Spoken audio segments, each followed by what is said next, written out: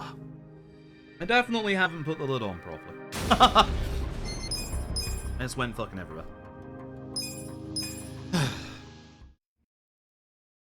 It's my nose itch. I don't know why my nose just itches really lots tonight. It's also kind of nice to do marathon runs of LAD because it's like there's not really like a huge emphasis on like, you know, get a good early game to carry on the run, you know? Like, don't need to, like, in a marathon you're not going to be resetting because Ushio went ahead of Ichi for one turn. Like, is it bad? Yes, but it's not, you know, in a marathon you don't just reset the run because you don't like it, you know?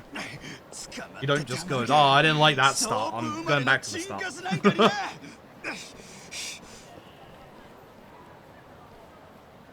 So I'm looking forward to the marathon run tomorrow. Tonight for me, but tomorrow.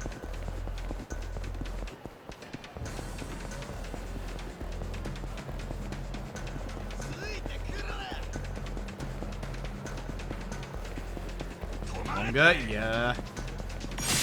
Marathons would be pretty bad if that were a thing. Marathon where you have to wait on the person before you to get a PB. Ugh. The longest running marathons that you could imagine.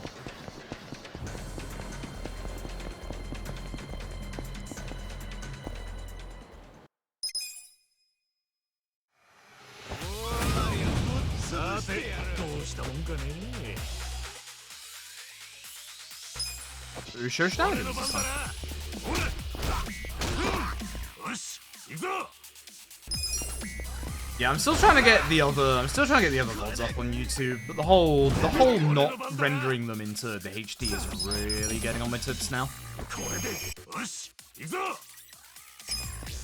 I actually put 2 up to upload yesterday. I should check and see how they're doing actually.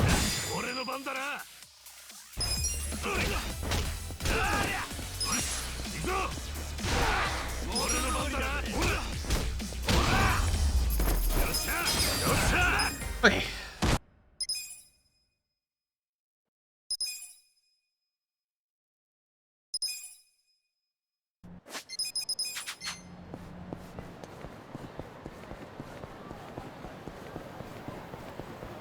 Fit in Juku event everyone had to PB. Only probably a handful. Only probably a handful.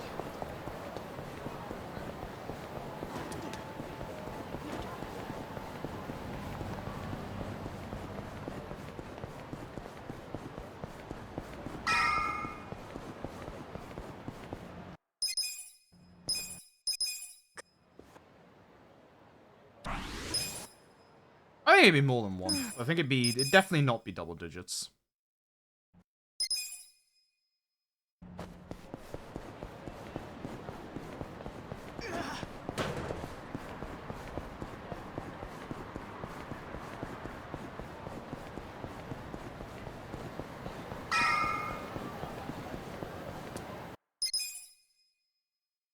Concept? Yeah, I suppose.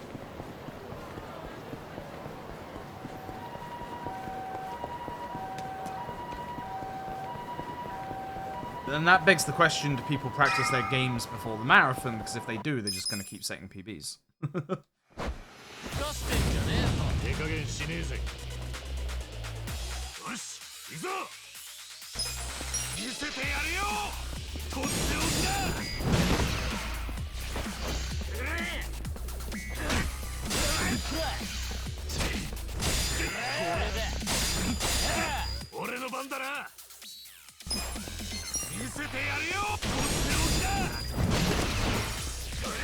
Well, man's dying when he needs to, at least, I guess.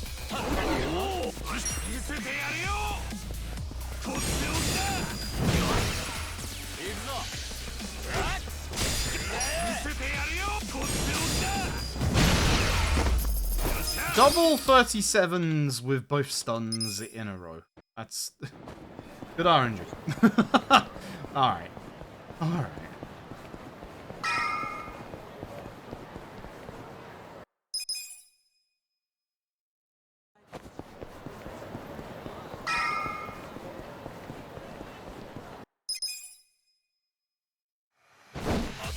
If I could have double 37s with both stuns in this fight, I'd appreciate it. Damage roll first makes it feel good. Need a 34 or higher. Can go lower in this fight, unfortunately. We should be getting through this fight.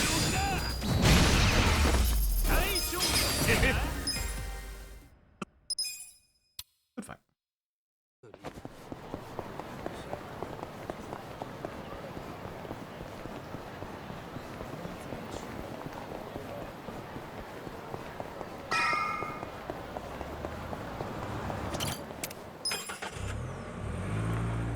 Cheers, Valkyrie. Appreciate it.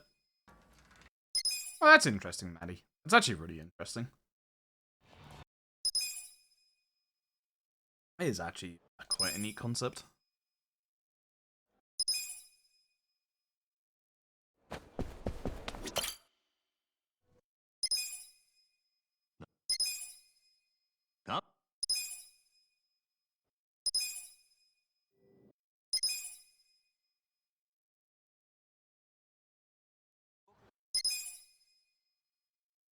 Alright. Behave, please. Fight swarms.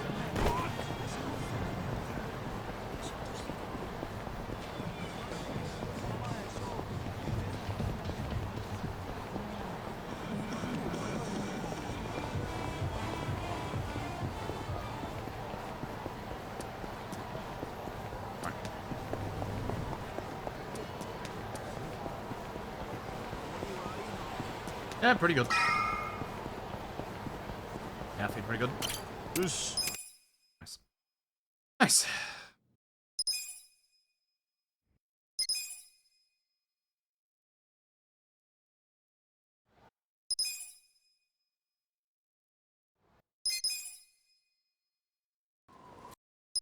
Slow skip there. And then we run through.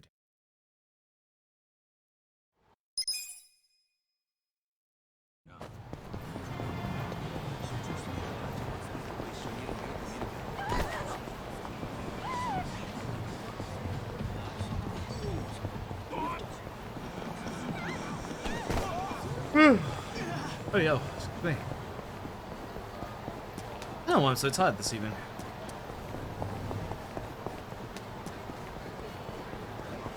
Really shouldn't be, but...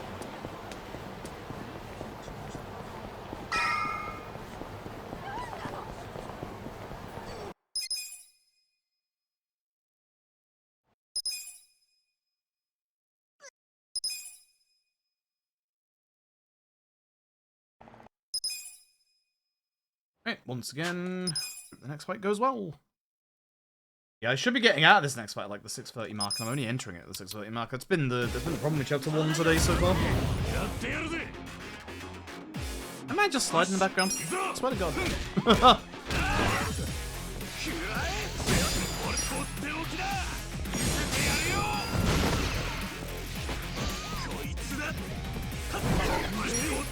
That's this guy for not stunning, or not taunting at least, I guess.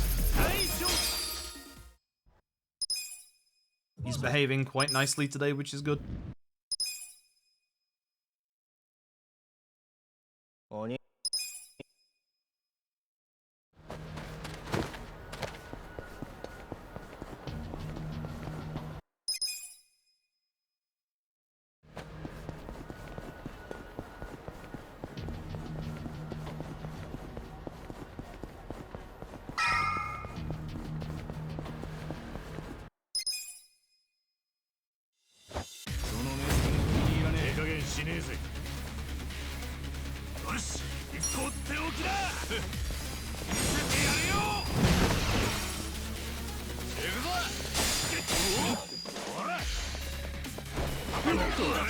Getting Suga going last is a pain in the ass because I have to. You can take care of all the ads in this fight with just normal attacks, but obviously, if anyone's in front of you, you can't.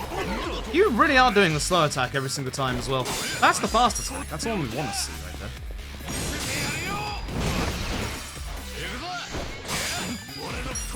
One time stun on this fight actually helps. No. Thankfully, he attacks fast, so it doesn't really matter that much. again, not another kind of terrible chapter 1.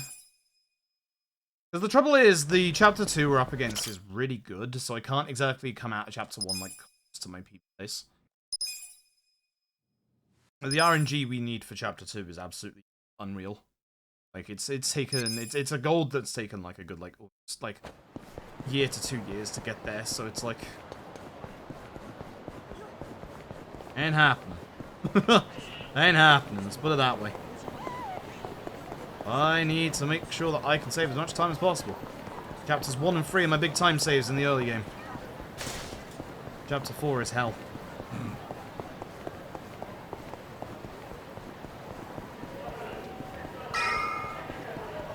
I'll see what chapter 2 gives us, but not too happy with how that's gone. I'm really not too happy with how that's gone so far.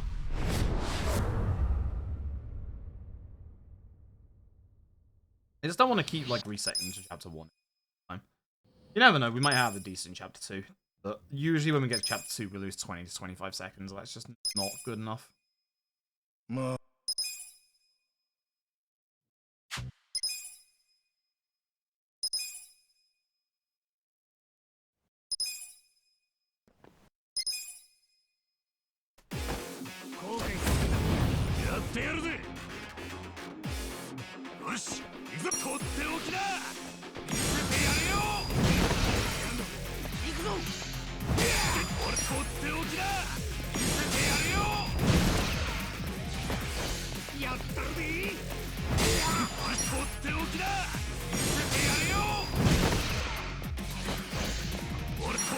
I'm not gonna complain at least not getting taunted, like...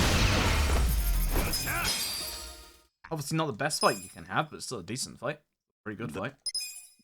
Get taunted, manage to stun the guy. For at least one turn. Yeah, like it. Yeah, happily take it.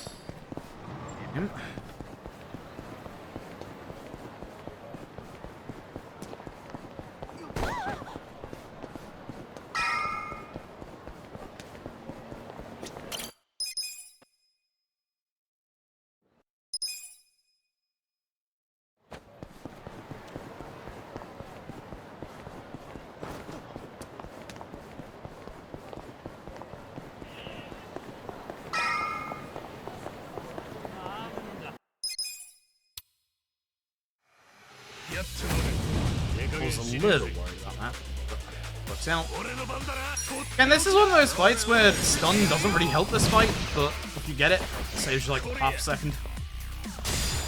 Because this guy, despite having a base build, that actually attacks really fast. So even if we don't get the stun there, it's not that bad. We usually don't have a problem with that fight. It's just a simple 2 donations first.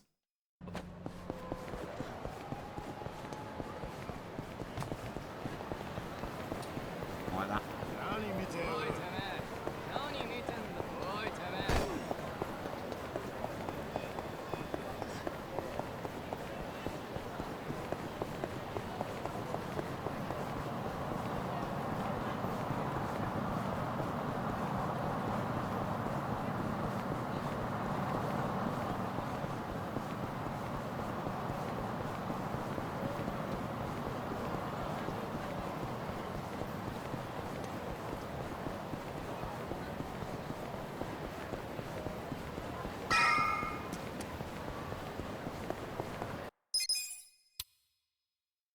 Right, let's see if we get taunted.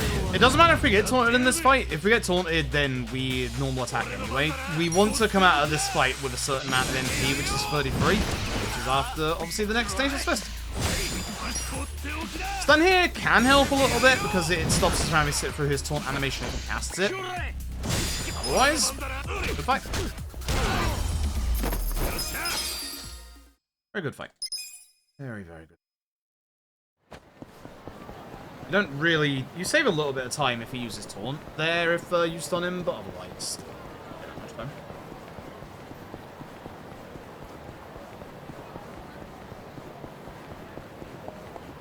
Moving to the left somewhere. No, it's not. It's going to the right. Okay. I gotta concentrate and see if there's any fight spawns ahead of me because of that. I was actually expecting that to come this way because I thought the first enemy was actually moving towards me, but I guess his animation was just turning around. Alleyway yet. That's gotta go! Expect despawn enemies would be to use the vending machine rather than save load because it's right there. Bouncing into NPCs sucks. Okay. That was okay. It was just okay. It's always a shame when there are enemies to despawn, because you are going to lose a little bit of time either way, having to like either save load or having to obviously despawn them in the vending machine.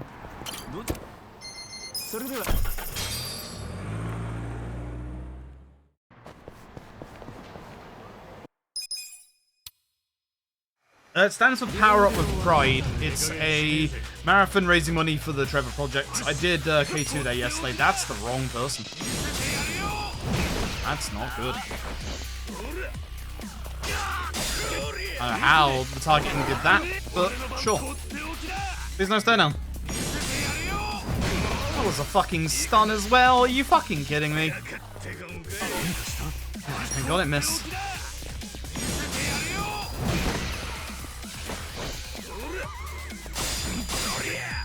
Terrible fight.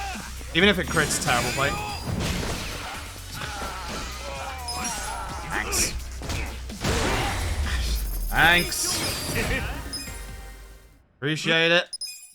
I appreciate it. Boy. Oh.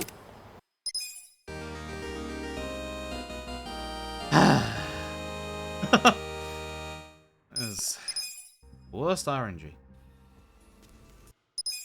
本当にこんなところから行けるのかよ。ああ、あのビルに繋がってるはずだ。ただ変。仲間立ち割るぞこれ。死ねえぜ。俺の番だな。お疲れ様。Look how Arakawa just has like people guarding the sewers, by the way. It's like so weird. Why are people guarding the sewers?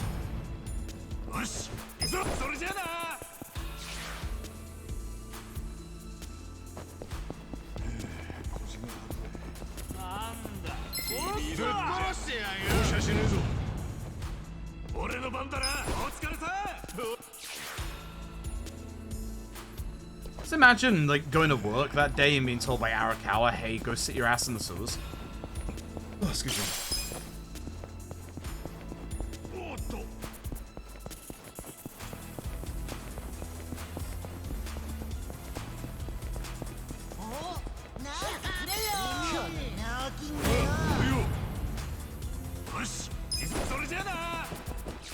And so we go in the middle, because if we went to the side, Ichi wouldn't have escaped from that fight. Yeah, it's a bit to the right, if I'm being honest.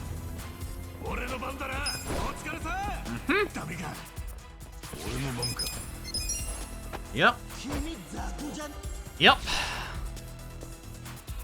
Second I started that fight, I knew I moved way too far over there. Grab that dirty Tenagui. Off we go. You don't tap for the sewers. That's true. Very true. She definitely would be. She absolutely would.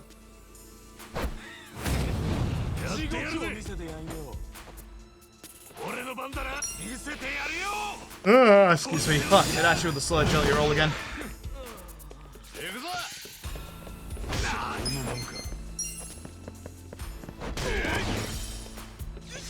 Surprised I actually managed to make it through that with no problems. This one I won't. this one won't.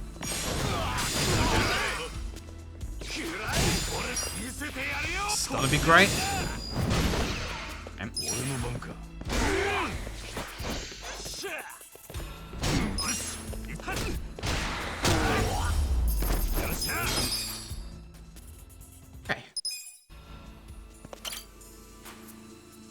last shirt real quick, because that's our last piece of gear that we need.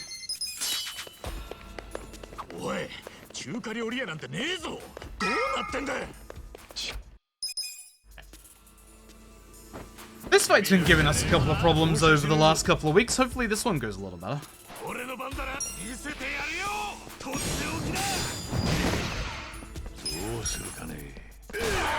Good.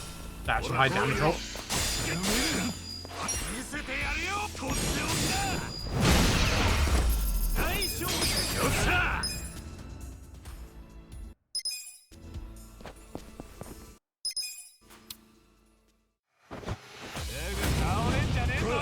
Alright, so we want specifically the boss to be aiming for Itchy here.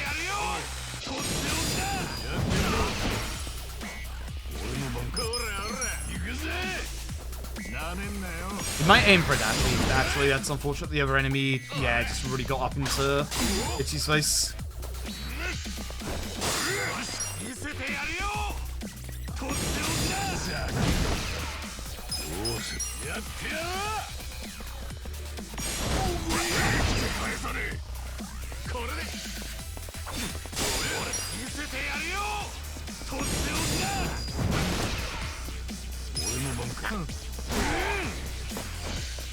No early fight. No stuns, no crits. Just bleed. Just bleed.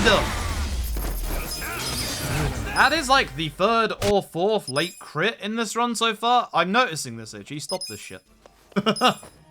I'm noticing this. Stop this. Stop this right now.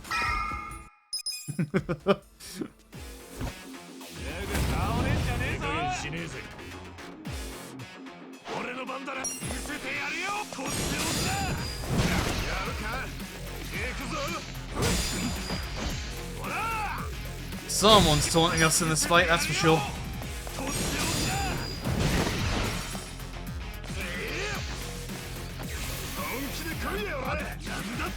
Shame.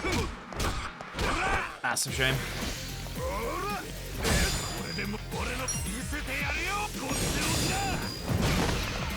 I'm gonna have to do another normal attack anyway because of the taunt, so doesn't really matter if I get knocked out of the taunt, to be honest.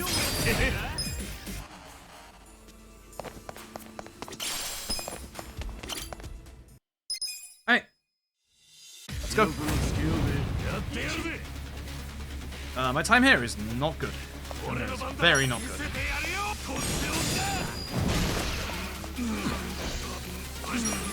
Shame that's the first phase. So, you get to see now exactly what I keep talking about whenever we get to Sawashiro. If you have a debuff applied to Sawashiro, which in this case is only stun, because that's all we can do at this point, the debuff gets removed via this cutscene, because he should have one more turn stunned, but as you will see, coming out of this cutscene, this man don't care no more. I was kind of hoping if we stunned, we'd get it a bit further on into this fight, but it's fine. One turn of stun is still better than no turns of stun.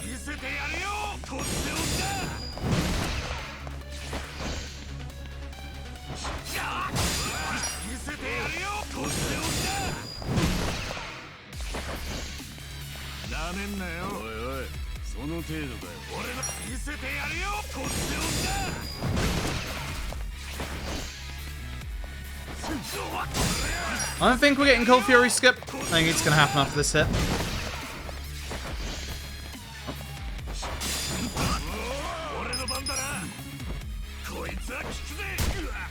Alright, anyway. Yeah. Losing time right now. Losing time. Yikes.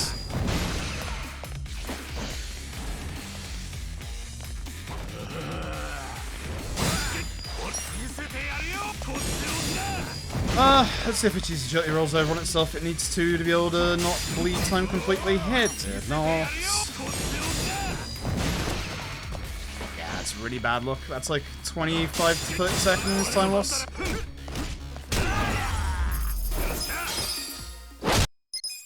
Ouch. This is why I can't have a bad chapter 1. This was a bad chapter 1, sadly. See what chapter 3's RNG gives us. If Zeng connects with the stare down, run's just over at that point.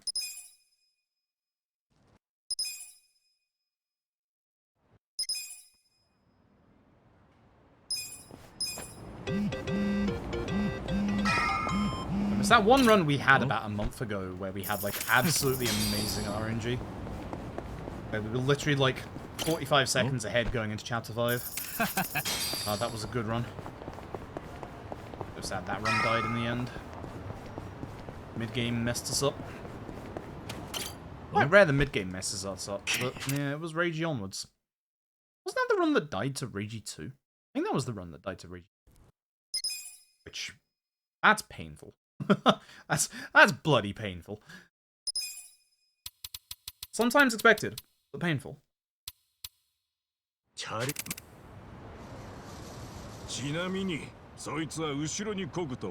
Ugh, if this run dies, I might go splash some cold water on my face. I don't know why, I'm just struggling at the minute to wake up. Ugh. Svenja, thank you very much for the 30 months. That's a long ass time. Thank you very much, I appreciate it. Big 3-0. When you start reaching that age, your legs start going. Trust me. No, I don't mean 30 years old, I mean 30 months old. It's all downhill from there.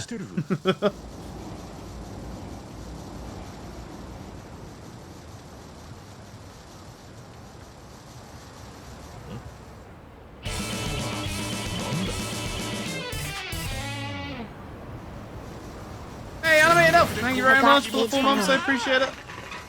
Congrats on finally getting paid. DVT at the age of 31.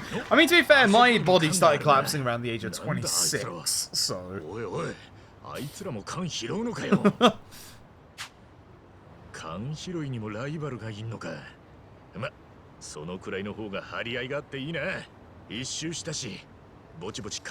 Zeng.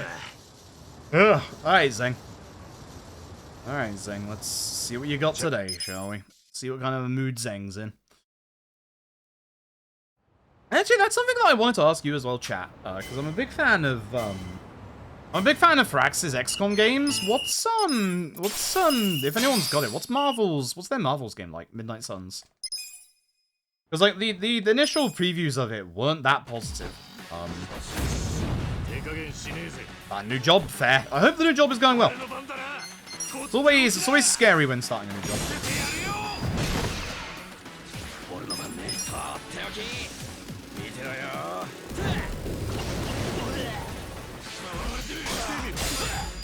Really? There's probably a reset in and of itself right there, to be honest. Trouble with bleed is it causes a little extra delay to starting our turn, like a third of a second. Also, man's trying to murder Namba. That doesn't help.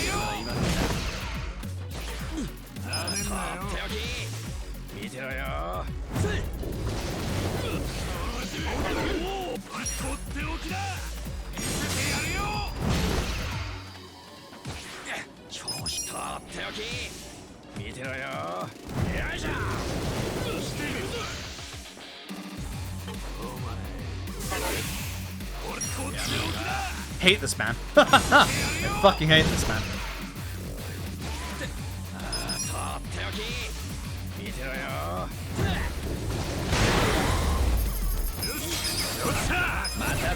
Crit for the as a return for the bleed. Good gameplay, story and character terrible. There. I always imagine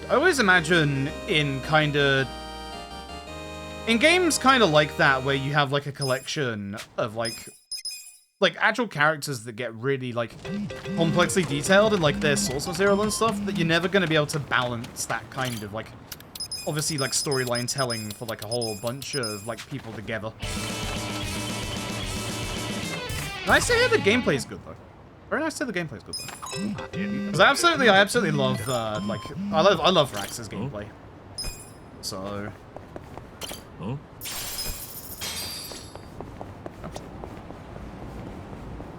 Second try good. Lucky Patrol, thank you for Prime Game for 2 years. That's 2 whole years right there. Thank you very much, I appreciate it. I hope you've had a good 2 years. This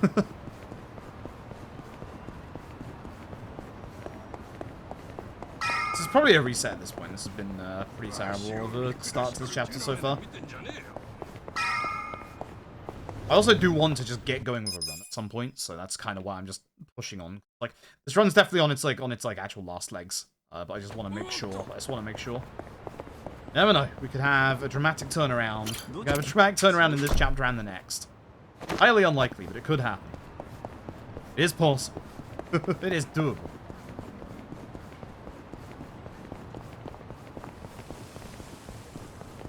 And they're parodies characters? That kind of sucks. That kind of sucks.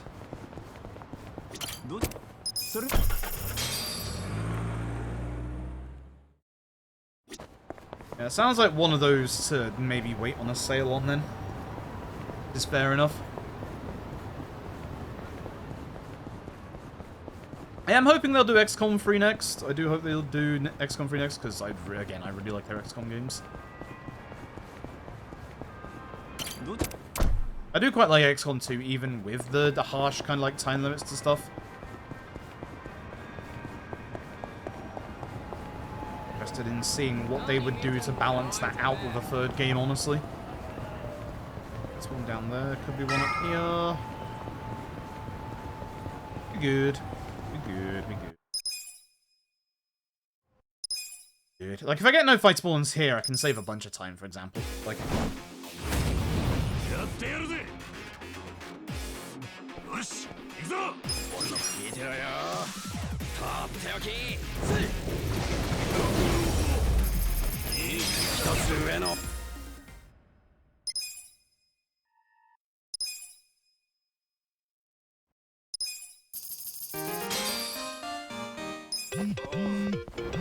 Right. It's taxi.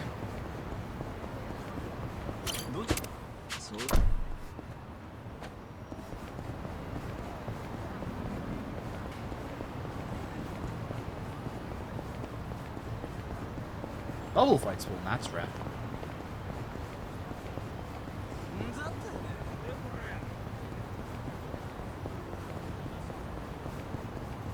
Okay, so that was very close to being a fight. If you saw the red arrow pop up for a second there, that was them initiating the fight. But I managed to get away like enough distance in time.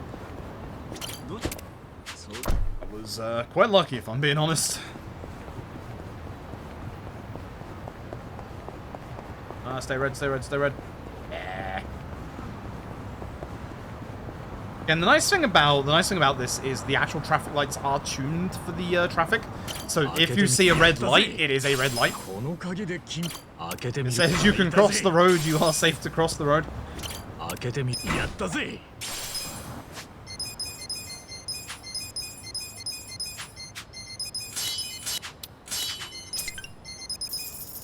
Good menu. Menu, I'll take that. Yeah, no enemies, good. Sweet, let's go. Yeah, that's gonna save us a good bit of time. Now we just need a good grenade. Now we just need the grenade not to hit somebody up the ass. Simple as that. I got the shit and silence quiz to look around. Yeah, exactly, yeah. Yeah. I think that XCOM 2 as well got a lot better when the expansion came out. It's kind of like Civ 5, where the Civ 5 base is like, it's decent, it's pretty good. But when the first expansion, and then especially the second expansion came out, Civ 5 just got amazing. Because I came from Civ 4 to Civ 5 thinking, there's really not as many, like, good stuff here. Not being able to stack armies is weird, you know, the usual stuff. But honestly, after the first expansion, when they introduced, like, religion, when they introduced, like, theater, like, the culture stuff and stuff like that, and just everything else, the Civ 5 got really good. Civ 5 got really, really good. I haven't played... I actually don't think I own Civ 6, so I can't comment on Civ 6. But it was kind of like that for XCOM 2 with me, where as soon as, like I enjoyed base XCOM 2, I didn't dislike it as much as, like, most people, but when the expansion came out and it started, like, offering, like, so much more in terms of, like, you know, dual skill trees and, like, all the extra stuff, honestly, XCOM 2 plus expansion, very, very good. There's some really good mods out there as well. There's some really, really good mods for XCOM 2 out there. That modding scene did a lot of good stuff for XCOM 2. Stuff that I wouldn't be surprised if they took for, like, inspiration for XCOM 3, to be honest.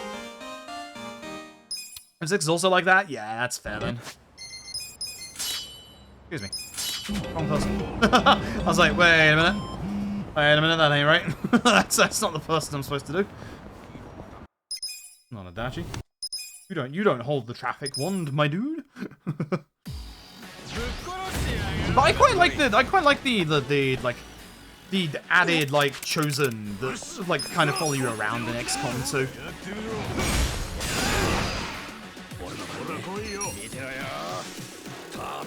Downside to this turn order, I'm gonna have to probably reckless this guy. That might be a double, which would be really good. Yeah, you know what? That actually worked out quite well. That actually worked out quite well in my favor. Get in there, Dash. Actually, I probably should have Pigeon Raided, because Pigeon Raid would have just done the attack without any distance-based stuff. Not a great fight. It's fine. It's fine. Oop.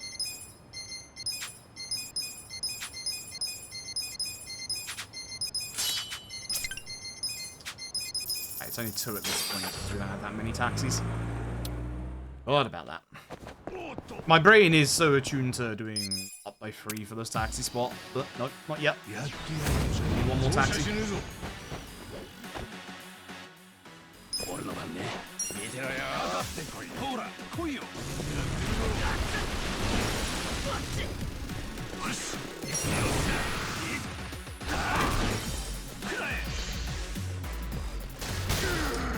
And heck you too!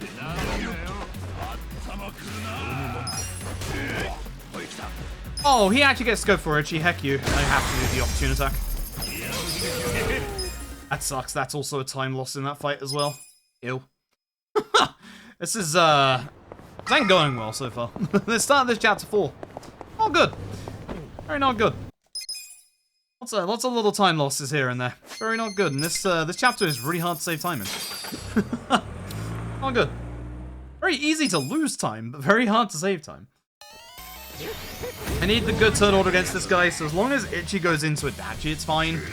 I need a dachi to basically go ahead of everybody in the turn order here, which is highly unlikely, and didn't bloody happen anyway. So at this point, would it even matter, because he's only gonna get 1 turn? It doesn't matter. So what I needed was, I needed burn to apply here, but I need him to go twice for 2 burn ticks because of his resistance to physical. So I think the answer there was always going to be 2 plus. That was such a weird turn order. He went slowly, Ichi went early. Once again, not ideal. Blue guy. The reason why we pick the blue guy is it brings the blue guy to the front of this fight so that we can attack him and the green guy at the same time, and they both are weak to fire. Green guy's also weak to fizz, or at least they're not resistant to fire, I should say. Whereas the red guy is, as you can probably guess, resistant to fire. Surprise. That's a good reckless. Oh, that's a beautiful reckless. It won't kill with blue, but it will kill red. Burn won't kill. It's 1 HP. It's a shame. Quickest thing to do here would be to attack the dachi. Want to save Ichi's MP, so quickest thing to do would just be to attack. Actually, the quickest thing to do would have been triple guard because of the burn debuff. He would have died. No animation. Yes. Alright, that's two fights I've made a mistake in. Good. Good. Good. You'll have Judgment. Good. Good. Judgment is one of RGG's best by far. Not even joking about that. Judgment is absolutely fantastic. Like, it genuinely is it's easily in my top 5, if not my top 3. Don't forget, folks, keep saying that about Ishin as well. Please buy Ishin. Thank you. Ishin good. Ishin great. Don't you cross the road. Light is currently green. I would know. I'm a car. Please ignore me. I'm in the middle of the street. And quick, make a car noise. Bad fight spawn, but it's fine for this bit. Yep. Right now, I can't confirm. Judgment good. Very good. Judgment's phenomenal. You are at the bit where Judgment does kind of slow down for a bit. There's this really kind of like lower, quieter part of Judgment in the middle of the game that's just kind of, we need something to push the game along a little bit, and that's like in the middle of the game, like most RPG games. You know how there's like a, there's like a little bit of a delay in stuff like Zero, where, you know, you go to the homeless camp with Kiryu and you're just there for like a couple of like 10, 15 minutes and stuff like that. It's kind of like that with Judgment, where there's like a little bit in the middle that's just a bit, yeah, wait for this bit and wait for that bit. But once you're past that bit, it picks up very, very fast again. But most RPG games are like that. Most RPG games have a little bit of a lull in the middle of it. Even this game does, to be fair. Like, even this game does. Like, once you get to around the part where you get Zhao in your party, like, before you go and see, obviously, like, the Young Master and stuff, there is a bit of just running around, just doing odd stuff. Like, most RPG games have a lull in them. This is why I really like Kaito Files as DLC for Lost Judgment, because there's very exceptionally little of that. Bad fights. We're gonna have to save load this. Terrible. Garbage. Oop. More time loss. More time loss. Good. More time loss. Nice.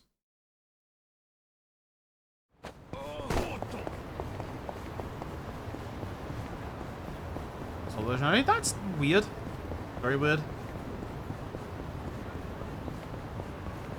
I mean, if you're okay with the PC version, no doubt there'll be like some small discount on the PC version for the Steam Christmas sale. It'll probably be something like 20% off, I think. That's usually how it goes with RPG stuff, is around the Christmas sale when they're newer, when they've been out like a couple of months. It's usually like about 20%. It's never like a super huge amount, but it's just enough. It's tantalizing enough. Waited from launch, you know?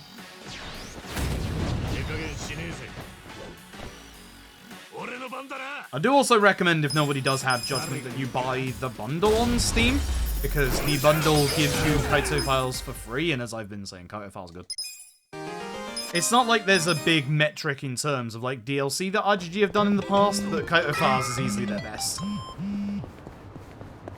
Just think of it like a full-fledged, like, actual, like, RGG campaign, just condensed into a couple of chapters. Like no fluff in the middle, no filler or anything like that. Pretty good.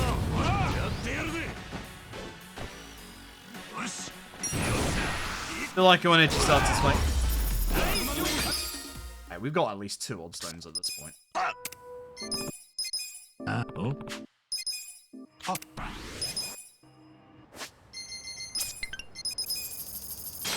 Menuing is a little slow, not gonna lie. Not the game, it's me. The menuing is definitely a little slow. I love this song. It was introduced in Zero with the Tiger and Dragon, it's so good. Reminds me of good old Kamiyama and also the hundreds of hours I spent in fucking Tiger and Dragon in Zero trying to get everything.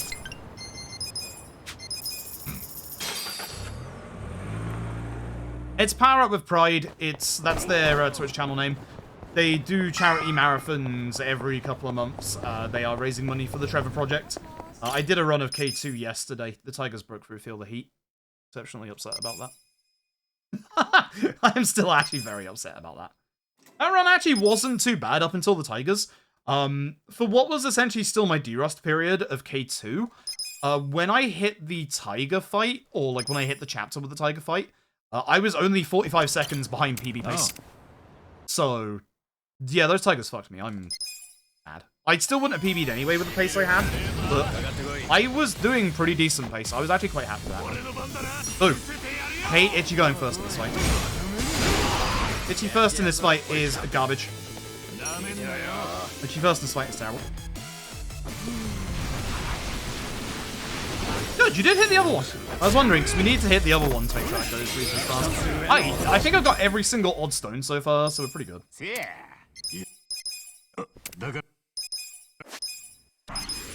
Okay, if you're wondering, I'm doing this on purpose. If you raise your kindness stat, you gain, apparently, a little bit of resistance to rage. So, you know, with old Taunt coming up at the end of this chapter, if it is thrown towards Itchy, this is kind of like the science I'm going to do to see if this gives us a chance to avoid it on Itchy. It's gonna take a couple because obviously a good metric and a good barometer for like sample size is more than one. But if it at least like works with the first one, that's a decent sign. That's a decent sign if it does work with one, but it's not a guarantee. Good barometer is a higher sample size than one. Sample size of one is terrible. So again, shout out to the person who said they had a way to accurately predict the 50-50 in Yakuza 4 each time. They were fucking wrong. They had a sample size of 1.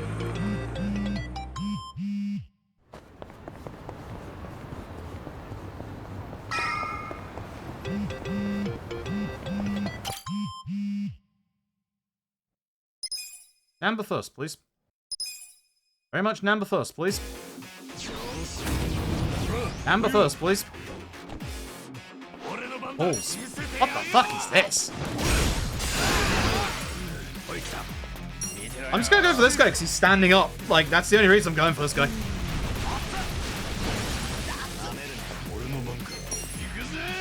I was hoping for a double, that's not gonna be a double. Garbage! This is why you want Namba first. You save so much time. I just lost like 15 seconds to that fight. That sucks. Alright, once again, I beseech thee. Namba first. Please. I'm asking nicely. Hooray! Namba first means I can set fire to everybody. Thumbs up. Nice late burn. What the fuck was that?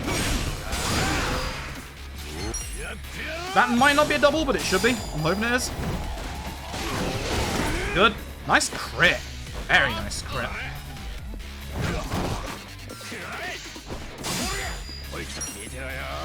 Actually, I think the answer here was Ichi Adachi. That would have been quicker.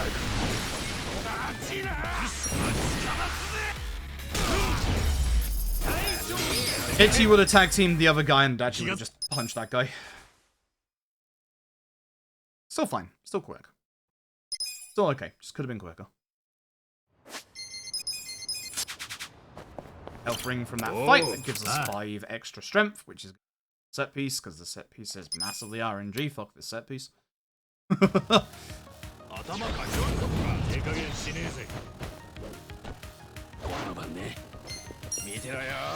Targeting for once, thank you. No bonus, please stun everybody. Not everybody.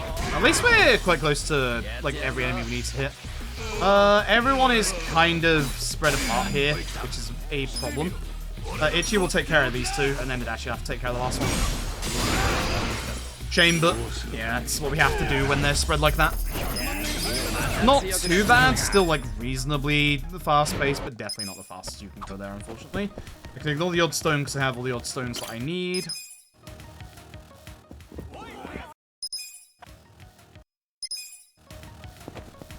Kinda.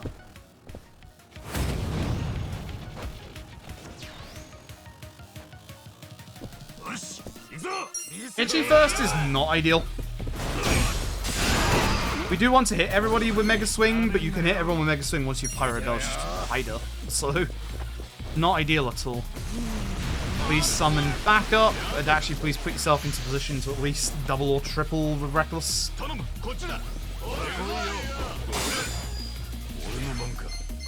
You were, but I think that meant that guy went too far away.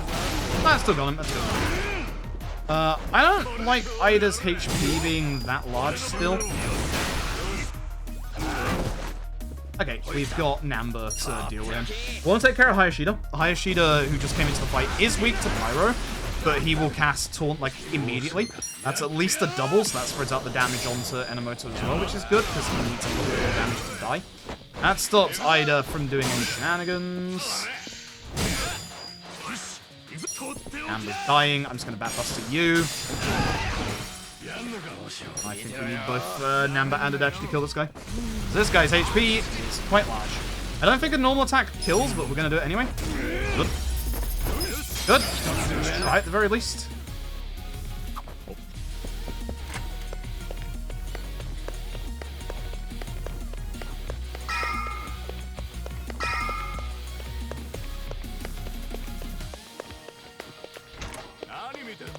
コボコにされてる。ぶっ殺してやってやるぜ。俺の番だな。見せてやるよ。ほら来い。Nice crit on that guy. I don't think this gets both of them, which is a shame. I really want to hit the guy on the left as well, but... Oh, nice. And dashing just kill this guy. Okay, good fight. Again, the best order for that is Namba, Ichi, Adachi, but despite the fact that we're not getting the Namba starts here, these fights are still going pretty decently. Like, these fights can go a lot worse with Ichi starting, but they're actually going pretty good. We really want Namba, Ichi, Adachi for this fight, though. Really want Namba, Ichi, Adachi. Good. It's not what I want to do first. That's really not what I want to do first. I want to lower his defense first.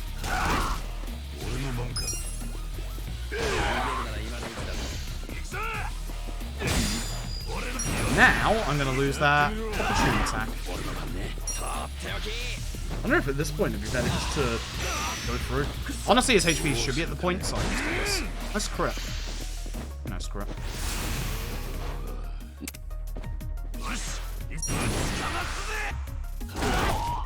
Just... I can't see. I was going to say, I can't see if he's actually going to connect with this, because sometimes he doesn't. Trying to kill Ichi. Should be fine. Ichi into Adachi to kill the fight.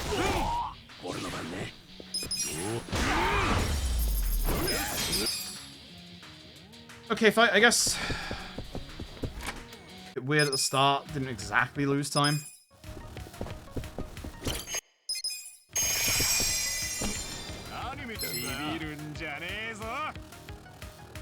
Video game? Video game? Hey, I'd like to play the video game. What the fuck?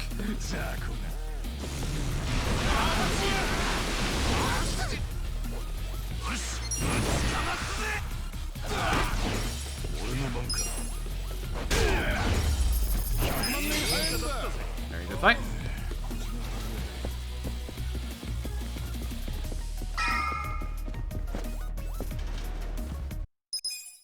The boss.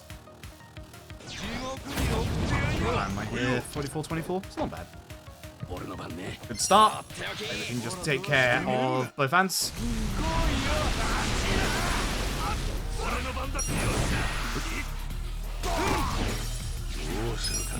Looks like good turn order as well.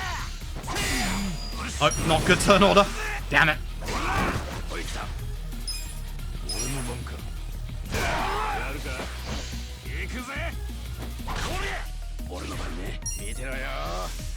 Do we need to do this? There's a lack of Pyro Belch before.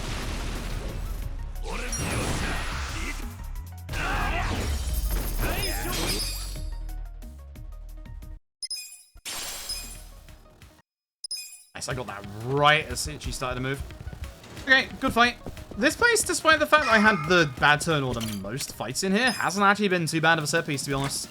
Still gonna come down to the last one, of course, but honestly, not bad. Honestly, not bad.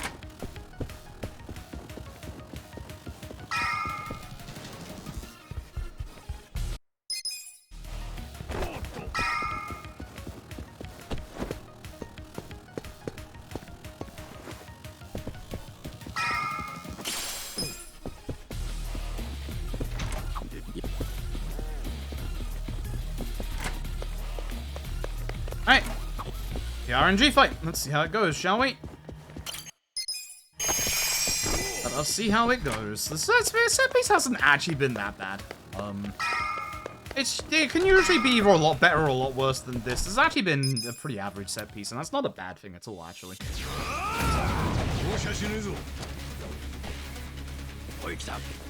Start. We get to hit Kikuga and Ida. Now I'm hoping that Ida goes for Adachi. So I can just... Nice double burn. Got the bonus at least. Okay, for this, I will do something stupid.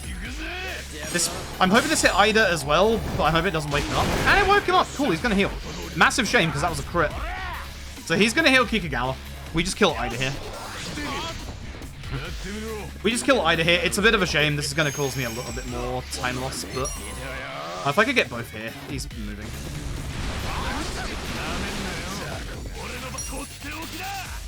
Kikugawa's weak to Fizz.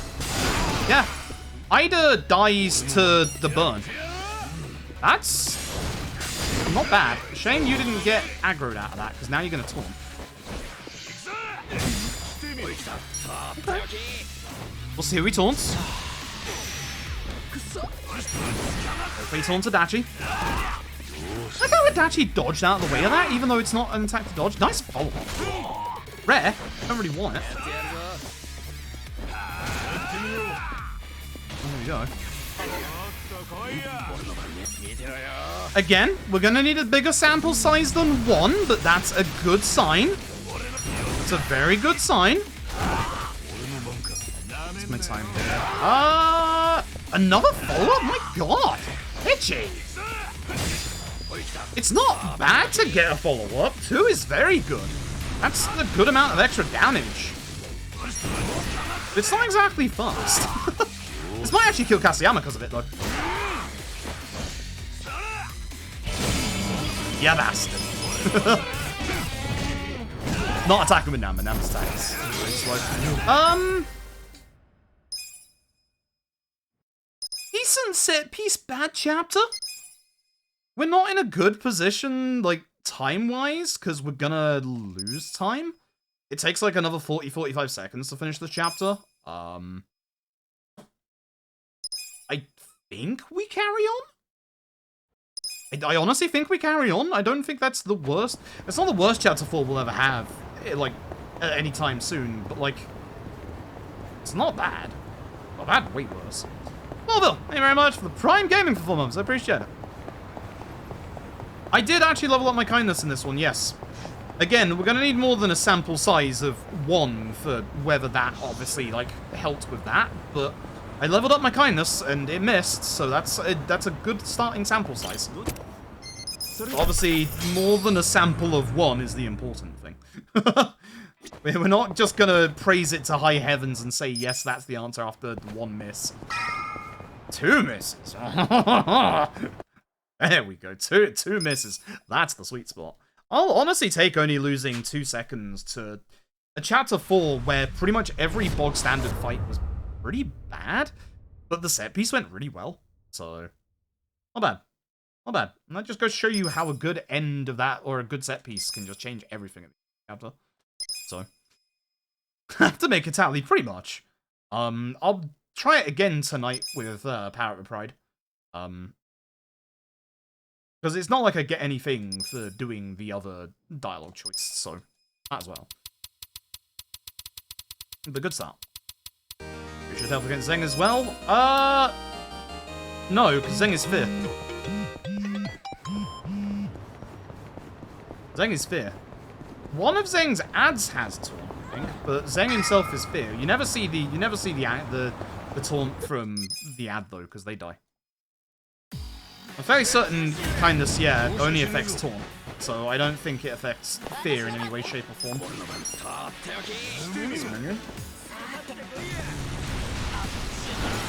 Okay, cool. It missed everybody else. That's wonderful. They're all splitting apart now.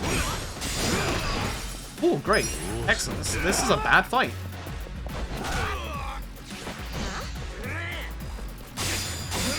These follow-ups. That is a very bad fight. that fight has probably just cost me a good 10 seconds. That's good. Kindness effect follow-ups. I don't think so, but the amount of follow-ups I've had has been absurd.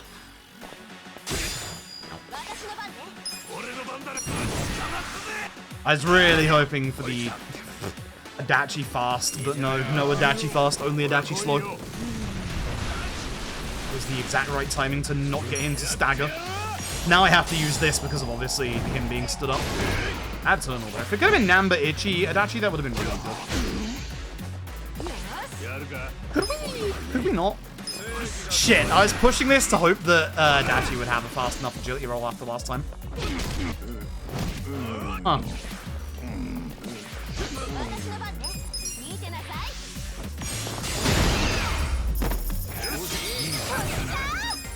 That's really fucking bad.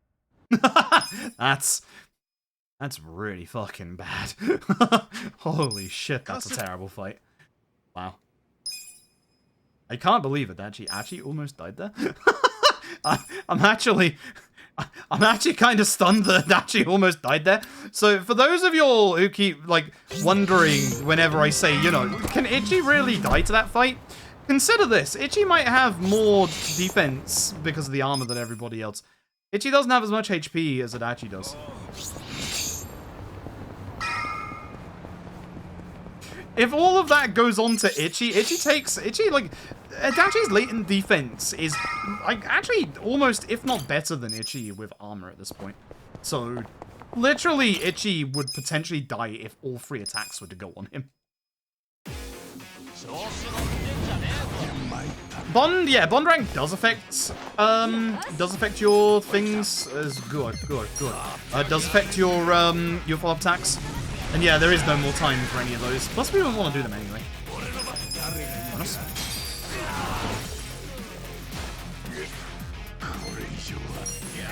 I was hoping to get the other guy as well, but he actually died. Please get a double. That's a good fight right there. Namba always has to take care of Hlo because he's weak to fire. And the last guy gets taken care of by Ichi. Everybody levels from this because no one died. Everyone basically gets a job level up from this one. If Adachi dies or Namba dies in the previous chapter, they don't get a bond to level up there. That's why HP I'm not too worried about.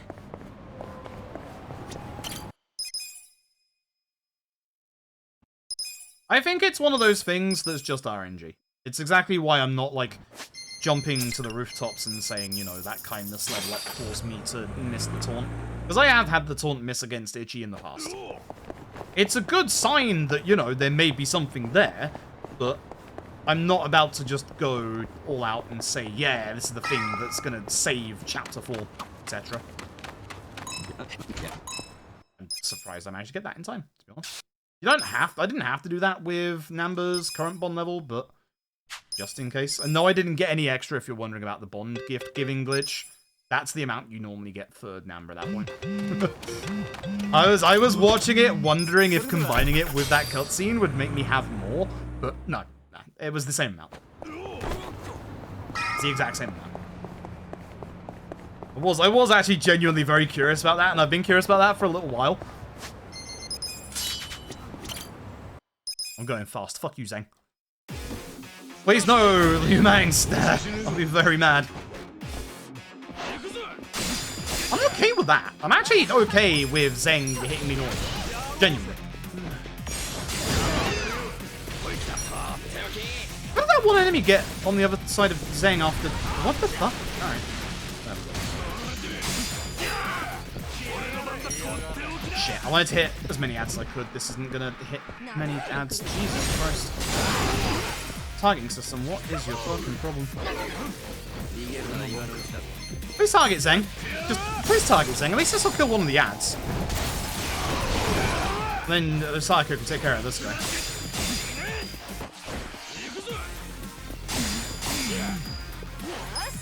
I'm not a fan of this lack of defensive stance.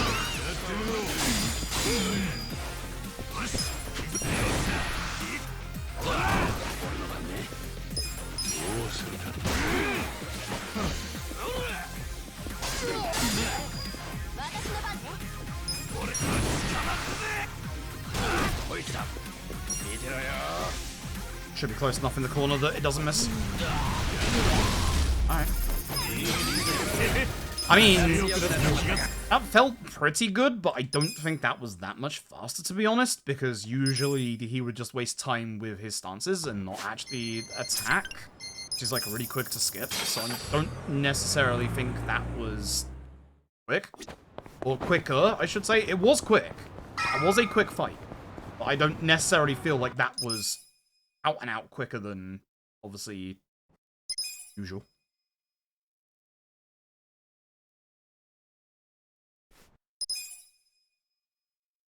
But still, not the best start to this chapter. I'm gonna have to play well this chapter. I'm gonna have to have the hope for a really good business minigame as well. Which is a shame, because in my PV I do have a very, very good business minigame, so... because I'm running out of time, we are gonna go default ass costumes for fucking everyone. Like, I have no time to mess around menu-wise, everyone's just gonna be the default. It's the default all the way. We have to go fast menuing today after that bad start. おめでとうございます。頑張ってください。 Yeah, I can't waste time messing around costumes or menuing, so we're gonna go fast. Cycle weapon. 開けてみる。やったぜ。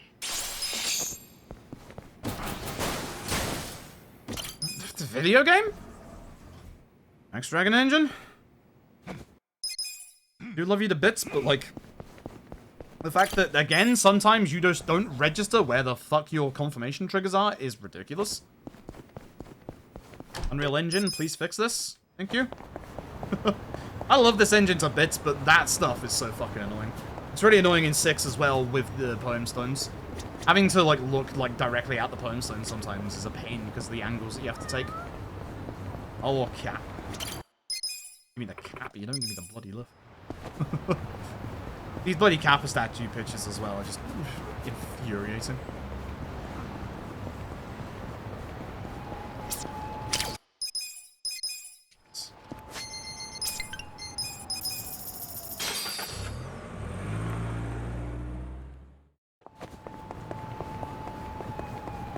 Fight spawn. You get late fight spawn right there. It sucks. Really sucks if you get late fight spawn there.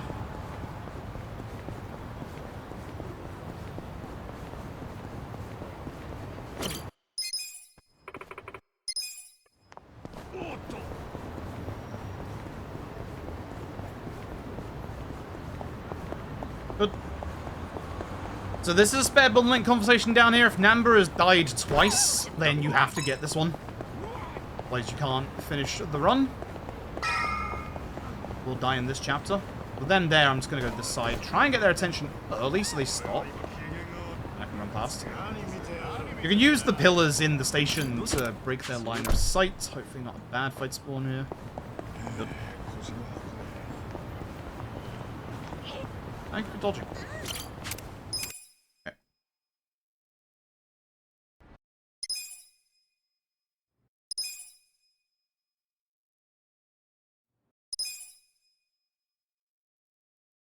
Yeah, our cats and our Kappa statues on the other side of the station.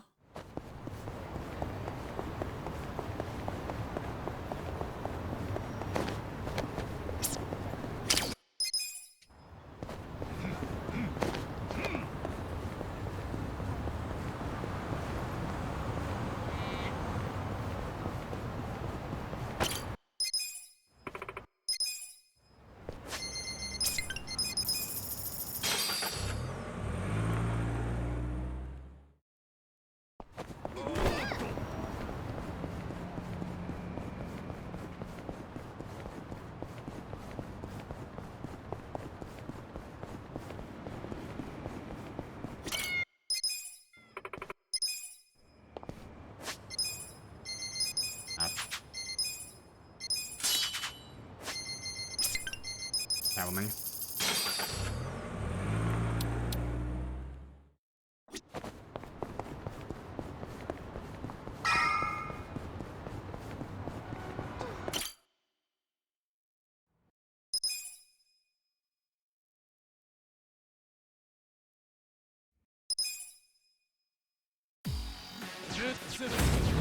Alright, go fast, Itchy.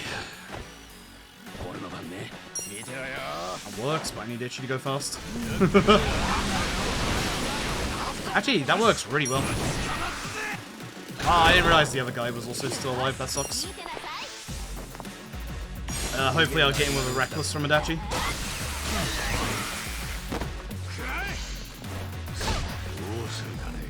Or just attack him. That works.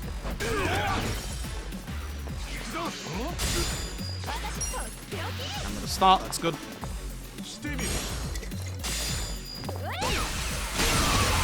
Pretty awkward when Namba takes care of most of the enemies, apart from like one, because it's like you don't really want to use Mega Swing at that point.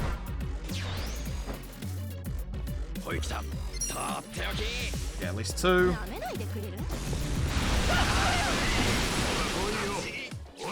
Don't forget Itchy's Essence misses in this fight.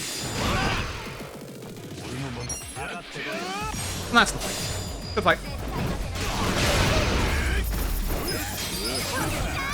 Good fight. That was a good fight. Just gotta remember that Ichi's essence is worthless in the Kume part of that fight, because it does miss. Let's go, Eri.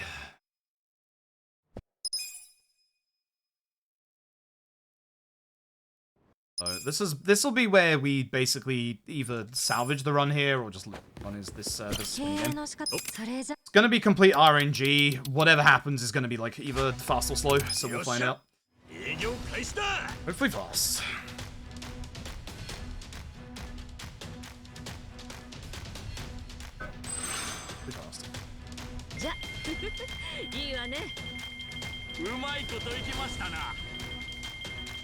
うまいこといきましたな。ラッキー。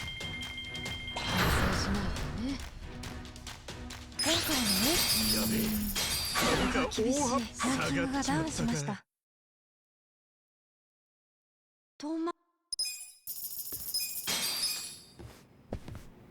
ニックさんのそれじゃ。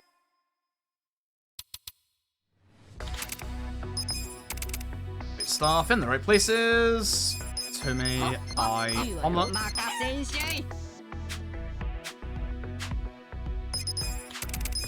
Sap you. 3, 1, 2, 1, 2, 3, 2. That's a decent menu. Not the best menu, but a decent menu.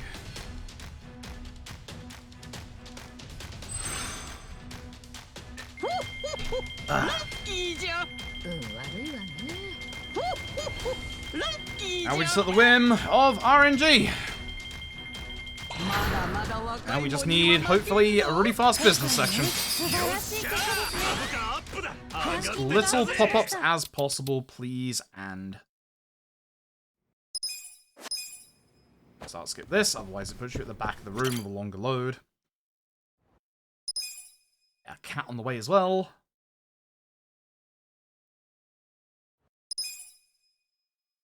Basically, at this point, you can end this chapter. We're going to be in this chapter for like another 25 minutes.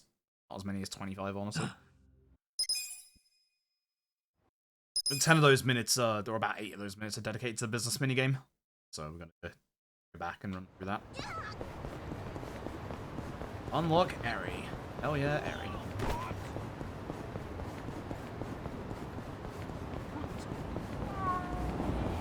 Oh.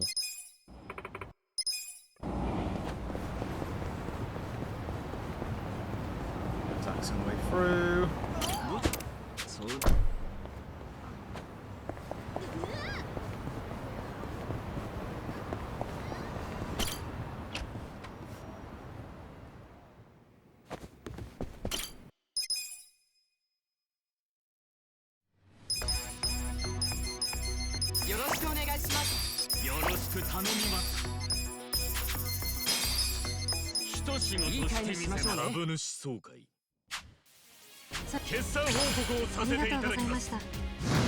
Okay, the angry guy first. Omelet. Wait for a couple of points for this guy, like 26, just in case it's an expensive one. He can be. He usually isn't. As you can see, he was. As you can see, he was. Just wait for this guy. This guy will probably be double omelet. The red shield into just himself. Oh. I like it when it's not, because it's a lot quicker to do multiple of your shareholders rather than the same one multiple times. Because you have to wait for the attack to go through before you can select them again. Whereas if it's different actual shareholders, you can just go ahead and select them straight away. A lot nicer that way. Alright, now to rank 100.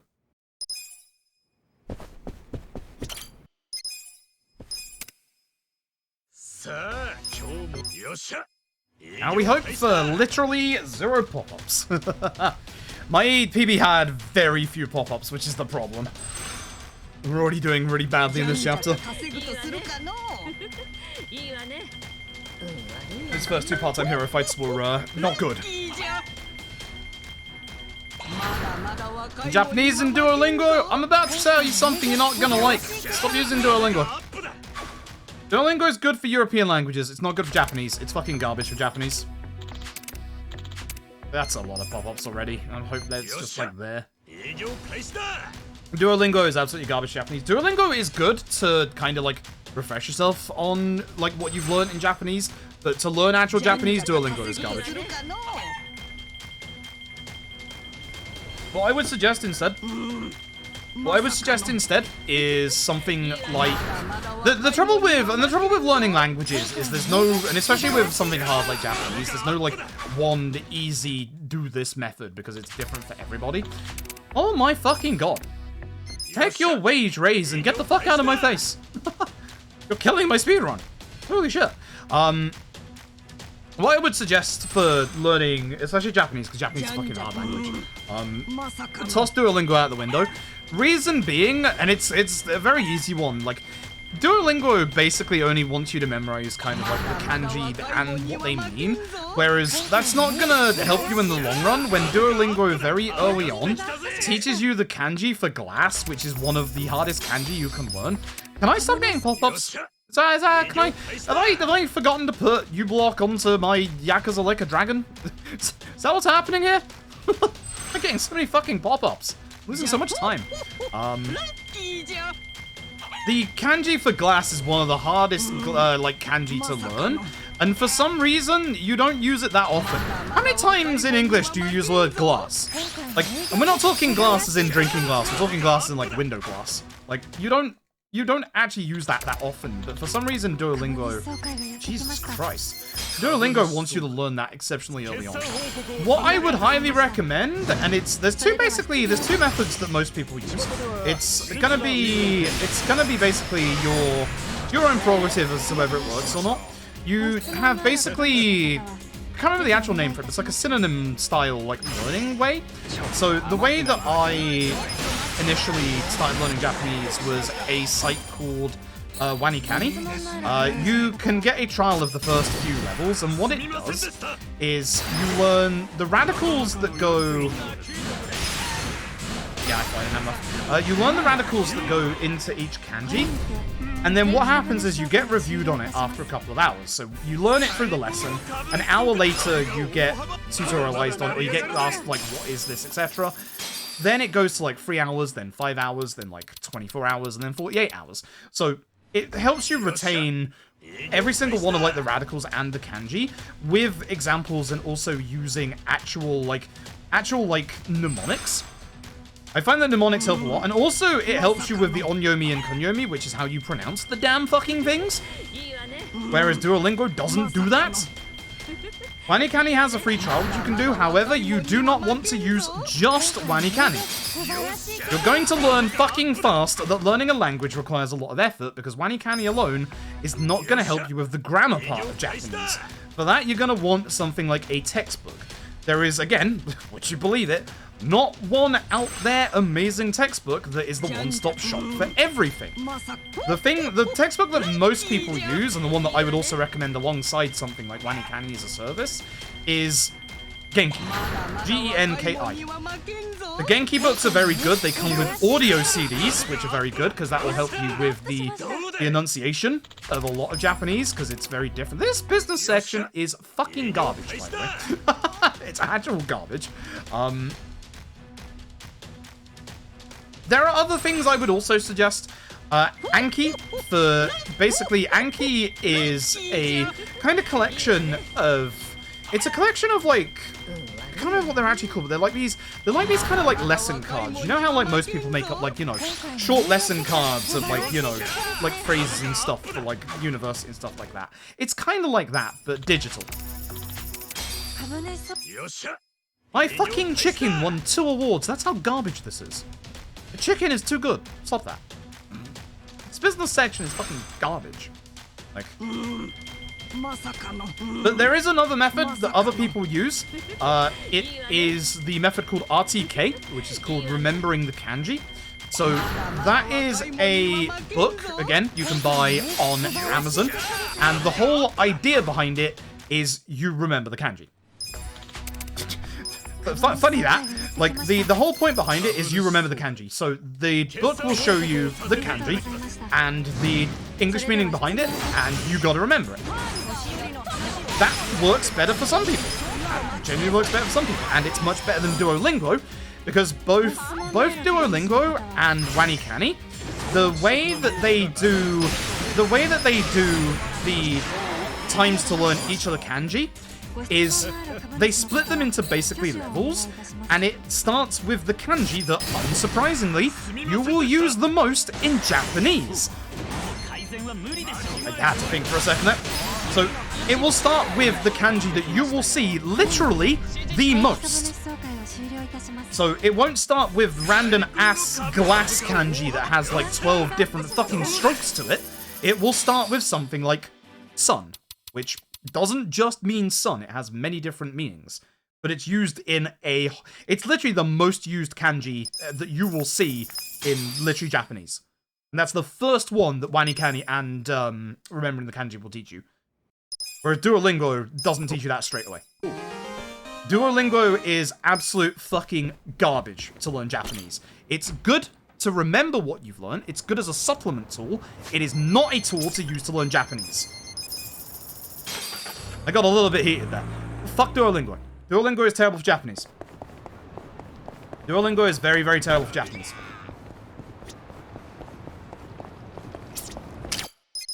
Like, the other methods require a lot more input, but you are learning a language. There is no shortcut to learn a language, and there are far better ways than Duo-fucking-lingo. If I hear the words Rosetta Stone in my chat, I'll laugh at you.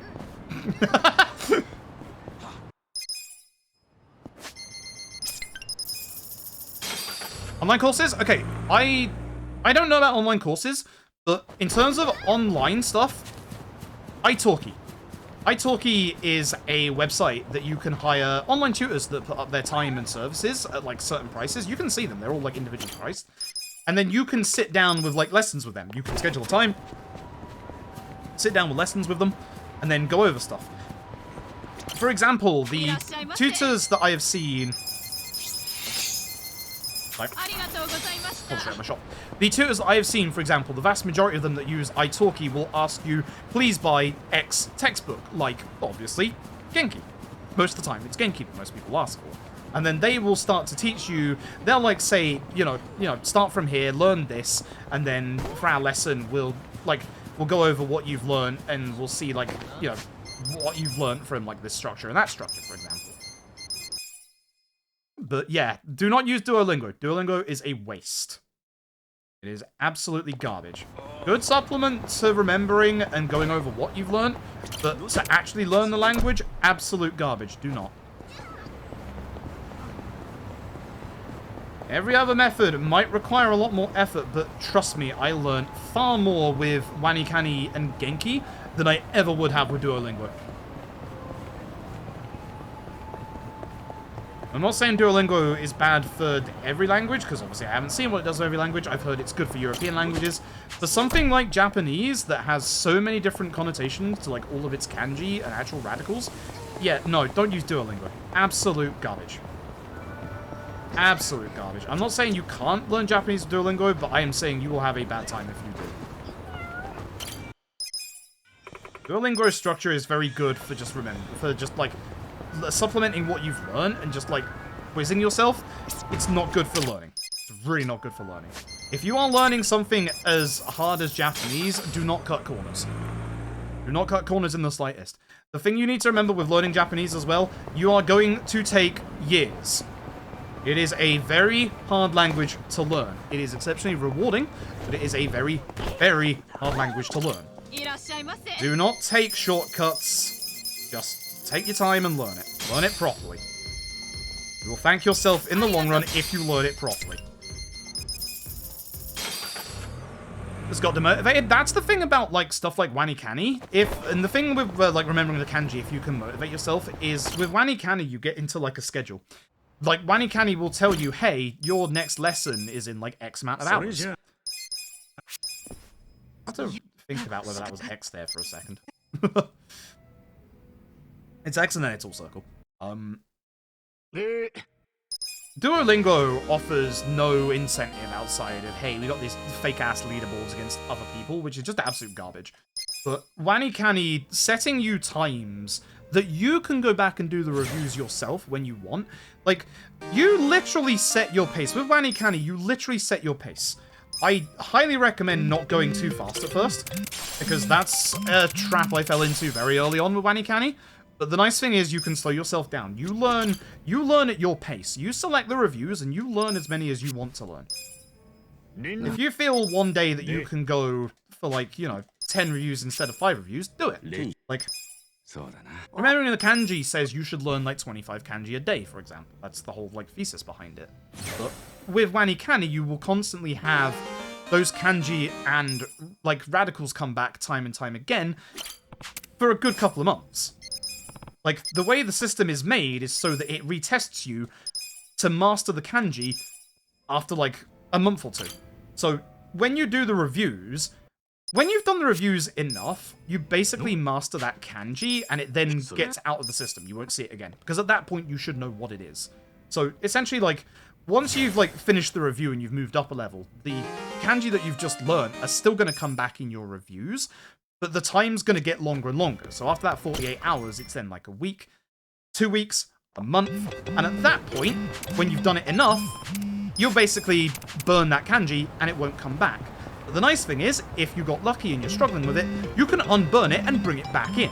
That's the nice thing about WaniKani is at any point, if you're still struggling with a certain, like, kanji or something, you can just unburn it and bring it back. That's what I really like about, like, WaniKani, and I know WaniKani's not the best, like, actual website for it either. Everyone learns language differently. But I am begging you, don't use Duolingo. I am begging you, don't fucking use Duolingo. Duolingo bad. I need to do a shop. I need to do my big shop right now. Can you tell how comfortable someone is with a speedrun if they can just go on, like, minute-long, like 10-minute-long rants whilst just, like, automatically doing the speedrun? Yeah, stop using Duolingo for Japanese. I don't know what it's like for other languages. Stop using it for Japanese. Do not use it for Japanese. It's fucking garbage. This conversation's making me sad because I slacked quite a lot on my Japanese lessons over the last year. But do not use Duolingo. I'm also not saying that WaniKani or remembering the kanji is the exact ones you want to use, because again, you're gonna find something that works for you. I already find the mnemonic stuff with WaniKani works really well for me. When you find that thing that works for you, stick with it. But you also want to invest heavily. Like, you are learning a language. You are going to have to put a lot of time, effort, and money in, I'm afraid.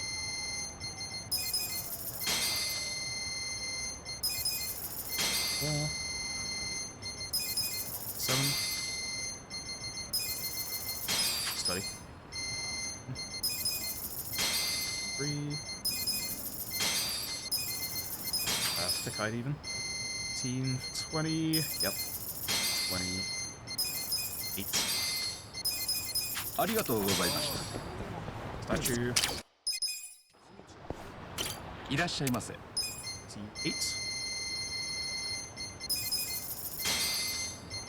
Let's go too far though. 61. I'll come back to this conversation in a second. I have to concentrate on this menu. If I mess this menu up at all, this runs over. 3. I have a big shopping list next to me, basically. 2. 7. If you're wondering why I haven't memorized that menu, it's because it's changed a couple of times over the years, and the old shopping list is in my head really, really nastily. So I basically need to get rid of the old shopping menu and then just use that one, but it's really hard to get the old stuff out of here.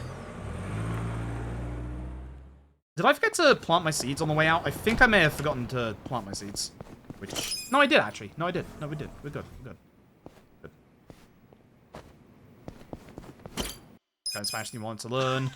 Go for a sound robotic because of it. That's the problem with Duolingo. Again, Duolingo is not bad as a supplementary thing to basically remember what you've learned. I do like it for that. But learning a language off of Duolingo, bad. Stop that. No. Don't do that.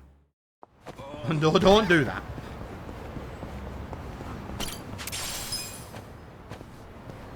feel like I'm missing something. I feel like I've forgotten something in this chapter.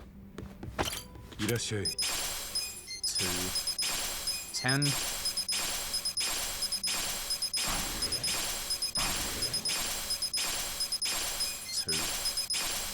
10.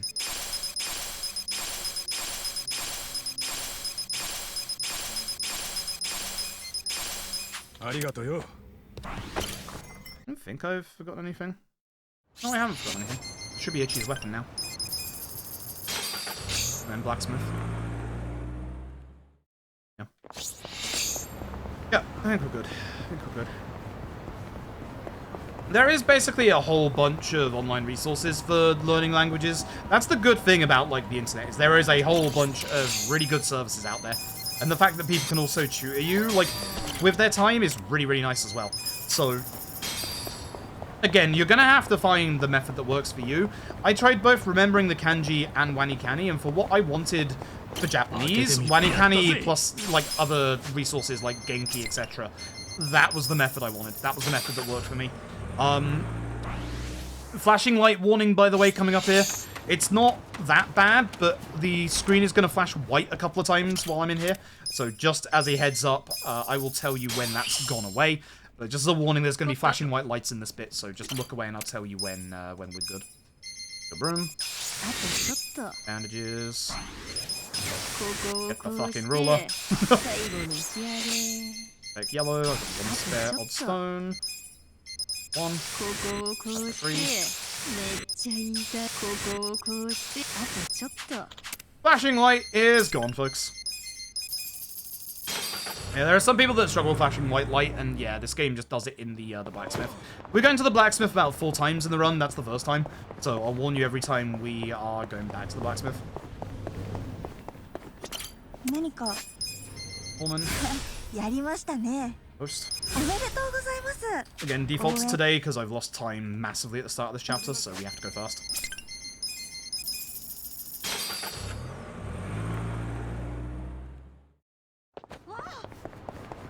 So Adachi first, and then everybody else. Fight spawn. Good. Good. This place usually has a lot of fight spawns, so I'm very surprised when it's always that furthest one.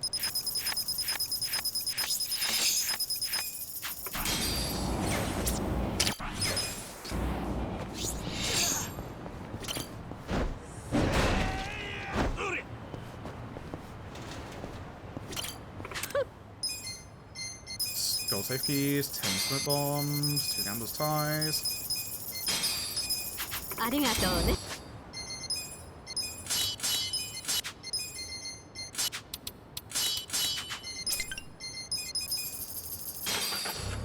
think we're good.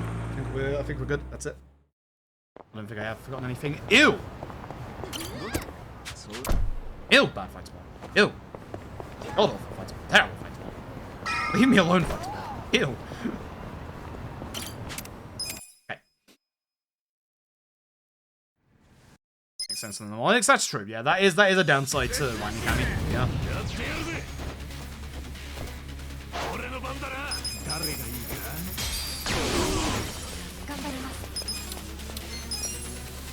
Just need Eri to get her agility in order and go ahead of Itchy on the next turn. She did not. That's unfortunate. I should have waited. Should have waited, and hopefully Itchy can roll his agility over quick enough here. Very rare that Eri goes slowly here, but here we are.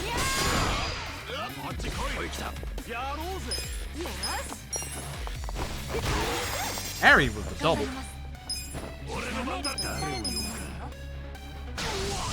Man's alive! Fuck. Man's alive! Oh my man alive! Fuck, man's alive! Kill man! Kill him! Man should not be alive. Itchy going first there was bad. What I should have done was, guarded Itchy, killed with Eri, and then just carried on. Chapter 5. Thankfully I have time save in this chapter, but fuck, this chapter is the RNG chapter. Chapter sucks.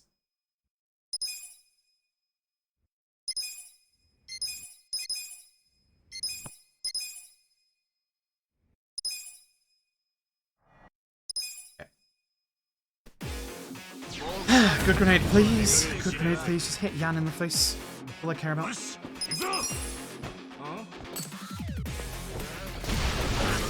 Good grenade. Good grenade. Thank you. And Fierce Cry. Fuck you. Good grenade. Good fight. Good fight.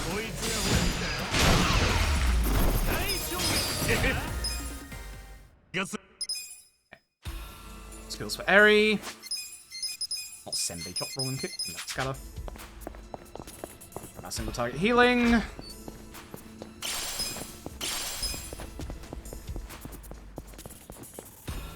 Nice. Alright.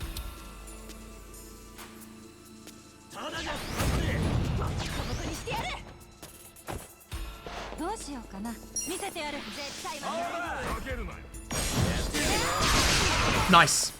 It missed this guy, and that's actually a really good thing. Missing this guy makes it so that this fight actually ends faster because he doesn't try to counter. We just kick him in the backside. Again, Namba's opportune strike is really slow. That's why we can afford to wait for another character to do it. Sayako's, as you can see, is really fast. Alright. So, the RNG of this chapter, we need to run away from practically every single fight. And unfortunately, it's RNG. That's not gonna work. I should have tried. I knew that wasn't going to work because she had no space bind up. So if you weren't here for chapter 2 earlier, basically running away from fights isn't actually tied to any of your stats. It's a common misconception that it is. It's actually tied to how much space you have behind your character. So if Eri has a big open room to escape in, Eri's going to escape. Most of the time. Dragon Engine shenanigans are going to stop that sometimes. Usually take a smoke bomb here, to be honest. So if you're wondering why I have these things called smoke bombs are a 100% guaranteed escape from a fight, provided you can see the enemy. That is a very, very important stipulation at the end there. You have to be able to see the enemy. Can't see the enemy like Eri's behind like a wall or something. Doesn't work. The nice thing is, Eri escapes from fights a lot faster than most of your other party members do. Actually going first here is really good. Now, as the chat says, please turn your volume down. If Eri one-shots this next fight, and she damn well better, it's gonna get loud. So turn your volume down right now. Turn your volume down, because the shit gets real loud. I like the guy on the right moving away, that sucks.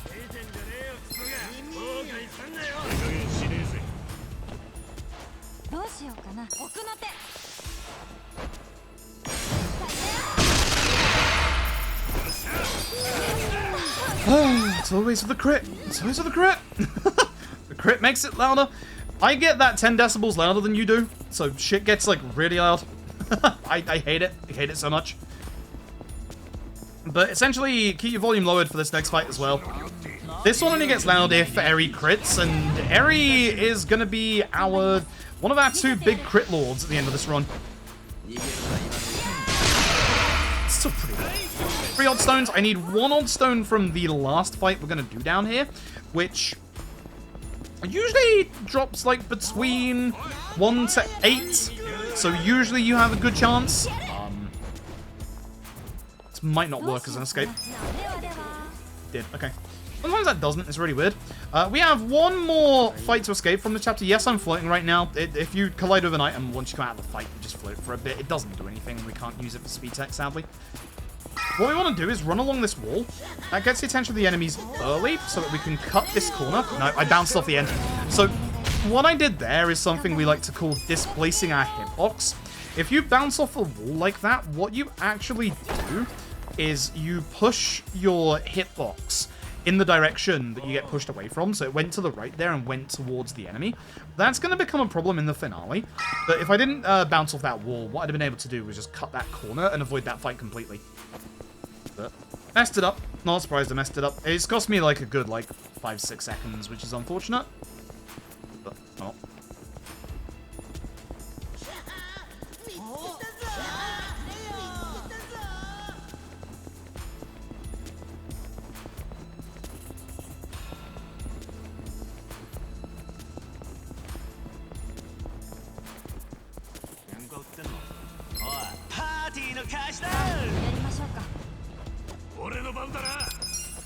can't escape from this angle. 舐めると痛い目見ますよ。 Like, it's impossible for Richie to escape from that angle. He's too entrenched on the wall to be able to run backwards. So we're just going to smoke bomb. We want to come out of this set piece with a bare minimum of 4 smoke bombs, but preferably 5. There's one fight you can run away from to save a smoke bomb in the next couple of chapters, but it's finicky. Game usually messes you up. This won't work, I don't think. Surprised it did. She was right next to the garbage on the right-hand side, and usually the game doesn't give you it when she's near the garbage, but it did this time.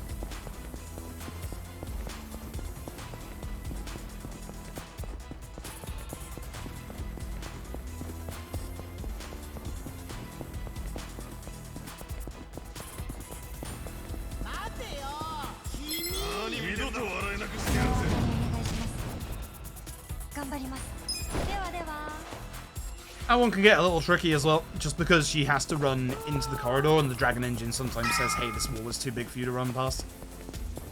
So we got some good area luck today. This is going pretty well. It's actually genuinely going pretty well.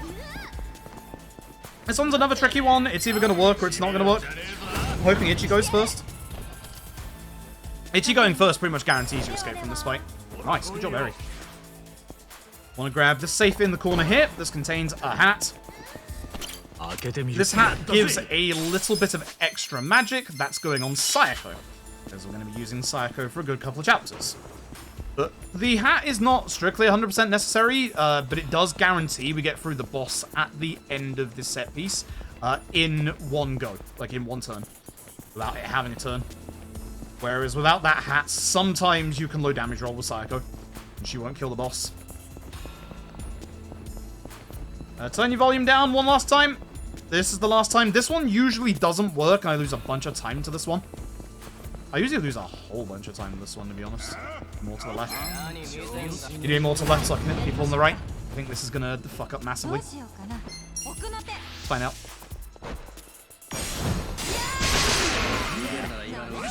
Not ideal. Very bad. Psycho kills this guy faster than Nama does.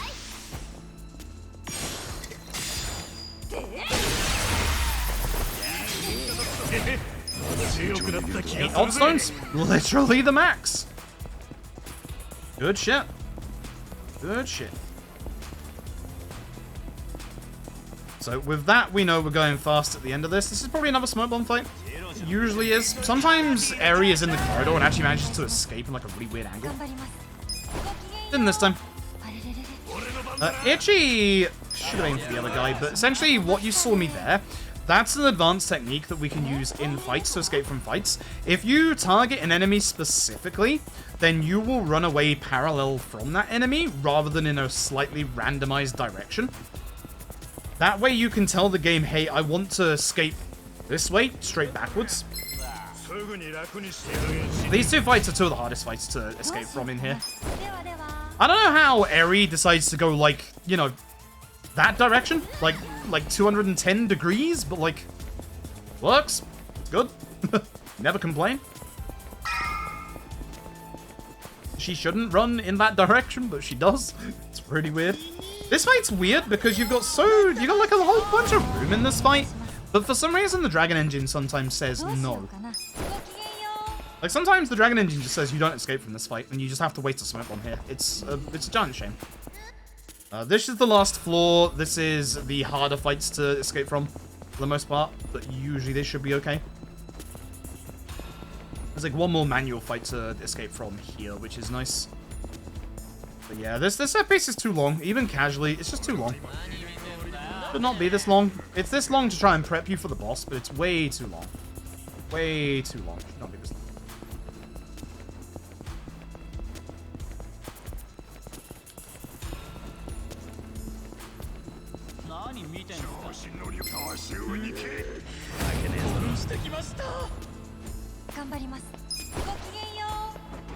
Alright, we've had good area lock today. This is nice. I should hopefully be saving a little bit of time here.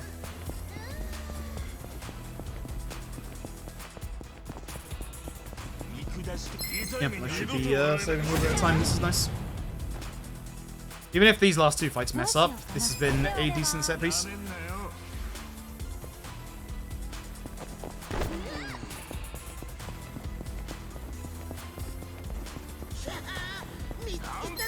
Eri is not one of the ones that just teleported. I think that was Namba. First, so I aim at you and just say I'm going back this way. Oh, I ran into the wall. That's bad. I'm gonna just smoke bomb because I've got plenty. I should just smoke bomb because I've got plenty of spares.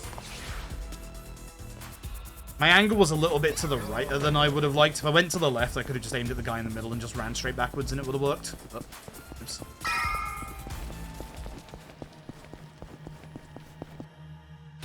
Alright. Boss time.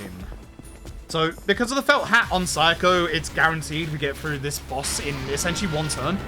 There's 2 phases, but it's 1 turn for both. The boss should never have an actual attack in this fight. Back to Mess Mayhem. Rolling kick. Blocking cannon.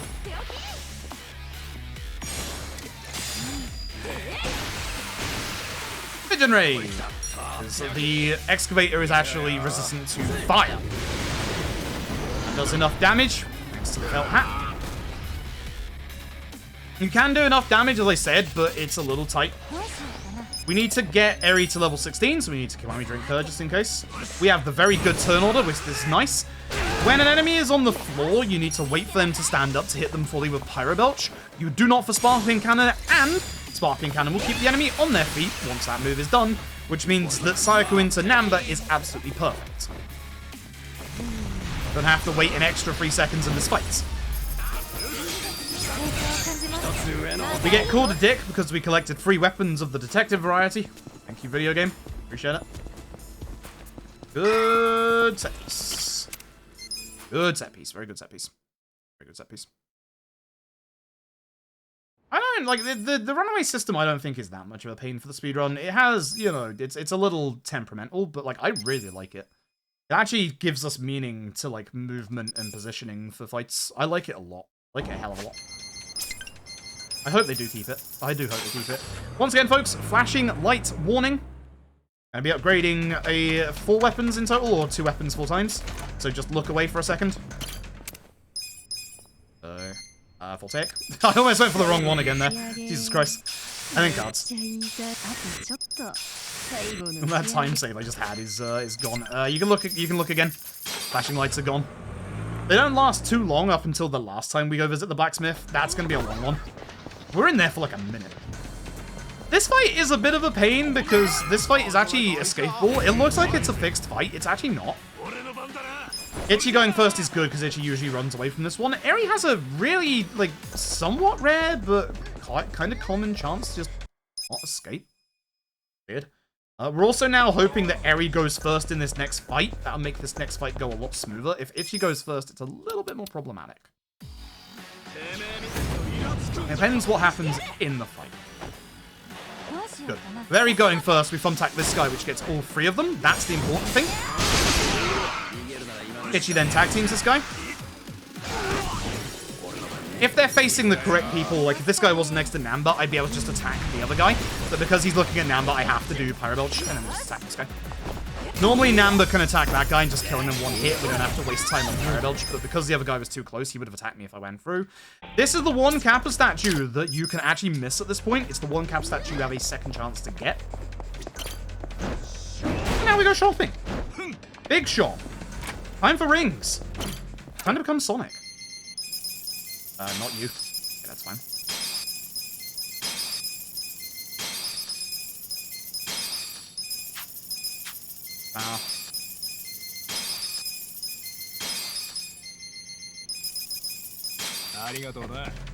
Don't start, skip this one. It's very important I equip the right things to the right place. I bought 7 superpower rings, 4 of them equipped, 3 of them not. Those rings give an extra 15 attack to literally everybody. That's why they're so bloody good. For this guy, you must make sure you thumbtack the guy with a large HP bar. The other guy doesn't matter. He does a little bit, but as you can see, he dies. Psycho kills him faster than Namba. That's nice. So good turn order again.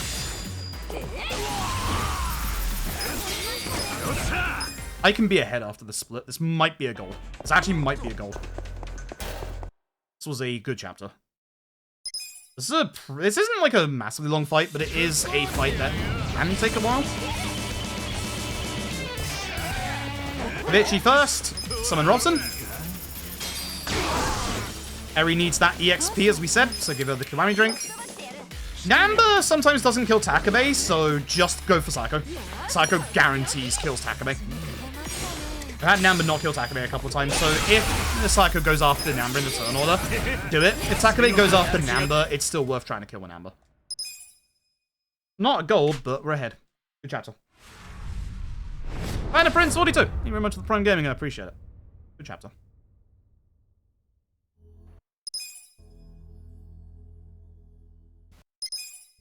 Thanks for the luck, Tony. Appreciate it. Finally ahead in the run after so long. There's actually been a good couple of yes. Oh my god, I forgot what was in there. It's actually been a good couple of chapters so far. We've had some, like, the majority of chapter 5 was kind of rough at the start, but it was good at the end. Ish. Chapter 4 was the same. The entire chapter 4 was kind of rough. It actually becomes Enforcer. I forgot to do Area's Dealer. Again, I'm just doing normal because I need to save time with my menuing here. Goodbye, Psycho. Why do I keep doing this? It's goodbye, Namba. Jesus Christ. It's goodbye fucking Namba. Psycho stays. Jesus Christ. How do I keep forgetting this every single time? Psycho stays. Psycho good. Namba's about to fuck off for a third of the game. That's the reason why we unlock Eri. I keep doing this. The wrong person every single time. Every single time. We need to put Adachi into the squad now because both Adachi and Eri are job level 1. So we need to get them to job level 6 in the next 4 fights. Oh. So here is Illusion. You might recognize him from previous Yakuza games. Hopefully Ichi first. Good. Ichi first makes this fight really fast. Because Eri just does this. Eri does have blatantly more agility than Ichi as this class. She will overtake Ichi very soon in this chapter, but not yet. Thankfully. Illusion, as soon as it goes back to that screen, you can skip. As soon as it goes to this screen, you can skip. Oh. There's Taxi here. Way through, we're going to grab a Taxi for the late game. That was hopefully despawn a couple of enemies if they turn up. Which they didn't. We'll be grabbing this Taxi for late game.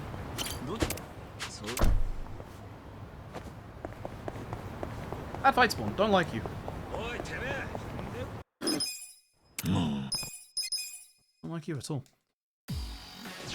This route we've been using for literally 6 to 7 months, Rory. So you've just not been paying attention.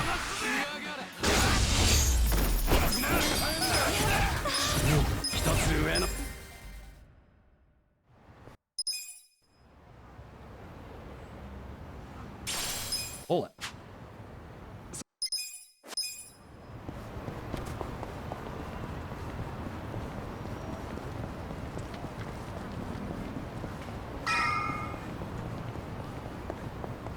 Hey, the one and only bathroom break of the run. It lasts 20 seconds. Good luck. This is literally the only bathroom break in this run, which really sucks. I actually, normally for most Yakuza runs, I'm like, I kind of wish, like, especially with like Judgment, I wish there were less bathroom breaks. In this run, I wish we had one. Like, around now would be fantastic. But no.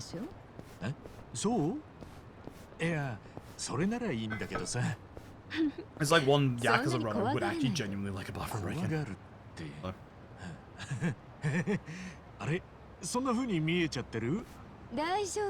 If you don't believe me that we've literally been using this for months, I used this route at fucking GDQ. That was back in July.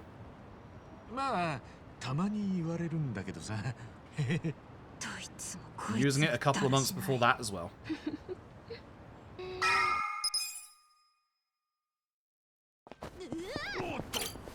Right, please have Ichi go first. Ichi going first here is much nicer than having Eri go first. With Eri going first, you have to aim for like the main enemy of every single fight, and that kind of sucks. With Ichi going first, don't have that problem, because everyone else is dead. Also, we need Psycho to go early in these fights, which he has. Again, doesn't matter if he's on the floor, Sparking Cannon. We need Eri to attack just to get a little extra damage to make sure they die. Although with the Carry Buster Home's extra damage, I'm not quite sure if that's necessary. I might need silencing. We'll see.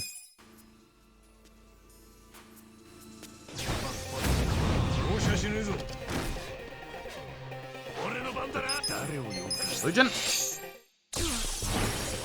Ah, he went ahead of Psycho, that sucks. Wow, even Adachi went ahead of Psycho. Psycho low agility rolled. That wasn't the enemy high agility rolling, that was Psycho low rolling. Hey, with that, both Eri and Adachi get to job level 6 on their respective classes. They both unlock two of the most overpowered and broken skills in this entire game. Eri gets herself Dart Airstrike, Adachi gets himself Paralysis Prongs. You'll see both of them in action at the end of this set piece. And this is why you want to come here with certain amounts of smoke bombs, because most of the fights in this place are actually avoidable. Trouble is, you don't have enough room to run from them. There is one fight in here that is runnable from, so if you come into this chapter with only 4 smoke bombs, you're going to want to run from that one. Otherwise, smoke bomb. I'm on my way. I have way more than enough smoke bombs. I don't even need to restock on smoke bombs later on in the run, which is nice. In the box over there, the one that just flashed, there is a first aid kit, which is very good if you're a newer runner, because you are going to die a fuck ton in the end game of this run. I will be grabbing them later on at Power of Pride, because yes, we use those for marathon safety, because holy shit. This run can get very evil. I am aiming real badly with them. God damn. Mouse, for some reason there's like massive mouse acceleration on that bit, so using the mouse is actually a lot faster, weirdly enough. When you don't mess up like I did. Awesome. Simple. And then this next fight coming up, this is the one fight that has enough room to escape from it with Ichi and Eri at the start of it. So if you only have 4 smoke bombs going into this chapter, you have to run from this fight. You have to. But we got more than that, so... I got 2 smoke bombs for the end game. That's really nice, actually. That's a good amount. That's a very good amount, just in case we get any shenanigans in chapter 14. That's really, really nice, actually.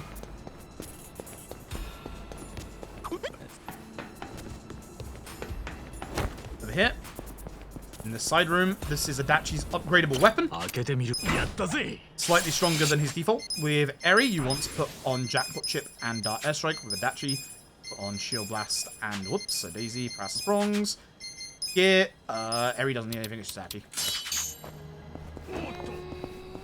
Keep forgetting Eri, like, whenever you change job classes, you always put your strongest weapon on that class. Which is a really nice feature. Oi. Oi. Okay. But you want to make sure you shortcut your skills before this fight, because otherwise there's like a whole set of fights in a row here, and we're going to be using those skills constantly. So shortcutting them saves you like a good like 20-30 seconds. Like a lot of time.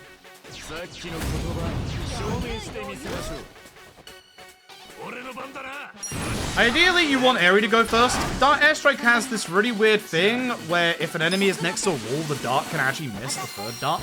So we have to wait a couple of seconds to make sure that Jungi Han gets up. The Rare Drunk would be nice. Oh, just called. The Drunk status can hit Jungi Han in this fight. It's exceptionally rare. The last time I had it was actually at GDQ in practice. Having that perfect guard was actually really good time-wise. He's going to attack Adachi because he's closest. Please no sleeping powder. That works. It's strong, but it works. Yo, fight's over. If he uses sleeping powder, it's just a massive time loss. 1, 2, 3.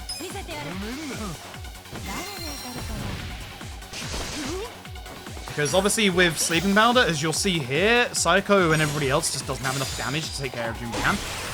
So we do need a little bit of persuasion with Adachi. If you look at the damage there, where it's only 258 for that hit, I want you to remember that for the next chapter. I want you to remember that 258 for the next chapter. Trust me on this one. Hopefully Ichi goes first in this fight. Ichi going first in this fight makes it a lot faster than Eri. Good. So we summon Gary to take care of most of the ants. There's only 3 left, which is 1 dart for each. That Airstrike is good AoE. And Sayako just takes care of this guy. Oh. What? Again, ideally we have Ichi go first in all of these final fights, especially this next one as well. Mostly because we want Dart Airstrike to target specific people. It can get a little tricky if she goes ahead of Ichi, but with Ichi going first, these 3 enemies, anytime there's an enemy with a crossbow like this, you have to kill them, because on their turn they will go invisible, and it sucks. And a good sparking cannon. Nice. Good fight. This last fight, it doesn't matter if Eri goes ahead of Ichi. But this last fight has a little bit of a problem. In one of the two ads here actually has a resistance to gun attacks. And that's what Dart Airstrike is classified as. So we really want to hope that the last dart's going to hit the gunner, right? So we want to hope that the resistant one gets hit first here, or takes enough damage. He did take enough damage. I think he has like 260 HP. It's like really close to that. Like he has very close HP value to that point. The second, if ever you have a multi-hitting attack, this is really weird, but it's actually genuinely true. If you have a multi-hitting attack, the strongest attack of the multi-hit attack is always... there's going to be a bit of flashing lights again, by the way. Last time for a couple of hours, there's going to be slight flashing lights coming up again, so just be wary of that. But if you ever have a multi-hitting attack, the attacks in the middle are always weaker than the rest of them. It's really weird. Okay, gone.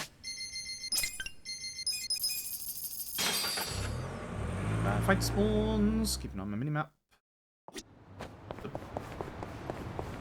Good. My time right now. I'm gonna be losing time.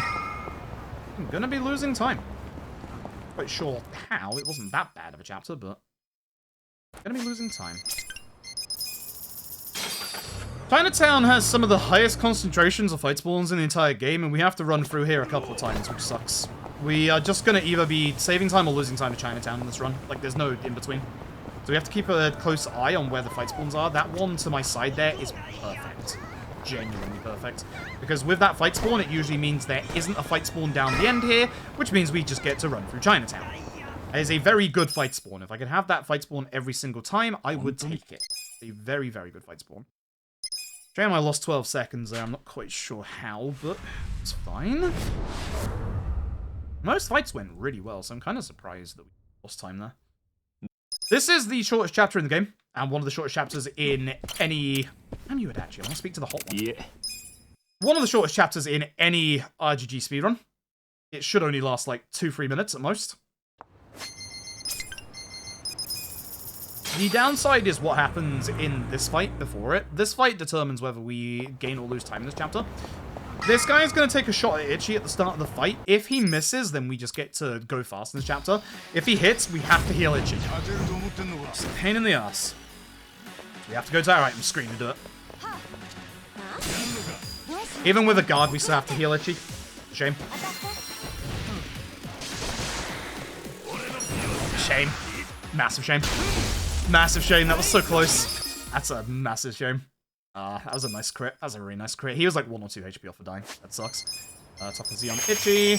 And ladies, gentlemen, and non-binary pals in the chat, please do me a solid and type the words cat jam. Been a while since we've done this. I'm losing time in this chapter just because of speaking to Adachi and also that heal there. PB didn't have a heal. Good start with Ichi first. We summon Robson, and that's a free ticket to phase 2. Easy peasy. Hey, little Fluffy, hope you're doing well.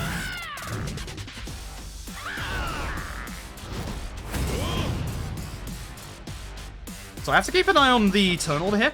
This is a good turn order. If Sayako goes for Adachi, you can use Dart Airstrike with Eri and make things a little faster. Because Sayako needs to give a 30% attack buff to Adachi. Remember that 258 that I quoted last chapter? Watch this. It's now 650. 720.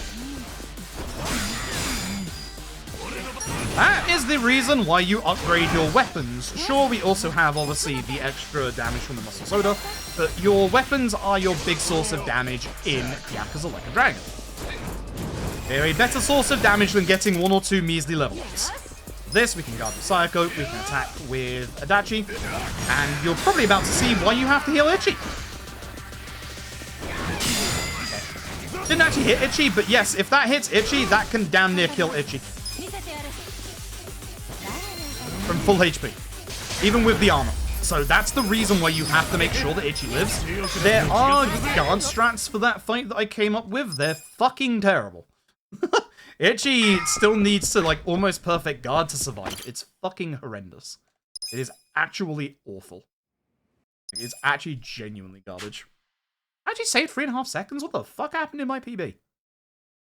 What the fuck happened in my PB for that to happen? Oh, Sayaka went ahead of Eri. That's right. Yeah. That's what happened in my... Okay. That's the only way that that makes any sense. This chapter is essentially a boss rush. The first two bosses are not a problem, but the third and fourth bosses are a big problem and can potentially end the run, as we found out the other week. We've known about this for a long time. These fights are problematic. This one isn't. It's good old Totsuka. So once again, Totsuka's weak to physical and fire. We've lost our fire aspect, but we've gained everybody else. Gary bonus, good. Everyone's stunned bar Totsuka because Totsuka doesn't get stunned. What the ads do. A very interesting... Should potentially hit Totsuka, but I'm hoping Totsuka gets into a good position. This could be the quick one turn game at Totsuka. If this hits wide enough, good fight. Fucking good fight. That's a quick end to that fight. You basically need Adachi to end everything with Shield Blast. It's an AoE attack. It's very wide range, as you can see. The fight spawn. Oh, this is a good chapter. Oh, this is a good chapter so far. There's a fight spawn that can occur right here. You have to go down the road to the right. You lose 10 seconds to that. It's really weird. You wouldn't think you would lose 10 seconds by going down that road to the right, but you have to contest with going around the corner, avoiding the actual, like, cars on the right-hand side there, and not having, like, literally a straight path here. It's really nice to be able to just go down this way. Especially after a fast Totsuka fight. Go a little bit to the right there, because they saw us early. This fight's going away, so we can go into the middle of the road for the cutscene trigger earlier. It's good. In this fight, this is where Eri's agility is starting to normalize and is getting a bit higher than Ichi's. We really want Ichi to go first. We're really hoping for an Ichi first turn. Ichi first is just Illusion, which leaves just Kume for triple dart S-Ray. We're also hoping that Kume gets drunk. Out of his next turn, we really hope that the only thing he does is not silence Adachi. He can silence anybody else, but if he silences Adachi, that's bad. That's good. That's the fastest thing he can do. That's really good. He's now dead. That's why you don't want Adachi silence, is because Adachi just murders the guy. Kume, we might hate him because of story reasons, but in the speedrun, we love him because he's literally weak to every attack in the game. Man dies. Man literally dies. So we have this normal mob fight. Again, it goes quicker if we can end a whole group of them with Shield Blast. So I'm going to be keeping an eye on who's alive and when. Again, ideally, Ichi goes first, but it's not that bad in this fight. Because Gary doesn't actually kill any of the ads. I don't think we can Shield Blast our way through this one because Sakaguchi didn't take a dart. We can at least get it down to one enemy left. If I didn't miss the damage bonus, I actually probably would have killed him. Upsetting. Well, I only lost like 3 seconds stats, so that's not the worst. As long as Adachi hasn't died, you will always level with Ichi there, and then you should level with Adachi there, as long as he hasn't died in the run. This is Reiji. Every Reiji fight is prefaced with the fact that Reiji can kill them all. Every single Reiji. This is the easiest. Surprisingly enough, this one's the easiest. I'm hoping to get at least one crit out of Ichi Eri to be able to go like super fast, but it should be fine anyway. Yep, we're good. We're very good. So, with the Wrecking Ball specializes in multi-hit attacks. So, one thing we can do is use the upgraded version of Shield Blast, which is Shield Bash. We have that unlocked at this point, and what that would do is it would also cause aggro to Reiji. And as long as the Wrecking Ball there is actually enraged, it will only do single target attacks against whoever it's enraged against, which is obviously Adachi. But if you don't get the quick change to phase 2 here, which you should get it, but I've had like 1 or 2 opportunities with the new weapon route that I haven't, then you will literally lose 30 seconds. And potentially the run. Now, Reiji doesn't like to die. You cannot kill Reiji outside of the Wrecking Ball. You see, he's on 1 HP. He should have died from that. He's going to go in, and now hopefully we will get the usual glitch that we always get here. It should be Reiji's turn, but actually, no, it's Ichi's turn. For some reason, the turn order resets back to the start of the fight, and I don't understand why. It 100% should be Reiji's turn there. I think what the game does is it registers that Reiji is stunned, because it should be his turn before the cutscene happens, and then it just goes to the person it would be next, and that's Itchy.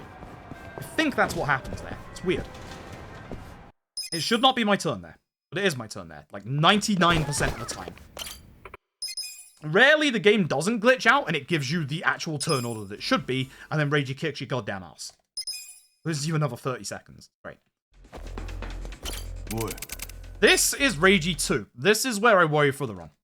This is where things start to get really fucking hard. This fight can absolutely murder you. I am hoping that Itchy goes first. That lowers the chance of counter. If Ragey is standing, he's countering. He's not. Eri is going to use a Muscle Soda onto, please, Adachi. Thank you. Ragey goes next, which is a bad thing, because he's going to attack Itchy. Good attack. Sayako's going to murder Namba.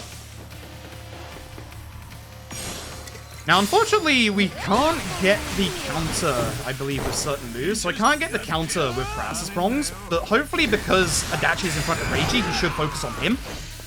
Good. Fuck Gunshot.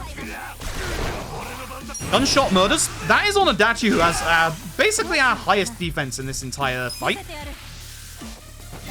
That move fucks. Please don't kill Itchy. Ideally, don't kill him either. I shouldn't do this, but I kind of... fuck it.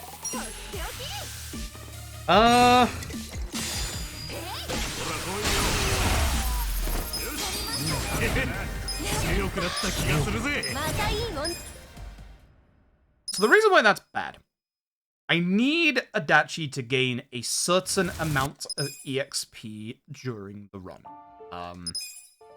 Death there is not good. Deaths at this point for Adachi, bad. I think this early, his EXP will normalize in Chapter 12. So, LAD's EXP system is weird. If you've ever equipped, like, a new job to a character and they've leveled up really fast, there's this kind of catch-up mechanic that the game has. It doesn't say about it. There's this kind of catch-up mechanic where, depending on what chapter you are in the game, you'll start earning, like, a shit ton of EXP. That's a thing for a second there, even though that was the right option. So, I should at some point... Not normally the guy I'd go for, but the other two should be quite close together for Shield Blast. They're not. Shame. Shame. With one guy left, we can just Essence, so it's not actually the end of the world, it's not that slow. But it's one of those fights that, again, if you can get a good Shield Blast opportunity, if they were closer, just a slight bit closer, that would have been really, really good. Hey, the Hot One joins us, that's important. Cheers for the luck, Vera, appreciate it. Yeah, that's just one of those things that can just happen in the Ragey fight. That sucks. Not ideal. Anyway. Jungi Han, Head Trauma, a 6 MP cost skill that is absolutely absurd. You get the Bullet, that is your EXP item that gives you more EXP. Sayako, you now need to get your Magic Lighter, because you leave the party. And at this point, Jungi Han takes that slot in the party, and he never leaves it. So, Eri and Jungi Han, the second that they enter our party, they never leave. The both of them are our permanent party members alongside Itchy, because we can't swap out Itchy. If we had the ability to swap out Itchy, we likely would. We'd likely swap him out for Sayako. But Itchy gets the luxury of being the leader, being unmovable. Do you want to Head Trauma him, because that makes this kill him? This will kill 3 of the enemies, leaving 1 alive. Hopefully she hits he, so we don't get an enemy, because Adachi just does this. Then we get to the second phase of this fight, a very familiar face. He's back for a 3rd and final time. It is Zeng. Now, Zeng is supposed to have his entire repertoire of things. Fuck Zeng. Zeng has one big weakness. Guns! Satisfying. And of course, we have somebody that has very good gun attacks in Eri. Hopefully, we can get Paralysis onto Zeng so that we don't get any chances of being feared. Zeng will not cast Fear in his first turn anyway. Very good. Good fight. Those crits. Those crits. Now, at this point of the game, Jungi Han, as you can see, is always going to go first. Or should always go first. agility in this video game is a suggestion. Agility does actually affect the turn order, but also it doesn't affect the turn order. There is basically a bunch of hidden stats to this game. It's really hard to explain. There's a bunch of hidden stats to this game that influence a whole bunch of things like damage, defense, and agility. So Joong-gi Han's latent job, Hitman, is so absurdly fast that he is going to go ahead of everybody else. At some point, because Adachi's latent agility is so slow, Joong-gi Han's going to start lapping him. Agility in this game is a giant suggestion. If you missed the cap statue the first time around, by the way, that's the time to get it here. And of course, as you can see, we're using the rest of our smoke bombs. These are the last places you need your smoke bombs for. This is the last fight here. You can see you just don't have enough room to run in fights, apart from maybe this one in that corridor. If you're a newer runner as well, there's a box in the corner of this courtyard that contains a premium first aid kit. For the love of God, get it. Death happens very quick and very hard in this run later on.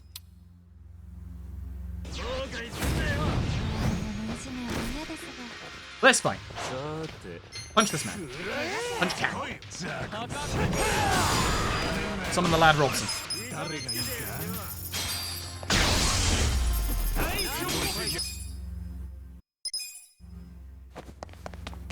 The menu after the next fight. Open the safe. Contains a tactical helmet. This is for one specific character in our party who we're gonna want to get a little bit tankier because they're not that defensive, unfortunately. Reminder that most of the armor that we've got up until this point is just the armor we got in the first 2 chapters on Ichi. We still have a shredded shirt on Ichi right now. So our gear at the minute is pretty bad on everybody but Joong-gi Han, who comes in with essentially some of the best actual like equipment you can get. Make sure we do this. We need to take a heal here for Eri's MP. Very important. Just a little more MP, just in case we get the slow fight. Now, we aren't unequipping Ichi's athletic insoles because we really desperately in this fight want Ichi to go ahead of Eri, especially in the second phase. It is vitally important that Ichi goes first. Also, it's vitally important that the only 2 people hit in the first phase of this fight are Ichi and Joong-gi Han. Well, not Joong-gi Han, Adachi. Adachi. Very important Adachi. Not Joong-gi Han. Joong-gi Han could take 1 hit, but preferably not. We want Ichi and Adachi to get hit. That sounds weird, but it's what we need. Please no paralysis claw. Only paralysis prompts. Please, Ichi after Joong-gi Han. Perfect. Good fight. So, this is phase 2. You probably already know what this fight is. It is, of course, the tiger fight. If we don't have any tiger shenanigans like last night. So, the reason why we really want Ichi to go ahead is so that he can muscle soda Eri. The tiger has one big weakness. You can probably tell what that weakness is. Well, muscle soda, please. Jesus Christ. It is, of course, guns. Now, the nice thing with Adachi is that Adachi has a special skill on Enforcer that can basically give defense over to a target of his choosing, whilst he lowers his own defense. Now, you might wonder why I'm choosing Eri. That's because I know 100% certainty that the tiger is going to attack Eri. I now know with 100% certainty that the tiger is going to attack Joong-gi Han, and I also know it's now going to 100% attack Ichi. I now know it's 100% going to attack Eri. Reason being is there's a gimmick in this fight. The tiger will always attack the last person who attacked it. Can I get some crits? Nice, good dodge. The tiger can cast 2 debuffs, 1 bleed, 1 fear. Bleed doesn't matter. Fear, bad. You do not, under any circumstances, want to see fear on Eri. If Eri is feared, you have to get fear off Eri immediately. Even if it has to be Joong-gi Han. This is why you want more crits. Slow fight. Slow fight. Usually you can finish that fight like before the tiger's turn if you get like more than 1 crit. We had good turn orders to get extra attacks in from Ichi and Adachi. You only want to attack with Ichi and Adachi as long as they're not going to get hit by the tiger. So in that fight, you have to pay very, very close attention to your turn order. Otherwise, you're going to end up accidentally killing Ichi. Okay, we have a small menu coming up here once we've grabbed our last piece of gear. Let's get this text. Anyone need to heal? Free heal. Grab the Stamina XX and the Premium First Aid Kit. They can save your run. Like the rest. Itchy gear. The other fancy business card is EXP item.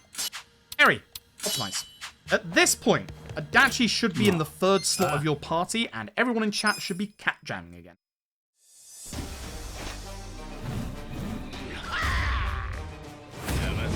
This Mabuchi fight is a DPS race. Funnily enough. You wouldn't think it would be, but it is. Please move away from the sofa. Good, thank you for breaking it. So, head trauma, as you could probably imagine. They're getting high agility roll. Don't like that. Itchy, please go after Tan. Please go after Tan. Good. We need Itchy to go early to stop the enemy. Nice dodge. That keeps him safe. See? Had to get stunned. So, Mabuchi is always going to counter here.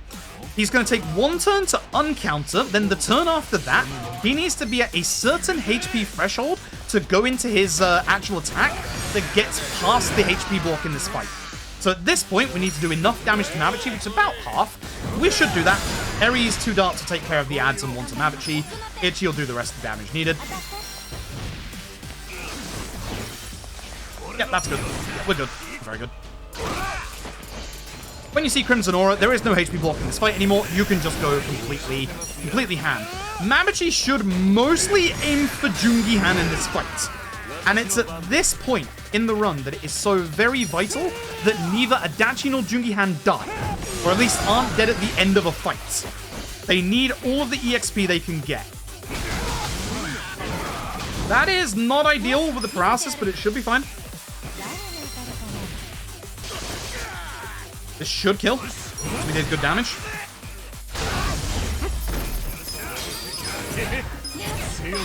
And this is the entire reason why you have Adachi in the third slot of the party. Namba's final swan song. Namba will always rejoin the party in slot number 3.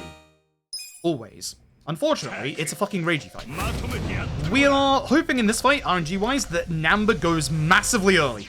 We need Namba to go fast. This fight's going to start weird.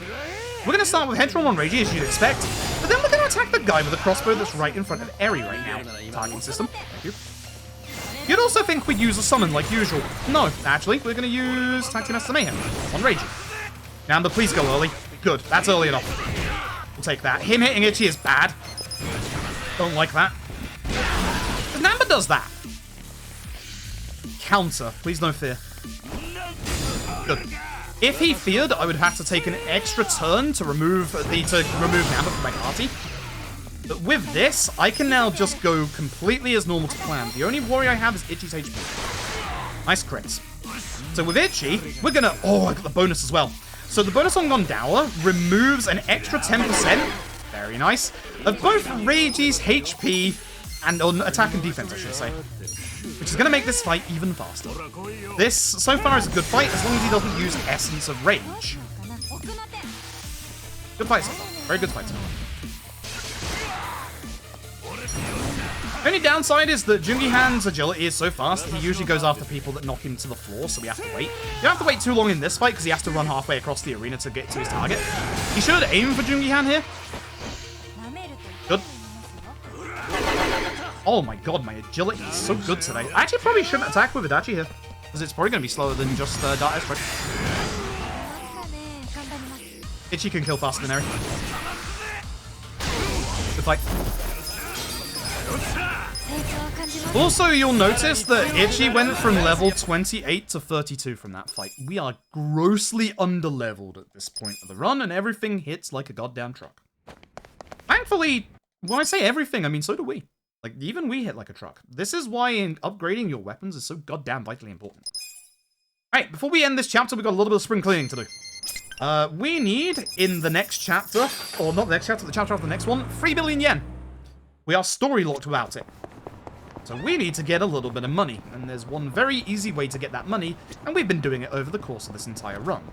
Is, of course, the Kappa statues. Kappa statues are our base 2 million yen to get to Sotenbori. You can see that we already have 500,000, so all we need is another 500,000, which, unironically enough, we actually have. Or we almost have, I should say. We will have. We're not going to have it in actual cash. We're going to have it in assets instead. No, it's not the business minigame.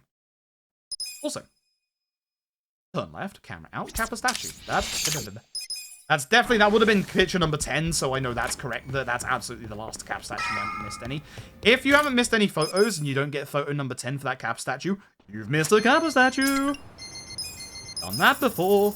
Had that happen a couple of times. Rather embarrassing.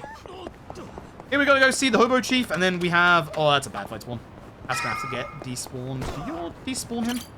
Nope. Good. I basically waited long enough for them to move away. But yeah, bad fights one. Unfortunately, that's not gonna be the last bad fights one, because I've gotta run through Chinatown again. It's a good time, actually. Holy shit. If there's no fight spawns in Chinatown, we're gonna save like 30 seconds. This was a very good chapter. This is a very, very good chapter. There can be a late fight spawn, unfortunately. That's a good fight spawn again. Yo, Chinatown is treating me nice today.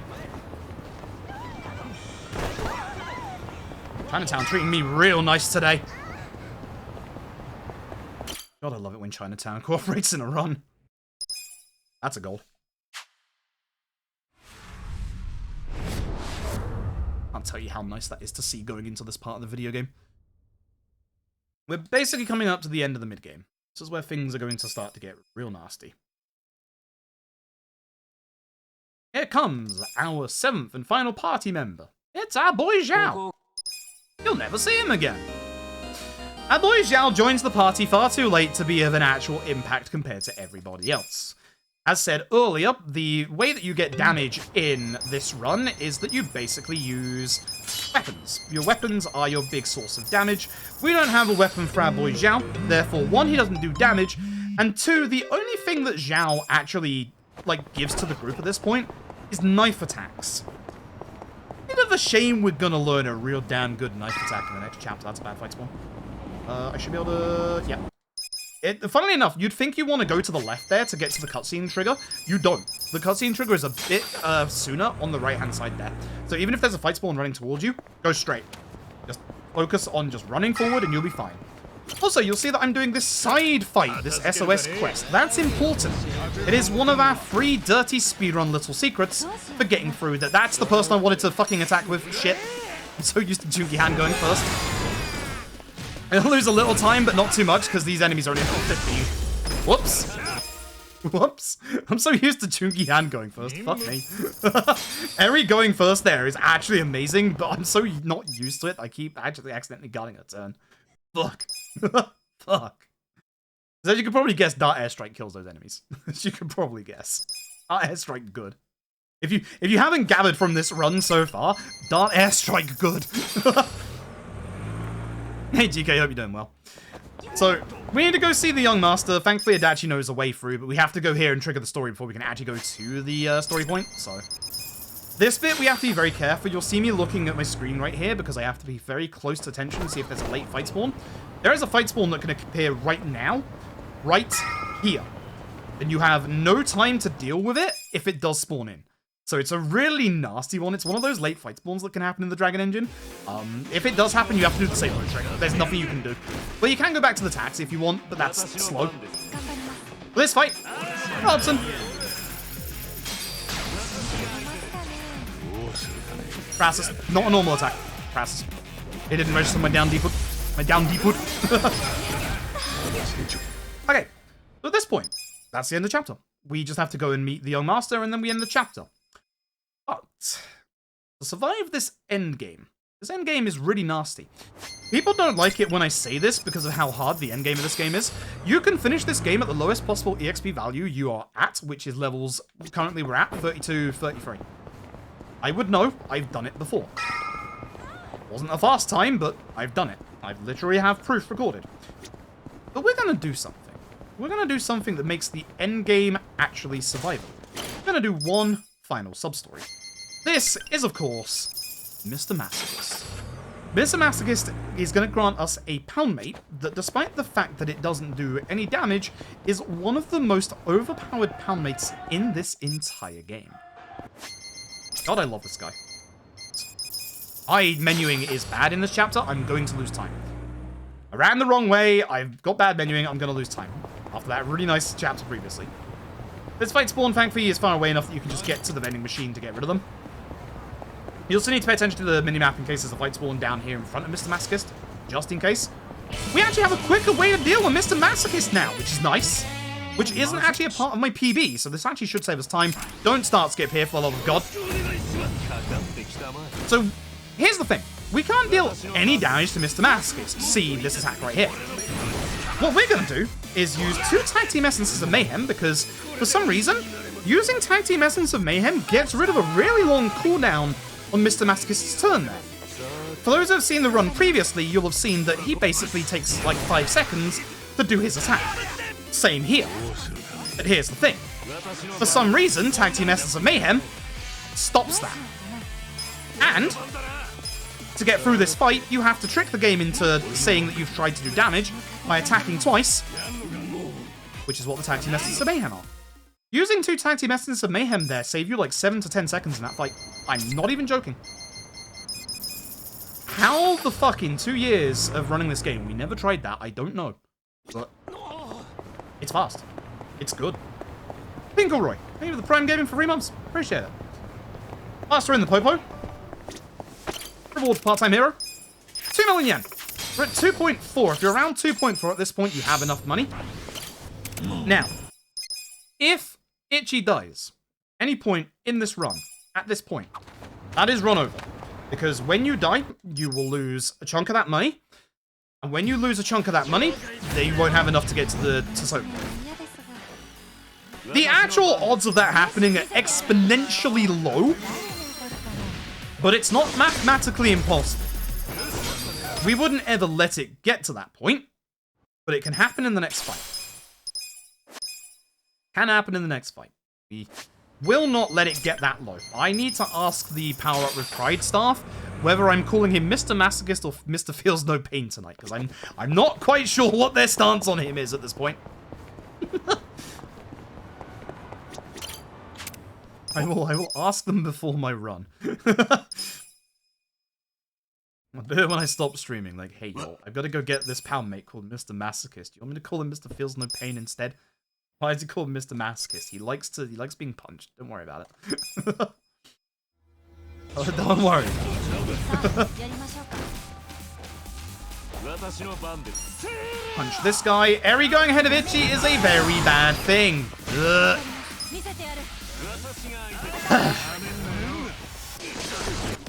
Hit the wrong enemies. Fuck, I love it. I even had Gary bonus. Because now this guy's gonna have a lot of HP to get through. That sucks. No paralysis. Nope. Ah. Well, at the very least, Eri will murder the other enemy quite quickly. It's not too bad. But yeah, this guy's gonna have a lot more HP than usual. So I might have to use my lunchbox a little early. Okay, you hit him twice with darts. That's fine. We should be good now. This should kill. So we should still be in the right amount of attacks.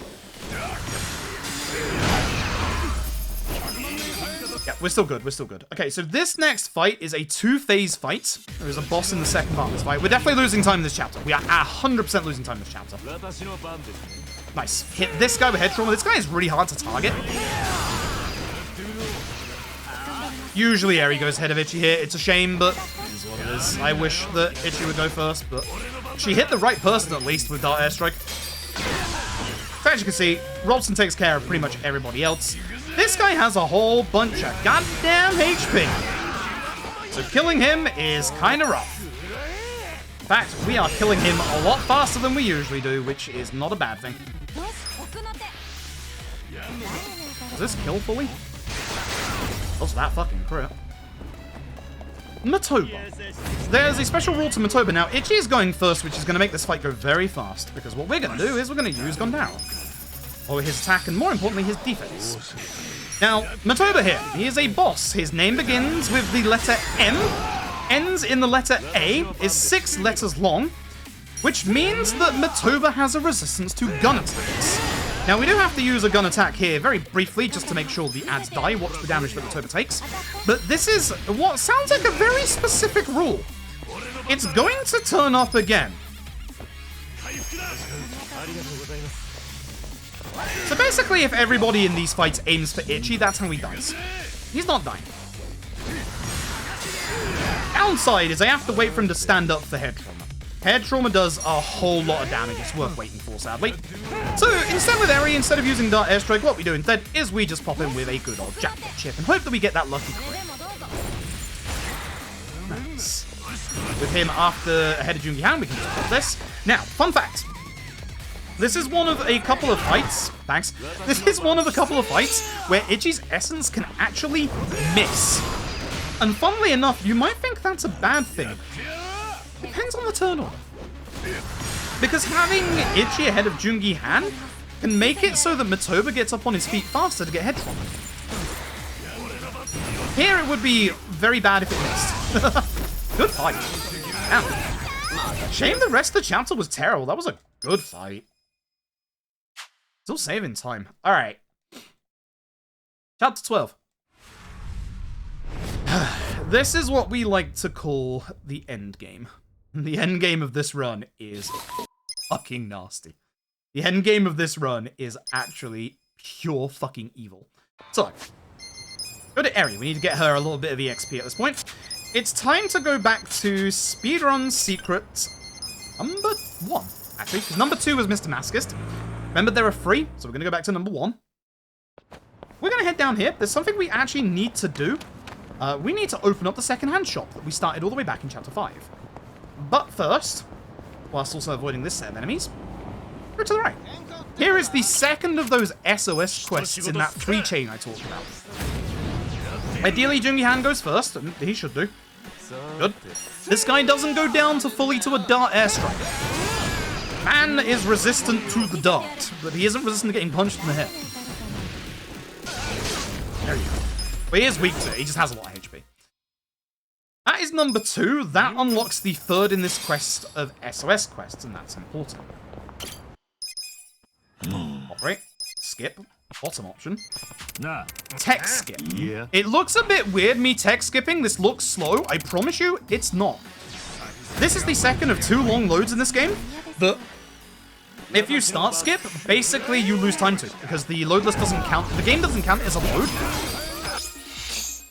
This is the one point where the Japanese dub is much, much faster than the English dub. That text box before the Flame Amulet doesn't appear in the English dub for some reason, which means you lose 10 seconds if you are playing in English. It's really weird. That's it. So in the last 2 chapters, we got ourselves a watch and a ring from some of the boss fights, which gives us 1.5 million yen. Whoa. That's our money to Sartenborg. This, I want you to take a look at my levels right now. 32, 33 across the board. This is Speedrun Secret number 1. If you've 100%ed this game, you'll recognize the guy at the front of this fight. That is an invested vagabond. If you ever played a game called Dragon Quest, you will know that I want the Kiwami drink on Dachi. Yep. You will know that there is a certain set of enemies that basically don't take damage, as you'll see. They take hit-based stuff. So what we're going to do is we're going to hit-base this invested vagabond. And when this fight is over, which hopefully it actually has a good angle for triple shield blast, I want you to look at the right-hand side of the screen at all the EXP about to come out.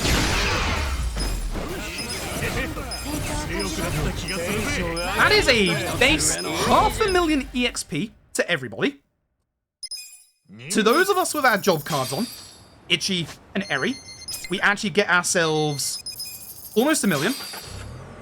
For Adachi, who has the Kiwami drink on for an extra 30%, he gets like 600, 700k. Basically, we've gone from levels 32, 33 to 38, 39. That is the dirty quick way to level up in the chapter. If you were playing this casually, you would obviously give a Kiwami drink to literally everybody and level them up that way. We don't need to do that in the run. Only person who needs a little bit of an EXP boost is Adachi. That's not because he died earlier. We give it to him here anyway. Just needs that little bit of a boost. Hope fight spawn is good. I get to just run straight down here. We're about to spend 3 million yen to get to Sotenbori. We now need 3 million yen. Now, that sounds stupid. We need about 3 million yen in total so that we can upgrade our weapons one last time. Before we start the end game properly, we need a damage increase. And thankfully, there's one place where we can get the materials for our weapons and the money at exactly the same time. And it's the Battle Tower. We're not going to do all of the Battle Tower. We're actually only going to go up to floor 10. It's very, very fast. Very, very good.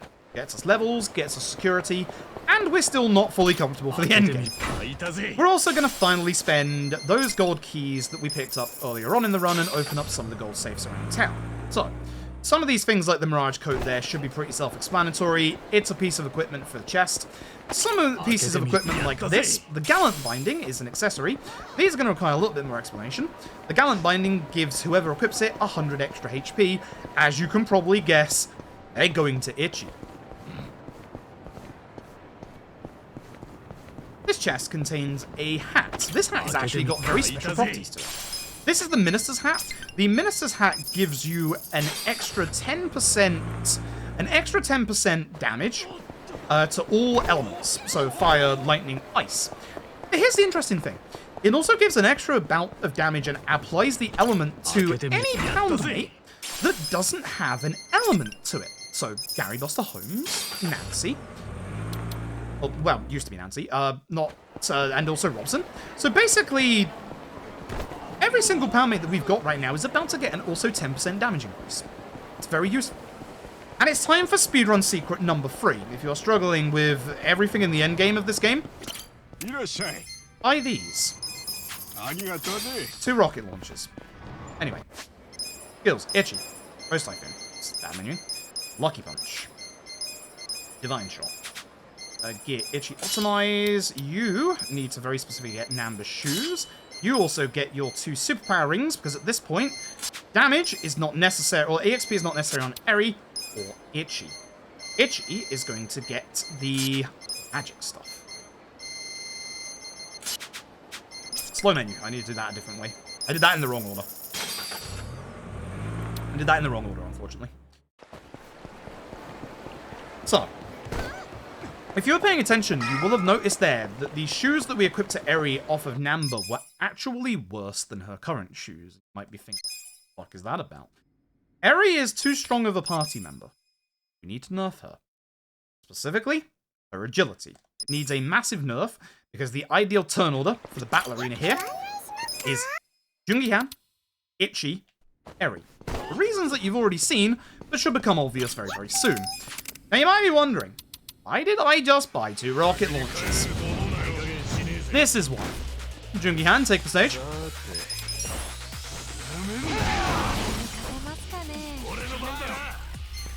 Roast Typhoon, what am I doing? So basically, as you can see, shame the attacker survived that one. As you can see, every enemy that gets hit with a rocket launcher takes nearly 2,000 damage. And yes, this applies to bosses as well.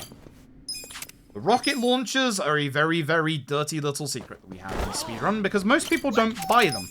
They see you can only carry 2 rocket launchers in the shop, and they're like 30,000 each, and they go, why would I pay that for a rocket launcher? That's why you'd pay it for a rocket launcher. Unfortunately, this fight usually goes kind of wrong, because Chomp and Charge there walks out of the way, and there's nothing you can do about it. One of these enemies survives up until the next part. This guy has massive attack animations. Get rid of him. It's a shame the Chomp and Charger survives because he also has kind of slow animations, but it's fine. It's better to have him alive than the actual billboard guy. So.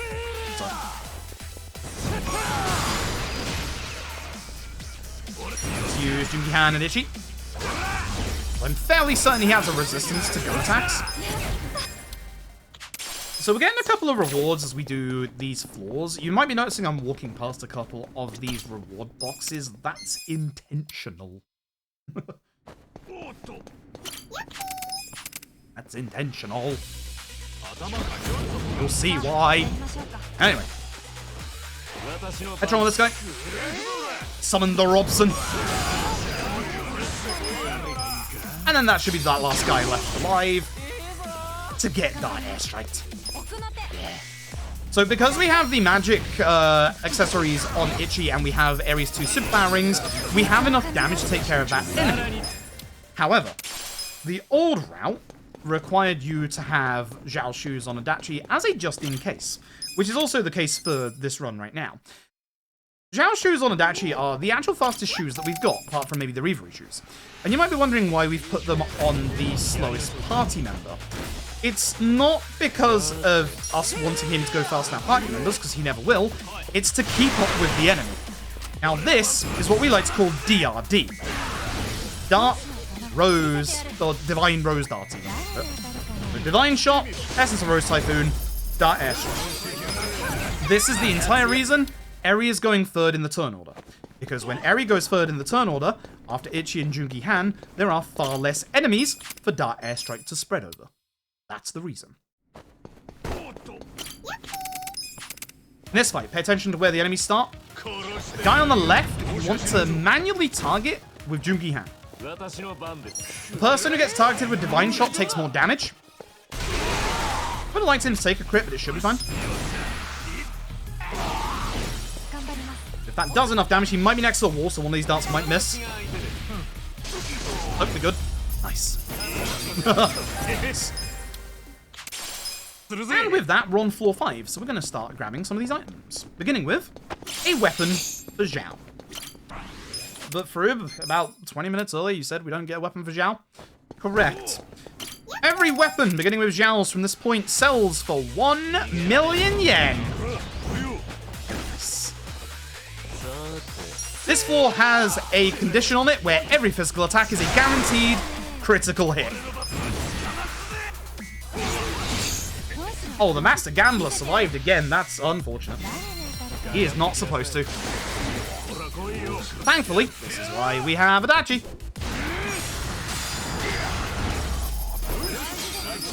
That's why we have the fast shoes on him, to catch up just in case. I'm going to grab this item here, and then we're not actually going to grab any of the other boxes until the final floor, which is the item we're in here for. Floor 7. This is where Robson has come off cooldown. We're going to be using Robson in this fight. Hopefully we don't get a dodge for the first hit. We are going to head trauma King Joe. Sometimes he can dodge, which is really bad for us. Good. Robson. Forgot the menu moves over 1 at this point. And then Dart Airstrike with the extra damage from the superpower ring should take care of King Joe. At which point, Jungi Han gets to job level 22. This is why Jungi Han is not allowed to die in the endgame. If Jungi Han dies, he doesn't learn this, which is Essence of Phantom Drive, his final attack. Or his final essence that we need. It is very, very good. It's fast. Very fast.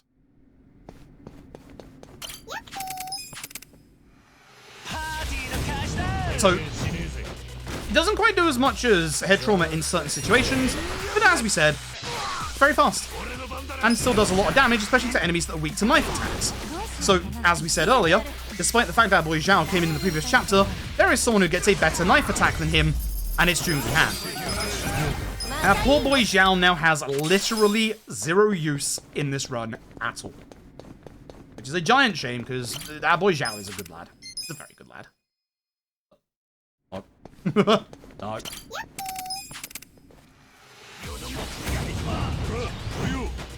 So the nice thing is, with the early Essence of Phantom Drive, we can actually kill the Wheelman here early, which is good, because sometimes the Wheelman goes ahead of Eri. And as you can probably guess, that's right.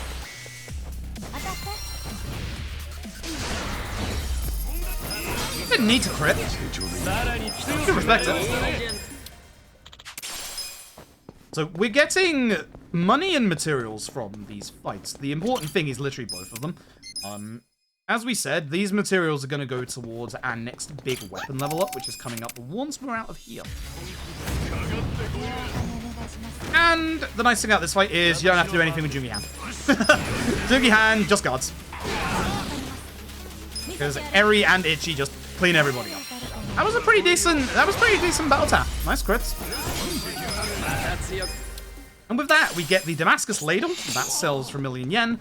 As does this. The Dragon Knuckles, however. The Dragon Knuckles actually have a very special status to them, where strike attacks, cough, head trauma, do an extra 10% damage. Yep. So for a lot of fights coming up in this chapter, head trauma is going to be very strong. Excuse me. Now, before we go, there is one item we didn't pick up earlier.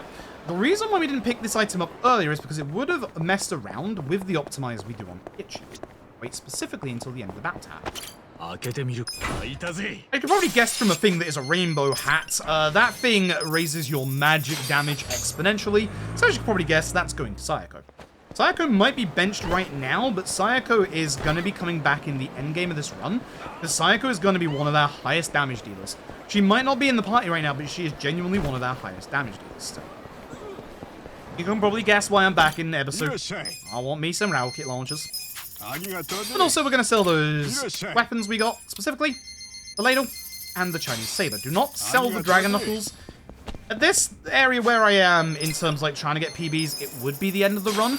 If you're a newer runner, you can still do this run with the lightning bandages, but you're going to lose out on a lot of damage in certain fights. So if you do accidentally sell those knuckles, then it's not the end of the run if you're a new runner. At my stage, it would be. Please no NPC. Good. That item in the very far corner. You can only pick that up if an NPC doesn't spawn there. There are 5 rare NPCs in this game that can spawn in. One of them, as you probably guess, spawns in the corner. If the NPC spawns in that corner, the only way to get rid of them is to go to Sotenbori and back. The item is, of course, the gold ingot that upgrades Jungi Han's weapon, which is what we're going to do right now. So, folks, once more, if you have an aversion to bright lights flashing on the screen, look away now. This is a long one, so it's going to happen multiple times. I will tell you when it's gone. We give the 2 million yen as fund support. We're down to 1.1. And now we upgrade a lot. Lightning bandages. So, it would help if I actually remember to do Jungi Han's weapon. Table sparking by 8. Go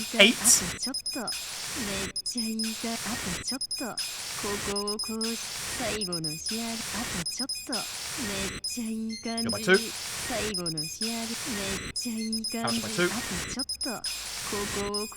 Ouch by 2. Bounce by 2. Back to Sotenbori. And this is the beginning of the end game. This is where the run gets very, very hard. This is where things get really fucking nasty. Really, really nasty.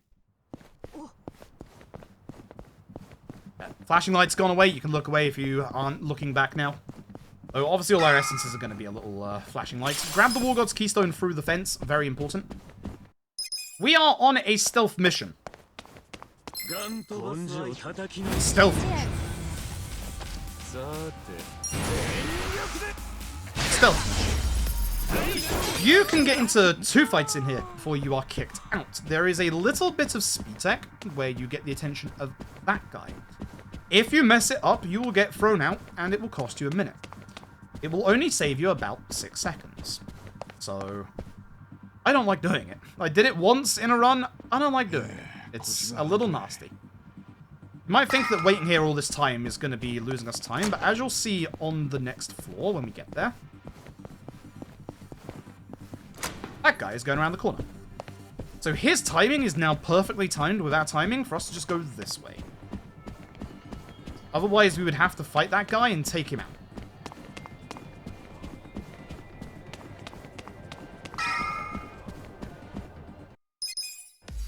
Jungi Han's Sayako Adachi. If you're a newer runner, grab that box under that plate. There's a Guardian Water. It gives 30% defense to a specific character. I'll be grabbing that later at Parrot with Pride, just in case. You will use that on Itchy. Open the safe. Get some shoes. Eri. Jungi Han. Replace Rainbow with Tactical Helmet. Replace Bullet Memory. Keystone. Sayako. Safety shoe, sandals. Bad. There you go. Adachi. Itchy. Place these with 2 superpowers. Heal everybody to full. Get those out of your inventory. And here we go.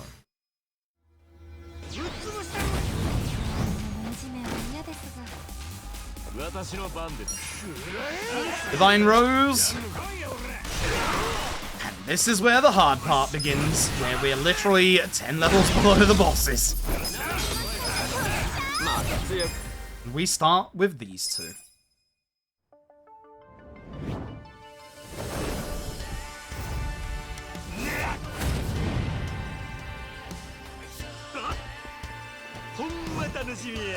I remember that rule with the Matoba fight? Your name is 6 letters long, begins with M and ends in A. Majima resists bullets, so Dart Airstrike is out. Instead, punch. If we crit, we do a lot of damage.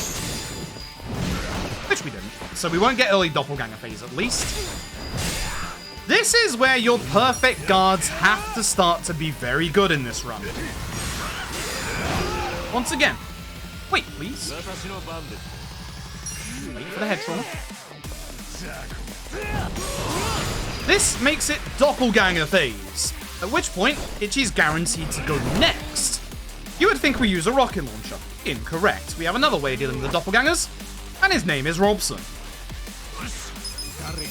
Good catch. This will not get Saejima down because we did not crit the first hit, which is fine. Hopefully this doesn't paralyze, because it can. Unfortunate.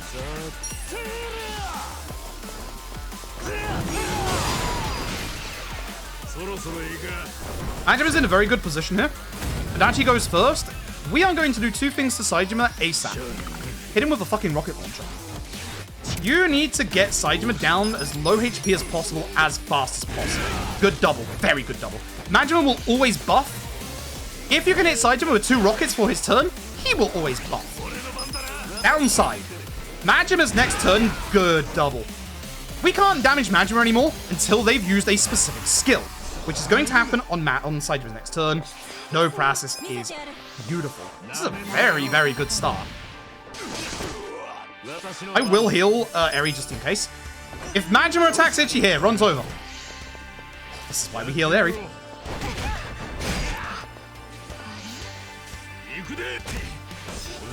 Yeah, you're not killing me, fella.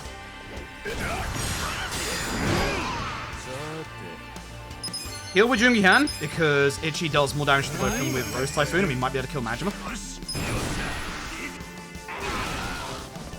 Such a good fight. Holy fuck. Just focusing on Eri, they know who the damage dealer is.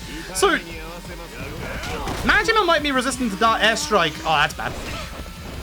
Saejima isn't. That actually might be bad.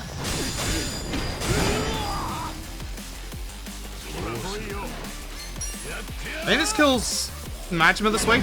That's a shame. I'm gonna do something stupid and push for damage. Yep, that was stupid. Please go for Adachi. That's a shame. We're going the sacrifice everyone route, which as you can see is not a good idea. Holy fuck, it's a bad idea.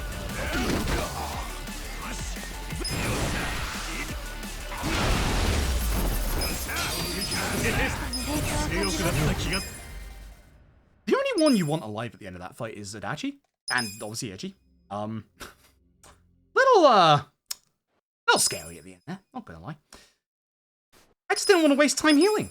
I don't know if that was fast or not. We're gonna find out at the end of the chapter. The first 3/4 of that fight were genuinely, literally perfect. I could not have asked for a better first 3/4 of a Majima Saejima fight. But, boy, they really knew who the damage dealer was, and it's Eri. Because the thing is, Eri actually kills Saejima really fast. Really fast. And pop those back on. You can't use Optimize on Jungihan anymore because it will always optimize the Dragon Knuckles. But we need to do a little bit of lightning. We'll see. We'll see how that does. It's a Mass Effect speedrun, right? We'll see. I'm not quite sure that was that fast. Stab this man. Summon Saejima. Shame that this man survives. Sometimes he dies. Really nice when he dies, actually. Then all the darts hit this guy. This guy just resists a lot of stuff. He doesn't resist knife attacks. Nice paralysis. Appreciate that. And if he is alive, he does just bite attack him. We're in pretty good shape in this run, right? I wasn't expecting to say those words today. DRD. The old faithful, the old classic. Works and works well. Good old DRD. This does really good at clearing out, obviously, mass amount of enemies, as you can see.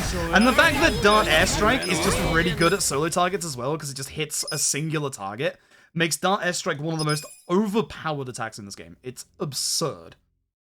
Paralysis Prongs is also fantastic, but there becomes, in the endgame, a lot of bosses that actually resist Paralysis Prongs. Which is a little weird, because there's one boss in particular that has a little bit of a weakness to Thunder. For some reason, Paralysis Prongs doesn't fully work against it. That's a nice gold. You can't exactly argue with a gold. You cannot exactly argue with a gold.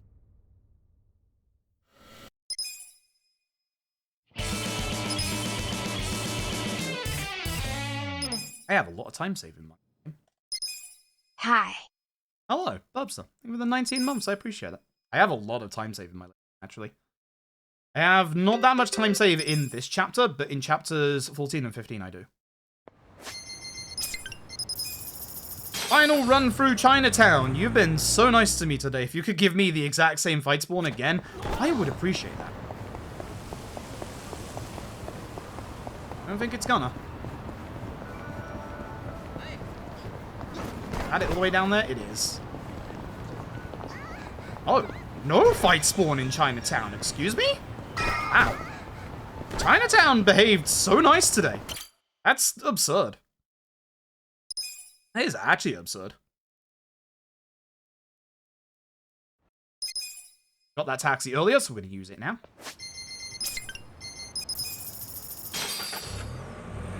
Now, depending on turn order, if Itchy goes ahead of Eri, we can do this fight a little bit faster. We need Itchy to go ahead of Eri. That's the important part. Keep an eye on my turn order at the bottom of the screen. Yep. Because of that, stab this guy. Roast Typhoon everybody. And then there's only 2 left to Dart Airstrike. If Eri goes ahead of Itchy, the Dart Airstrike would be too, like, obviously imbalanced on potentially not these 2. Could we hold some of those crits for later? Maybe? Just gonna have to crit everybody? You need some crits in the endgame to go fast, thanks? That's the downside, is I do need Eri to start critting in the endgame to go fast. There's gonna be a certain set of boss fights where if we get more crits, we'll go faster, unsurprisingly.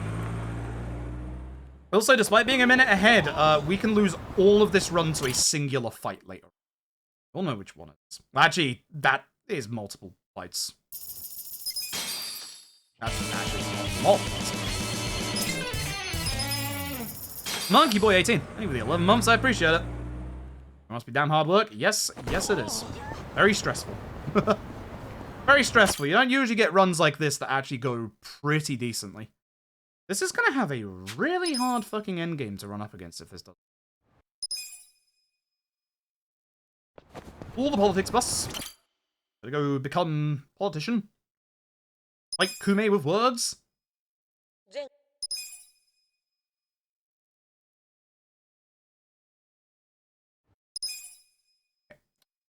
For this taxi.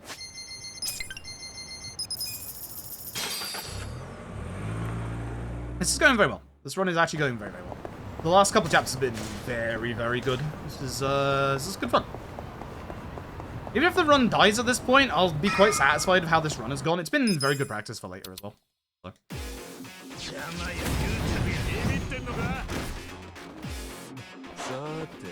DRD. DRD with Adachi at the end. We're hoping that DRD leaves a certain number of enemies. So I'm really hoping this leaves us with 1 enemy, but usually we'll hit Taxi with a dart and he won't die. Oh! When that happens, we can just paralysis prong. Good stuff! Good fight! Adachi hits job level 22. As I said, from the deaths, his EXP levels out unless you die to Manjima Saijima. At this point, we get the last skill we need in this run, which is, as we said for Adachi, it is Essence Shield Rupture. This went the wrong way again. Yeah, Chapter 12 was very good. Chapter 12 was very good. It still has room to be better as well. Fight spawn, very good. Just the single lone guy, rare fight spawn. Okay, so this first fight is gonna be a little RNG. We need Eri to be able to... We need Eri to be able to dart one of the ads in this fight called Tsutsumi. Very unlikely to happen. This is our last usage of Gary. We have the damage bonus, which I don't know if that guarantees us in this fight. Tsutsumi hit. Fight over. Tsutsumi basically in a normal fight survives Essence of Shield Rupture. So I just realized I put it in the wrong location, so my fingers are gonna be messed up because of that. I usually put it right D-pad, but I put it up D-pad instead for some reason. So it's not ideal. This is also a break point in the run, I guess. I went to poo here one time and got world record, so.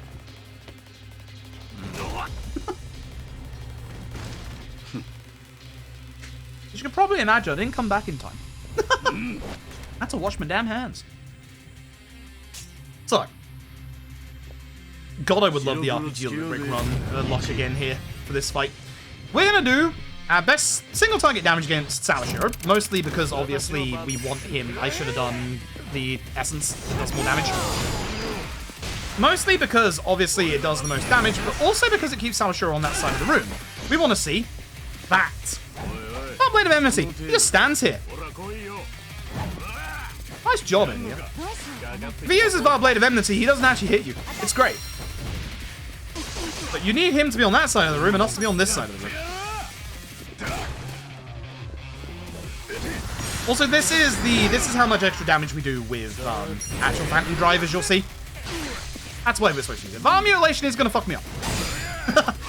that move is gonna fuck me up, to be fair. He's next to a wall, so you know the drill. Wait.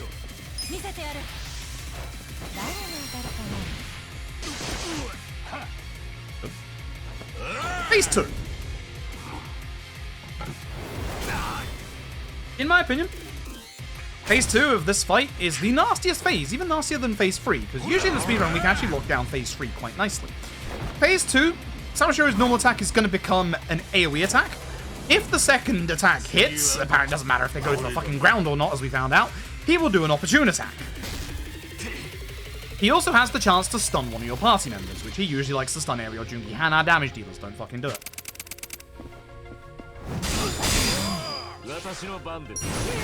So we're hoping that he spreads the damage out. If he spreads the damage out, what we want is a one heal Sawashiro, where we only heal once. We need to get our MP back for, obviously, moves. Not good. That is, though. That actually is. So this is our one heal. At this point, we're going to go hard on damage. Sawashiro shouldn't use Cane Strike again. I just don't know what the damage is going to look like with that head trauma. It might mess us up. Also, we're getting no crits on Eri. As I said, with the endgame of this speedrun, you must be good with your perfect guards. I think we're doing a bit too much damage. So, if we do too much damage, this third phase is going to start in a really nasty way. Third phase Sawashiro has a lot of new tricks up his sleeve, but the nastiest are a 1k HP regen, a counter. Now, the counter is itself obviously not a problem because we have ways of getting past counters. The problem is when the counter is mixed with HP regen because Sawashiro gets 2 turns in a row. Please hit Ichi. Oh, beautiful. Fuck, I love you. I would love to also actually guard that. Ichi is not in danger because this damage will make him heal. Now, if we get Adachi, Jungi Han, Ichi in a row, we should have enough damage to kill him. Let's find out.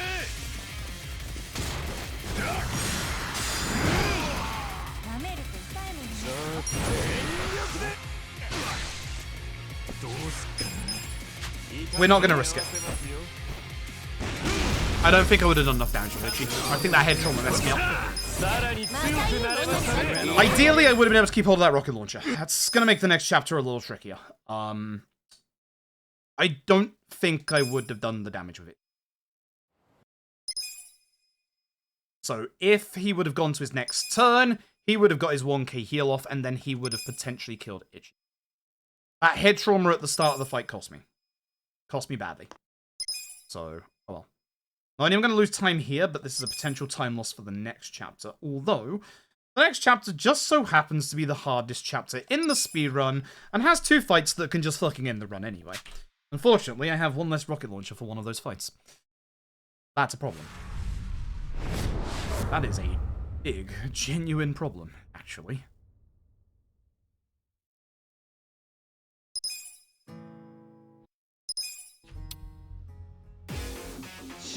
Hopefully we get a little lucky with what our attacks do here, because if we get lucky with the divine shot spread, we can actually kill most of these enemies in one go.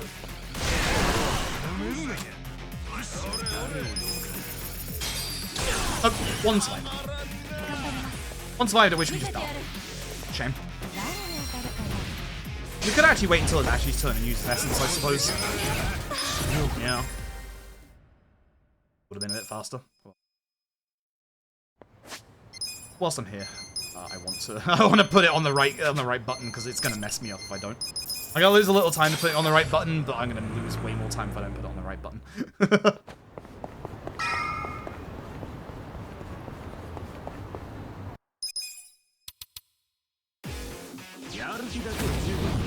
Bunch of enemies in this fight, so we're just going to do all of our best AoE attacks. Obviously, Divine Shot. Now, the problem with this fight is the fact that we're in the middle of the road. Because there's a bunch of cars that can delay your next turn. You would think that 100 damage is kind of nice. It's not, because most of the time, the only enemy that's going to get hit is one of those that just dies to our turns anyway. Yeah, most of the strong enemies have still not been hit. That sucks. Yeah. That really sucks. Really slow because of that. We're gonna do just our essences, that'll finish the fight. We could have waited till Ares' turn, but this is also pretty quick. HP, magic, crit. HP, magic, crit. HP, actually it's the different order. HP, crit, magic. It is the foot of a taxi driver who goes by the name of Taichi Suzuki. HP, crit, magic. That's what I need to do in this next menu, because it's time for Itchy to focus on one thing and one thing alone. Survive. Please put the guy binding on. Harry needs a bit of crit, or at least the chance of a bit of crit, and Sayako needs the other magic item. So because we've been going through the run with her other job EXP item, we should hopefully have gotten enough levels on Sayako for her to survive the endgame at this point. If we've forgotten, there is a backup we can do by putting on the Yakuza training gear after this next fight, and she'll get enough EXP. This part right here that we just ran past, that's why we have the spare smoke bombs, because there is a fight spawn that can go there. There's no way to avoid it. Actually. I probably don't need to, because... Oh, Jesus Christ. I'm fairly certain we'll heal at some point in this fight with him. Just in case. This allows me to do stuff with you. Oh boy. Second hardest fight in the game. Please let Itchy get enough agility to go before Kiryu. That makes this fight a lot easier. A lot nicer. So. We are hoping for a very rare thing to happen. We are hoping that we get, with Itchy, the summon bonus onto Mr. Masochist. If so, we don't have to worry too much about healing. We did not. We did not. That is unfortunate. Now, if we can get a crit out of Eri, we should be able to get to Kiryu's second phase right now. Hopefully. I'm hoping so. The Kiryu's second phase has the ability to stun with every attack, and that's the problem. That's crit. There it is. What I'm gonna do, if I had a rocket launcher at this point, I'd hit the fucker with a rocket launcher, but we used one. The crit. Shit.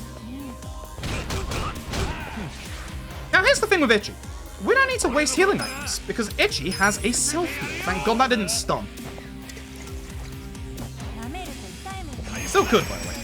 Oh no, I'm drunk. What am I gonna do? Fun fact. Kiryu punches the drunk right out of you. In this fight, there is a gimmick. Most of you probably already know it. Kiryu will not attack your female party members. He will only attack your male party members. Most of the time, he doesn't really give a fuck about Joongi Han. Good crits. Most of the time, he only wants Ichi dead. Hence why in this fight, nice, good. Spread that damage, spread that damage. With him spreading that damage, what I get to do is I get to do a little bit extra and put a little bit of a magic buff inside.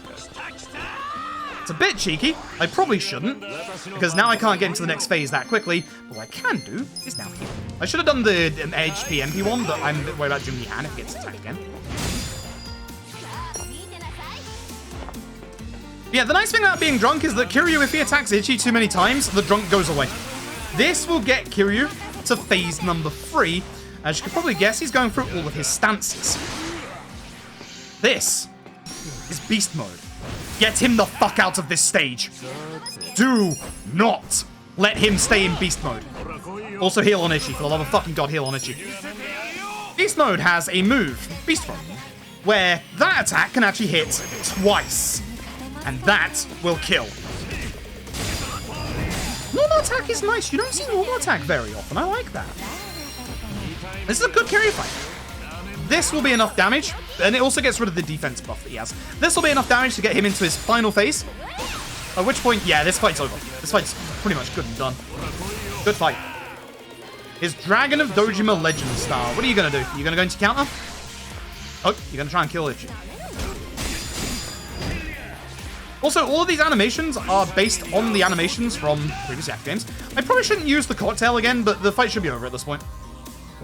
Full drunk Ichi isn't good, especially for the fights after this.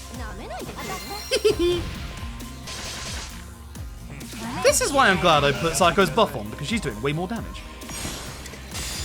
You might be wondering why I didn't use the other muscle soda on Eric. Saving that for a special occasion. A special occasion is actually the dickhead in the loading screen. That fucker right there. That's the hardest fight of the speedrun, and it's coming up next. Thankfully, she's lost some of his drunk, which is nice. Thank God for that. He should lose a bit more before we get to Reiji as well. Reiji's the only one I'm really worried about with Ichi being drunk. These two fights outside, I'll lose a bit of time if, like, he is drunk for a turn, but it won't be the end of the run. With him, it'll be the end of the fucking run. Third party, goodbye, Sako.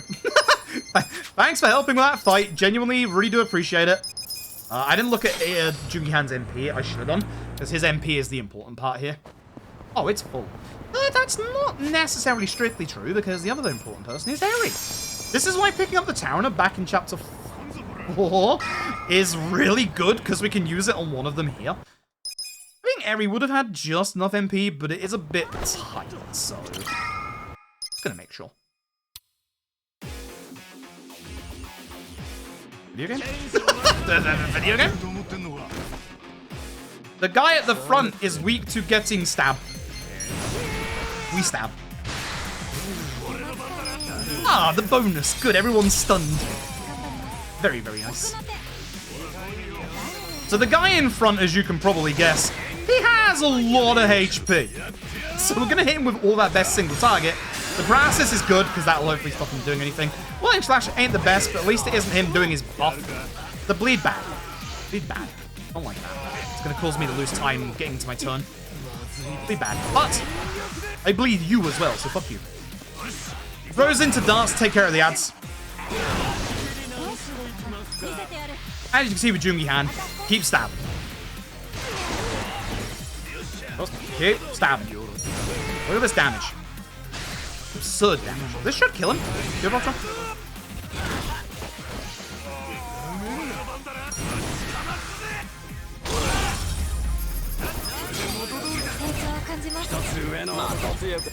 And this should kill him. This should kill him. Fucking Rupture. I'm just gonna heal just in case. MP's not a problem here. We got enough MP. Fucking kill him. Fucking kill him. Nope. Aim at the guy with the crossbow for more damage. Remember that thing earlier? We still need to, like, get a lucky hit on him. to hopefully get through this fight in just like one turn. But the only way we can kill everyone in this fight is to get that lucky damage on the crossbow guy, and you do more when you aim for him. So, very good fight. At this point, she needs HP. Dear God. Yes.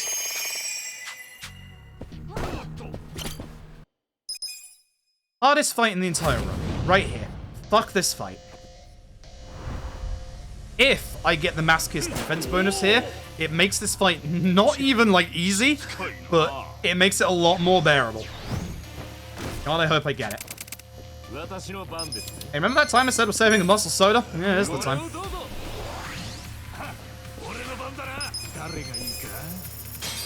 No Gondara bonus either. Oh, fuck. Bad start.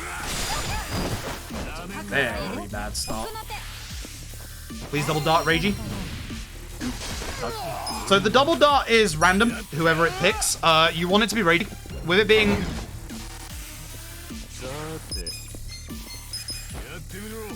Okay. That's not good. That's very bad. That's potentially going to take Adachi out. This is potentially going to take Ichi out. Didn't, thankfully, but I have to get Adachi unstunned. That's crits on him. The ragdoll made it so that Adachi woke up. Good. I might focus Mirror Face for once in my life.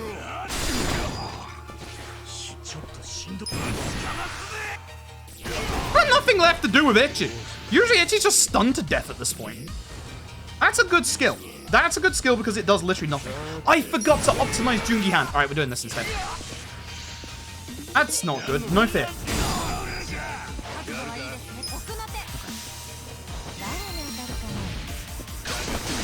My healer got healed.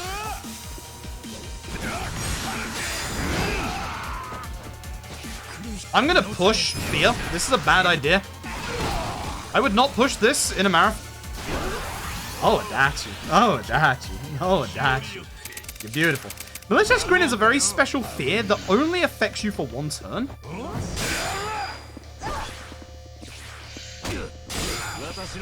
Beautiful. Oh, please no counter shot. I should have... I made so many fucking mistakes there that I can't even begin to describe how stupid that fucking was. We're gonna do an emergency heal with Adachi because of my stupidity there.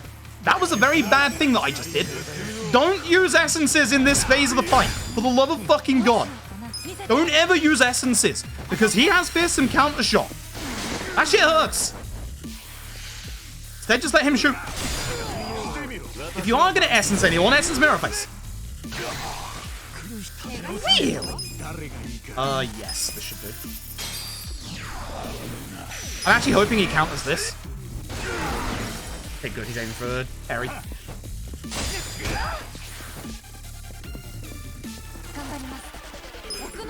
Not a good fight. Not a good fight.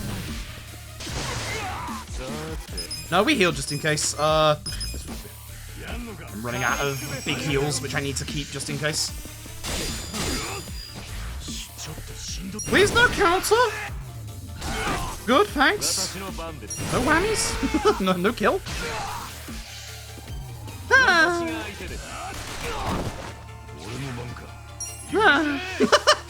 This is why you don't use essence. Fearsome counter shot hurts. Should be the end of the fight. Bad fight. Oh! Oh! Reiji!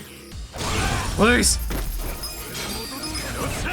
Okay, a couple of bad things that happened in that fight. Kind of forgot to crit Jungi Hand's weapon to actually do damage in that fight. Also, anytime you use... That's the reason why you want to equip the Dragon Knuckles, is because you don't want to use goddamn essences against Reiji, because he uses Fearsome Counter-Strike, which, as you can see, is a stronger version of his other fucking counter that you have. I just lost 30 seconds. Jesus. Run's alive. here's the problem. Here's the problem. The biggest RNG fight of this entire game is coming up.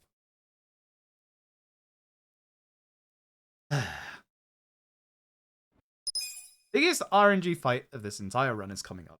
Fortunately, my PB had a really good fight. Not a perfect fight, but a really fucking good fight. Part of me kind of wants to skip the thing. I'm not even kidding. Part of me actually wants to skip it. I can't believe I'm actually thinking along those lines right now.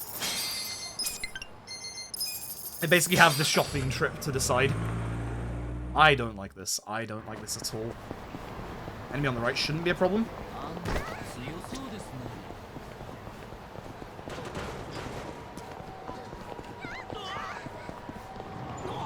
I got it in my PB. I got it in my PB is the problem. I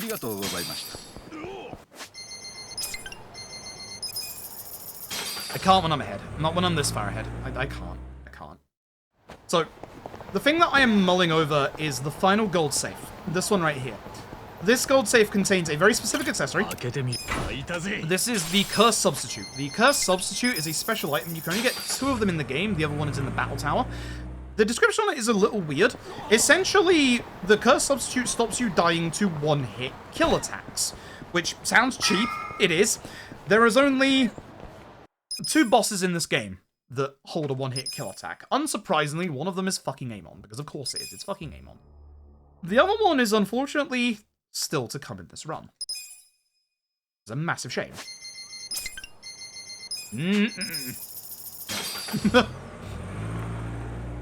So, yeah. It is a genuine shame that I really like the boss fight that it happens in, but it's exceptionally cheap that its second phase is just, hey, I can now one-shot pretty much any of your party members at choice. Don't like that. I like the character, I like the fight otherwise, but by God, that's a bad decision you got there, video game.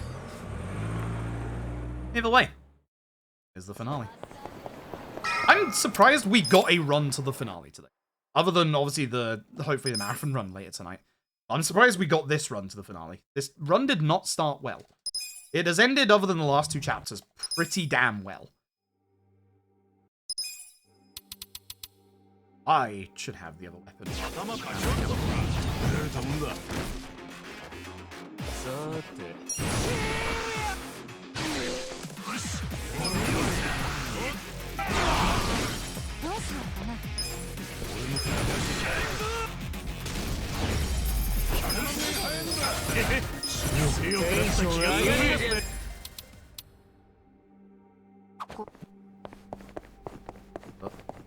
How many times do we head trauma though? Oh, we do head trauma a couple of times. Oh no. Definitely not those ones. At least some of that actually went on. That should have gone on. I headed. Should have just optimized. I should just optimized. Jesus Christ. What I'm doing. I've lost a bunch of time to that.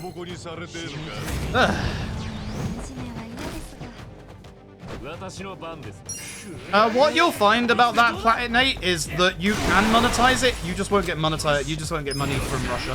I have a couple of mods that are like that. YouTube's weird.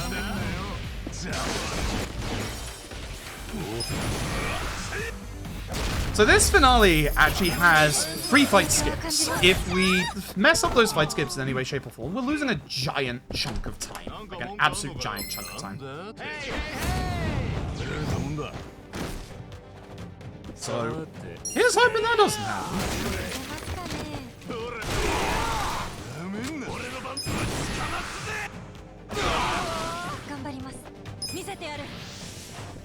There's a couple of really weird fights in there. Just like a couple of weird fights. Nice. Having it go to a dashi without them having a turn is nice, because in my PB I definitely have the enemy have a turn there. Takes my turn a little bit from that bad menuing. This next fight is really weird.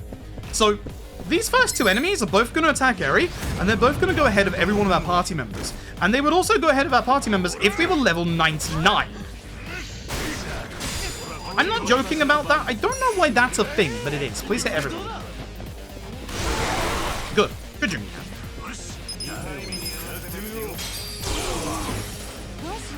Now, both of these enemies are actually weak to knife attacks. Surprise. So, we're going to hope that Adachi can kill the one on the left who got crit, which was really nice. And then everybody else will aim for this guy. Oh, please interrupt his turn. That would save me so much time. Nice. So this should kill this guy.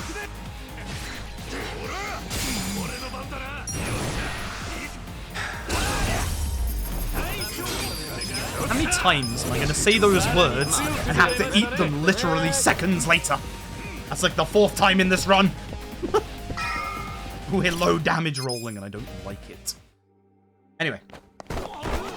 After this next fight, it's the first of our fight skips. This one is actually a really tricky one to do. I've messed it up recently a couple of times, so I'm actually a little worried about this. This fight is your typical DRD. Then we get to the fight skip, so I will explain what I do as I go through. I'm a little worried about it, so...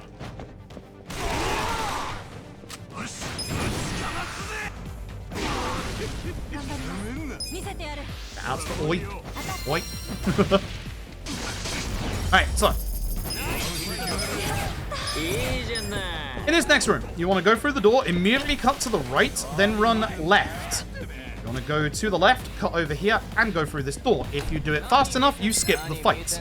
If you don't do it fast enough, that fight takes 30 seconds and would have killed this run. In this fight, I forget what I'm supposed to do. I'm very certain I punch this guy. Rose. I hope that Adachi goes after Buckethead. Damn it. Reason being is that Adachi's essence here knocks the bucket to the ground. At that point, Jumihan just punches him. But because he went ahead of him, now I'm going to have to use head trauma instead. Because he actually has a resistance to knife attacks. Bit of a shame, a little bit of time. Ow. 5 or so seconds. Although he did a very quick attack on Ichi at first, so that may not have been that bad of a loss of time. Heal here, because with the new level up route, we kind of lose MP at one point in this place. So we're just going to make sure we have enough MP to get through here. Interesting. Sometimes my furniture doesn't load in. It has to do. This fight. Stab this man. Throws everybody, which leaves just the main guy. He's sleeping on his desk. If you're sleeping on your desk at work, folks, please get a new job. Do not allow yourself to be forced into those conditions. Thank you very much. This is the hardest fight in the entire game right here. Hardest fight in this entire set piece. I can literally lose the run to this fight. We have to guard, we have to roast Typhoon. Oof. God for that. Alright, second fight skip coming up here. This is going to look like the easiest one. If I fail this, I'm going to lose a minute and a half. That's it, that's the fight skip. I may have just looked like I ran forward. I did. The trouble is, that's a really precise angle. Like, it's actually surprising how precise that angle is. If you remember earlier, there goes my furniture. If you remember earlier when I talked about displacing our hitbox, that is one of those where you can displace your hitbox into the fight spawn. I've forgotten the quick way to do this. Shit. I'm fairly certain it's this. Crit, if not. Airstrike, paralysis. These crits. It's all pretty good. Yeah. I think that's the quick way to do that fight. Alright. Fight skip number 3. You've got to be a bit quick on the draw for this one. You want to ignore all of the quixotic armor down there. We actually don't need it. There is unfortunately a first aid kit to the right here, which we also want to ignore because what we need to do is get into this room ASAP. There's a fight spawn that spawns right here. As you can see, it's right there. That fight spawn is going to walk by that pillar. When it does, run through. They won't see you. This fight spawn will actually get into a fight with you earlier. Kuwabara, Kuwabara. Hoping for a crit there, so man would have died. Man will not die to that now. Now we do our best single target. I'm really hoping to paralyze Hirota. If I can paralyze Hirota, then we will hopefully have him not do his big long buff. Good. At this point, head trauma. Head trauma for a lot of damage.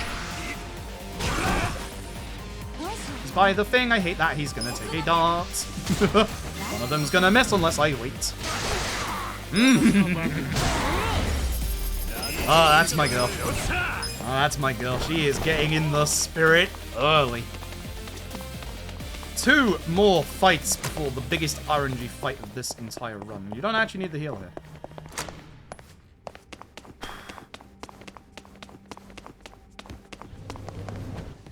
There's a quick way to do this fight. It's a bit rough. I didn't do it in my PB. I need to save some time. So I'm gonna do it. The quick way is to not attack with Jungi, which is a little weird. Okay, that guy moved forward, so we should be good. Hopefully he didn't get knocked towards the wall. Good. That's a quick way to do that fight. Basically, sometimes Robson can push him next to the wall, and if he's there long enough, then obviously he will only take 2 darts instead of 3. 1 more fight to go. Here's the downside of this final fight. It can actually kill you. It can kill Itchy. There are 2 moves that I do not want to see in this fight, and they are both aimed at Itchy. One is Hand Grenade. The other is this one. Thankfully, not at Itchy.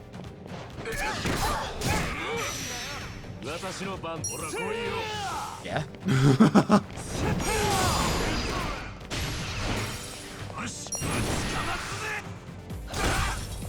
That pushed him away from the wall, actually, so that's quite good. Hoping to paralyze him so he doesn't try and kill Eri. Downside, Eri actually has attack down because of that. That sucks. This kill? This might not kill, actually. Yeah, because of Eri's lessened attack. Dang. Alright, big menu time. I'm glad she leveled up from that. Alright.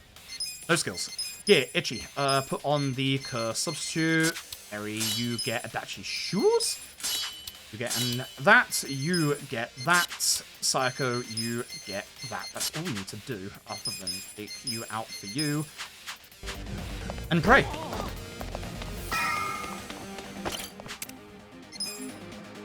Trickster's Top. A skill that we learned for Eri a long time ago. It has a 1 in 4 chance of casting poison. Funnily enough, there are multiple varying levels of poison in this game. The game just doesn't tell you about it. Trickster's Top Hat does more than double the damage of poison than Jungi Han's poison. The downside is, again, it's a 1 in 4 chance, and this fucker also sometimes doesn't take poison. As you'll find out when we try and poison him with Jungi Han. The one debuff that this guy does not remove is poison. Therefore, we are going to try and poison him up. Get a little bit of damage. You're in one of those modes. Go fuck yourself. Kick Tindo's ass for us. Hopefully. Ask his bonus, yes/no. Oops. No. So that's a little bit of a shame. Trickster's Top. First turn, please.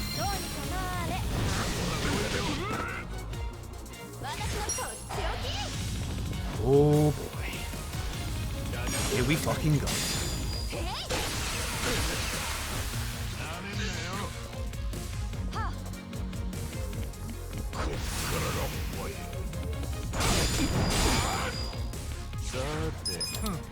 Buff. Eri and Sayako. This is world record pace. For reference, this is currently world record pace.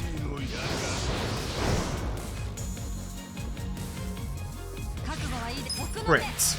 Come on, Eri. That's what you gotta do. I didn't get that many crits in my PB, so we're really hoping for crits on Eri. By giving Coercive Shout to Sayako, both of her attacks get an extra 100 attack. Your guards are so very important here. Both for surviving and also to stop him getting extra turns. Fun fact, Jungi Han does a lot of damage. The mark of the beast. Now comes Tendo's bullshit. Turns in a row, baby.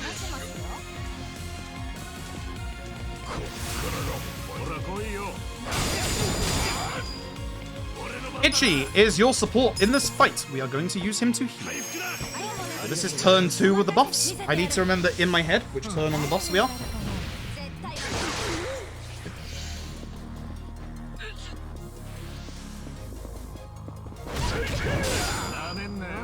This move allows him to take extra turns. Problem.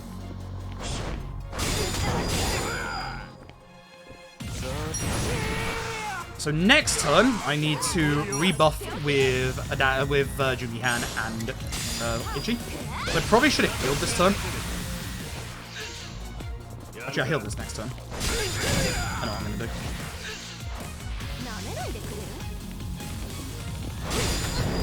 Shit.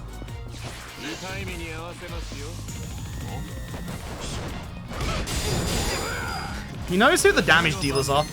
This is what I'm going to do, actually. I'm going to heal. And then with Ichi, I'm going to try and push him to his next phase quicker. On about 2 rocket launches. We must buff this turn. Ichi and Jungi-Han.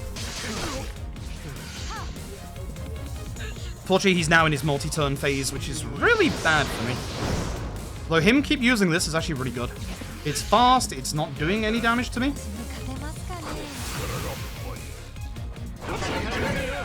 That's my boy. That's my boy!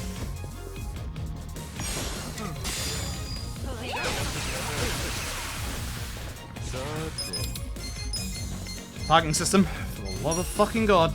I need you to help me out here. Both Bavarian Psycho's buffs are running out here. That's why they have to be put on now. Plus, we're going to phase 2. So, this is actually a really good time to do this. Love the fact you keep using that. Just keep doing that.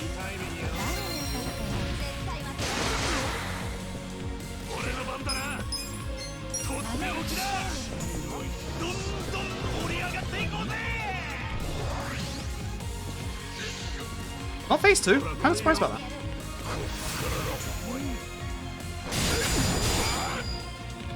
Go to phase 2, jackass. Let's have some fun.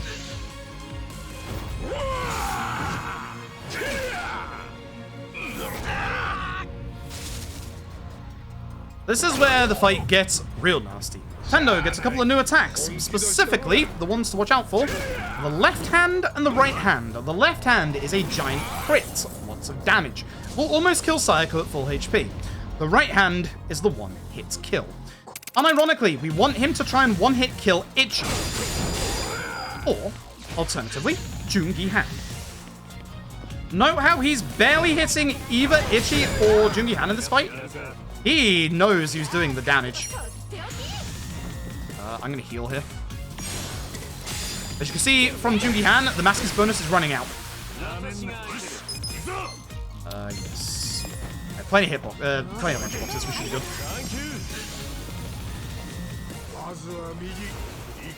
Bastard. If we can do enough damage to Tendo, we can stop him from one-hit killing. But you need a lot of damage.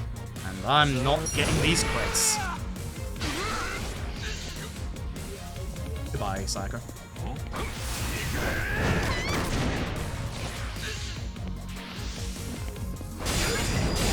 Thanks for remembering that Ichi exists. Oh, fuck.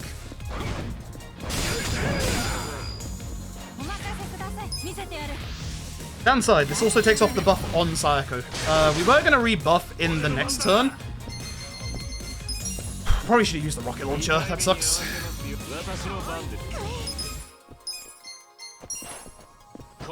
We should have healed Ichi there. Very.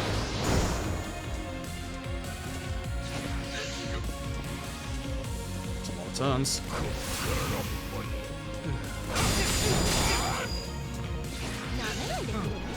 That's fine. Okay, I'm gonna do something stupid. Miss me, punk. Normally I wouldn't want to use this here. I probably should have healed, to be honest. I'm gonna have to heal with Ichi instead of dealing the buff to Sayako.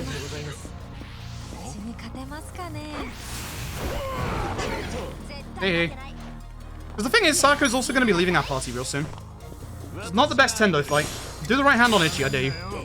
I would also accept it on Sayako right now. Not gonna lie. It's fine.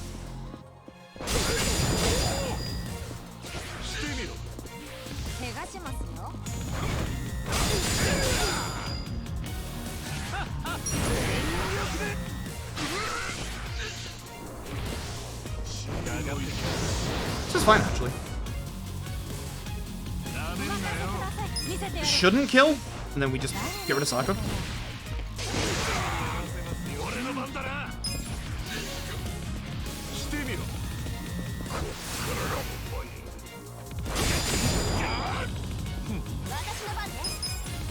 We need to go fast in the next fight. We need Adachi in the fight.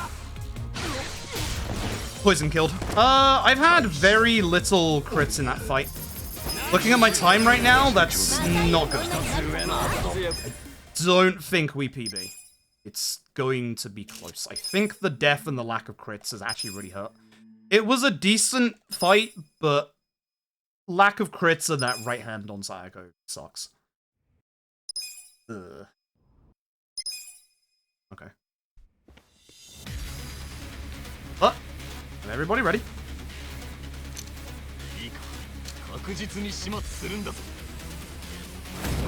This fight can go a lot quicker than it didn't in my PB, so there's a chance. If we can get very lucky against the Young Master. What we're going to do is we're going to start hitting the Young Master. Ichi went ahead of Eri, which is very good. With our best single target.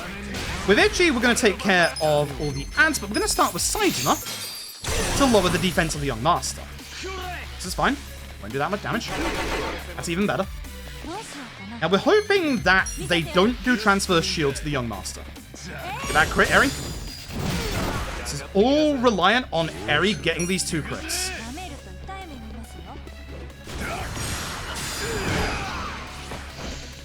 Yep.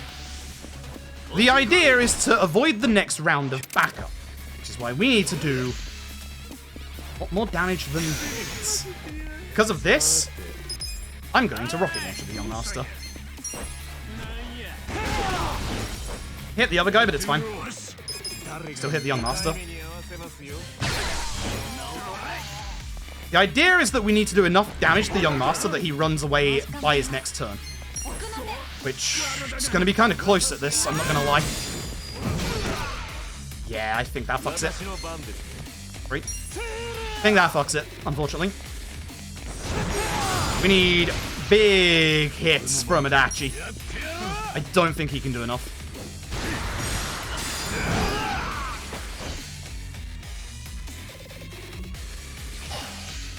That's my man. That's the good shit. That's the good shit.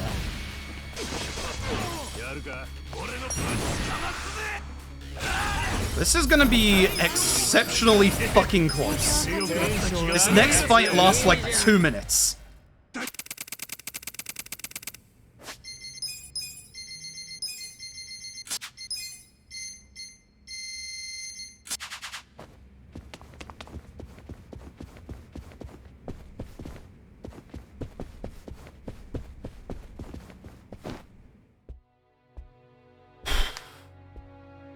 Next fight lasts 2 minutes. This is gonna be real fucking close.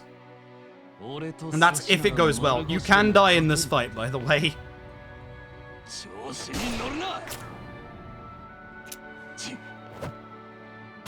There is a small chance this might be the first sub 320.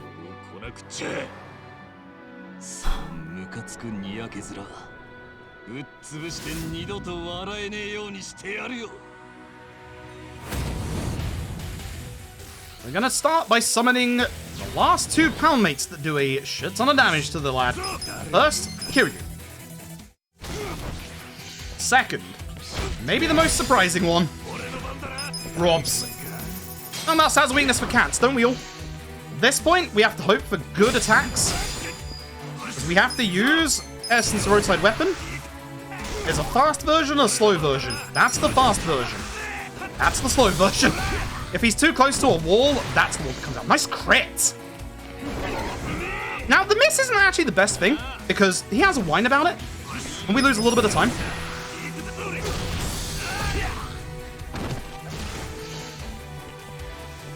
He's gonna lower his defense. Are you sure about that? Just not enough.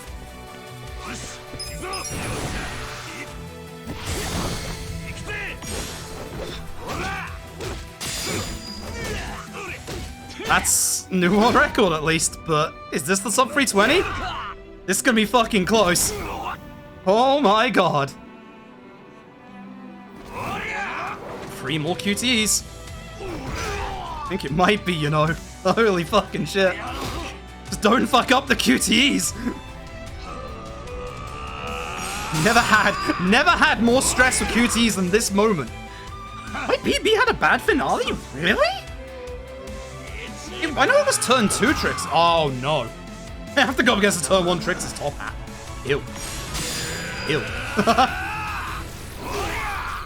That's sub 320. That's sub 3 fucking 20. That's the first sub 320 in the world. Fucking go! Holy shit, I've been working on that for so fucking long! Fucking hell. Ah, it feels so fucking good! Fuck. God damn. I didn't think my SPB had a bad finale. Because I know my Tendo in my finale was good, and I remember it being good.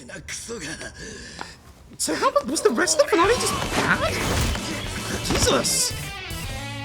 We could have avoided the curse substitute in the end, but I'm glad I didn't. Like, Hell yeah. fuck. Jesus, I'm actually shaking. Holy shit.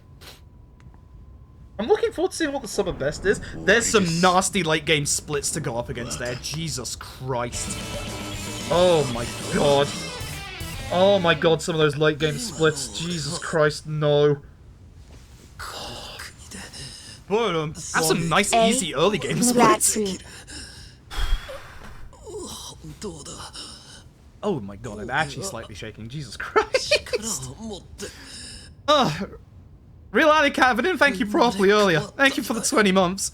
Lunar Abstraction, thank you for the 20 gifted subs. Brewski, thank you for the 100 bits. Commodore, thank you for the Prime. Tony T Trouble, thank you for the 100 bits. Bohemian, thank you for the 5 tier 1 subs. Valkyrie, thank you for the 100 bits. Bad sweeper fight? I had a bad sweeper fight here! Jesus.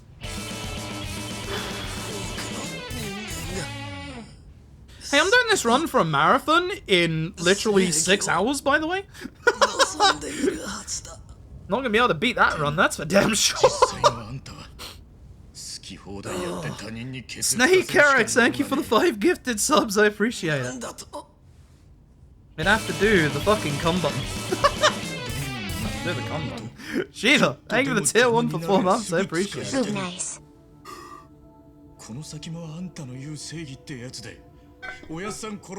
World first sub 3 fucking 20. Let's fucking go. Oh, Jesus Christ. Remember the other day when I said I don't go for world records and they don't mean that much? They fucking do in some games, I'm not gonna lie. We have, and like, I don't want to make it clear, it's not just me. There's been a couple of us that have been grinding this fucking run out.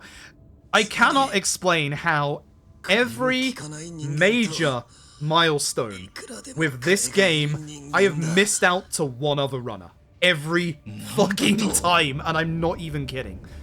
That's why this actually feels real nice. I managed to not choke the actual benchmark run for once. When we were going for sub 325, I had a sub 325 run, and I messed up, I believe it was chapters 12 and 14, and Tom had a fantastic run and set like a 324, 323, and I missed out on the 325 that way. And we've had the 320 for a couple of months. I've been so desperate to get sub 320 first, just to say I actually hit a milestone first for once. This run's gotten real fucking hard. It's funny because like the thing that I really like about this run, apart from like the big giant like time swings at the end because of the sheer RNG this run pulls out, it's that group of splits in the middle, chapters like 7, 8, and 9 that you can see that are all 5 seconds, 2 seconds, 5 seconds. That's the sign of somebody that is very, very fucking in tune with any of their speedruns. when Big No-No does their Yakuza Kiwami run at GDQ, if you ever see a speedrun by Big No-No, their splits are constantly only like 2 seconds, 3 seconds, 4 seconds, 5 seconds. Like, that's the sign of somebody that has a real attunement to a run and has grinded it out. Look at, like, Punchy, for example. I really like watching Punchy streams, for example. Punchy in their runs are always like 2 seconds, 1 second, 3 seconds, 5 seconds. It's always so tight because they're good runners that have a good attunement to the run. This run is volatile with all its fucking RNG, so to have a mid-game that is like that tight time-wise makes me very happy. With all of this RNG, it makes me so very happy. Snake Arix, once again, thank you for the 5 gifted subs. Shiva24, thank you for the resub for 4 months. Saminya, thank you for the 5 gifted. Ken, thank you for the 5 gifted. I not gonna run anymore if I got a PB. That's speedrunning in a nutshell. Like, Punchy would play the game this much RNG. One other fun fact, Punchy has done a speedrun of this game. Not any percent, New Game Plus, but Punchy has done a speedrun of this game. Fun fact. Fun fact. I didn't upload it to the boards, but I was there, I saw it. I was there, I saw it. So Punchy has actually done a run of this before. New Game Plus is a completely different beast. New Game Plus is fun in its own ways. It's a lot shorter as well. It's a lot more streamlined. But holy fuck, New Game Plus just zooms through the game. The thing that I don't like about New Game Plus is it just doesn't have stakes to the run. Like, the stakes in the run are different, but you're never gonna die, because you're always gonna have, like, a maxed out level character. Like, that's the way that you do New Game Plus, is because, you know, you have a max level character. It's kind of like Yakuza 0 in that what you actually want, and funnily enough, Yakuza 0 is actually slightly different to this. You want a character that's got quite a lot of levels in, like, Legend style. But actually, Yakuza 0 strats use the zap guns, so you want to fill your inventory up with zap guns rather than have a high level, but you also do want a high level for those moments where you have to punch a boss. Like, literally, like, that's the reason why people keep asking for, like, aim-on percent. For, like, people have been asking for aim-on percent in 0 for years, and it's like, how do you do the rule set for aim-on percent? Like, we've had these ideas for aim-on percent for, like, you know, do a run where we only fight the aim-ons in, like, every Yakuza game. But how would we define the rules of that? Because with Yakuza 0, you'd get to a level 999 Legend style, and you would literally one-shot aim-on. Like, you'd load the game up, one-shot aim-on, and then leave. Go to Yakuza Kiwami. There's a lot of the aim-on fights that wouldn't be, like, that hard, for example, but it is literally just, you would get to level 999. And it's the same with New Game Plus for this. You get to max level so that you go fast. Like, that's the whole definition of it. You go fast, and you go very fast in New Game Plus of this. But there's something... I'm not a masochist. I kind of like my runs dying in chapters 12, 13, 14, and 15. I swear I'm not a masochist. I swear I'm not a masochist. Holy shit, I no longer have to run up against that chapter 2. Yay! Thank fuck! Oh my god, I've had the nastiest chapter 2 splits for literally like 2 months that I've had to run up against. I no longer have to run up against them. Thank fuck! Oh my god, I can't describe how happy I am about that. Holy shit. I actually have a little bit of leeway in early game resets now. Holy shit. Feels good. Oh my god.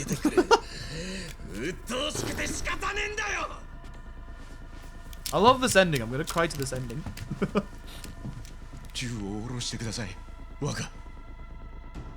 This is absolutely my favorite Yakuza run at the moment. People keep asking me like what my favorite Yakuza run is. It absolutely changes depending on the month. There are like a general like lot of Yakuza runs that I do enjoy doing. K2, 06. But for instance, I haven't done those runs in a long time. Obviously, I've had the flu for the past month. Fuck the flu. But also, I just don't do those runs very often, that much very often. I've really enjoyed derusting K2 for Power Up the Pride. So I'm likely going to go back to K2 runs, now that I'm learning the new route.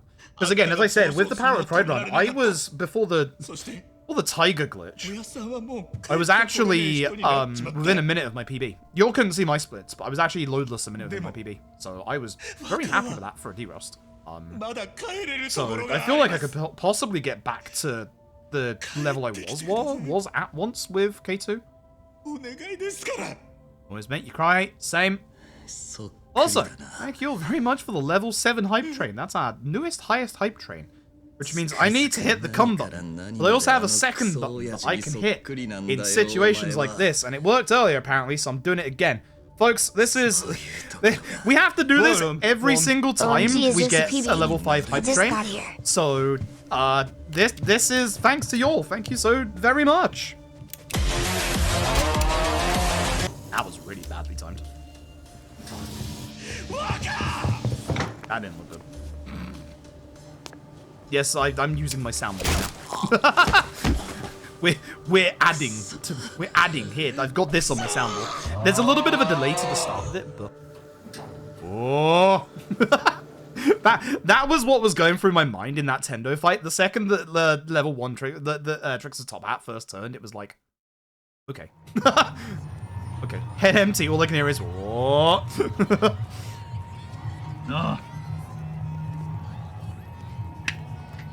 I'll be honest, I thought this run was dying in Chapter 12. I thought this run was dying in Chapter 12 when all my party members were dying. I know I golded there, but I actually unironically think I did the right thing by keeping my party members dead. I actually genuinely think that,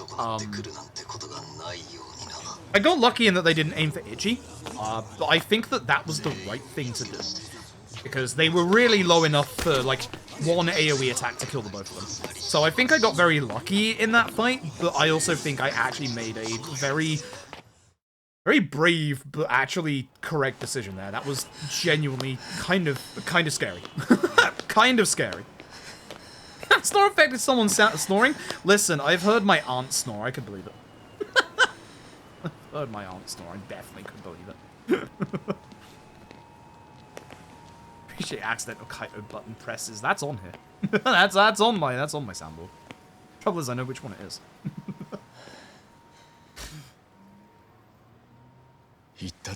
Don't like this cutscene. It makes me cry. Don't like this cutscene. It makes me cry. Always makes me cry. Dynamic type. Thank you for the resub for a year. Thank you very much. And Kazu Cherries. Yes, this is a PB/world record. It is the first sub 320.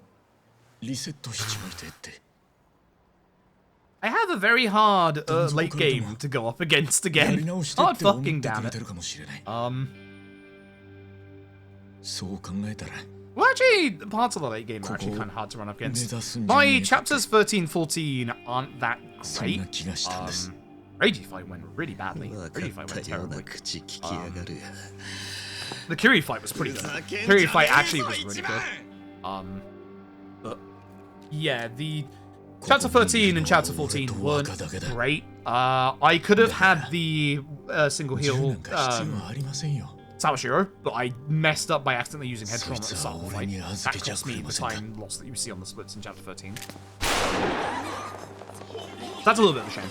But other than that, that late game was very, very good. For those who missed it, first turn Trickster's top hat. Had a death to Sayako in it, but first turn Trickster's top hat.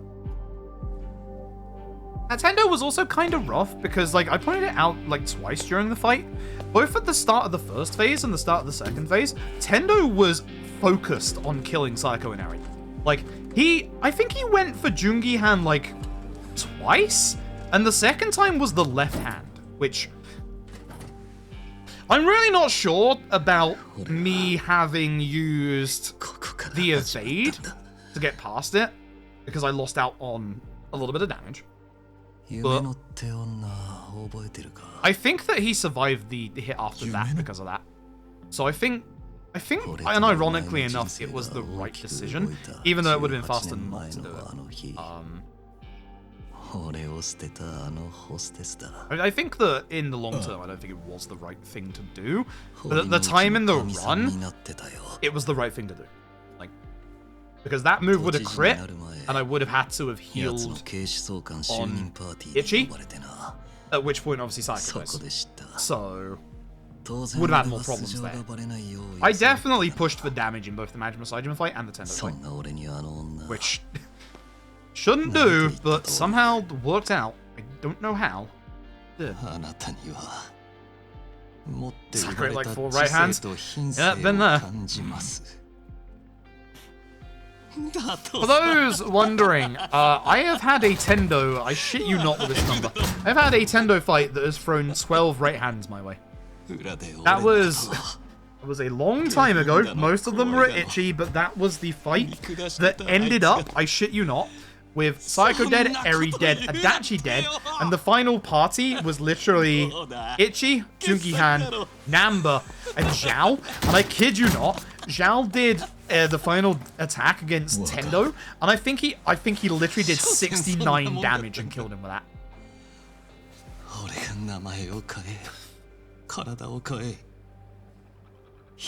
Never gonna forget that fight. That was horrific. It was absolutely horrific. This cutscene's so fucking good. This is genuinely RGG's best cutscenes they've ever done. Like, the sound mastery in the scene, the voice acting, both in English and Japanese, are phenomenal.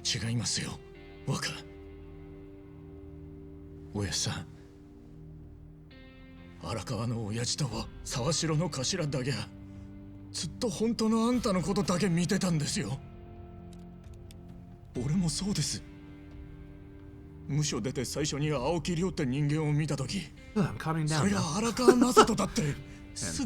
Calming down now.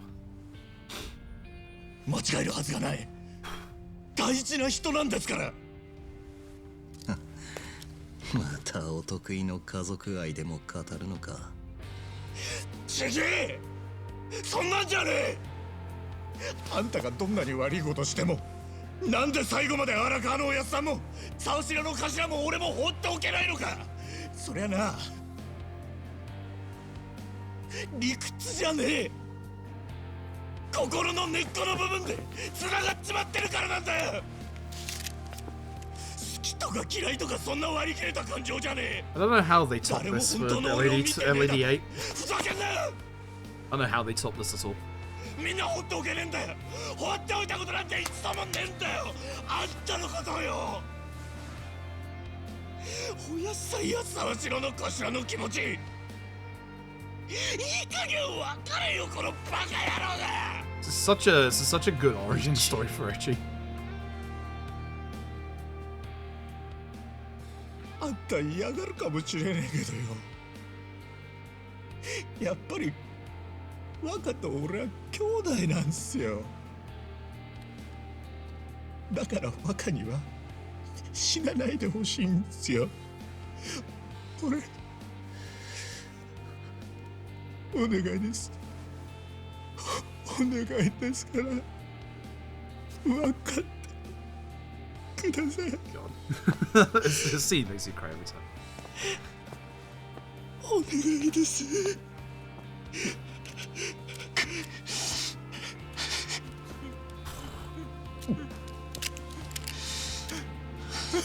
Once these cutscenes are done, we're going to look at what the summer best is, because I'm very curious what the summer best is in my splits at this point. I think it might be sub 315. Genuinely might be. It's going to be close to it.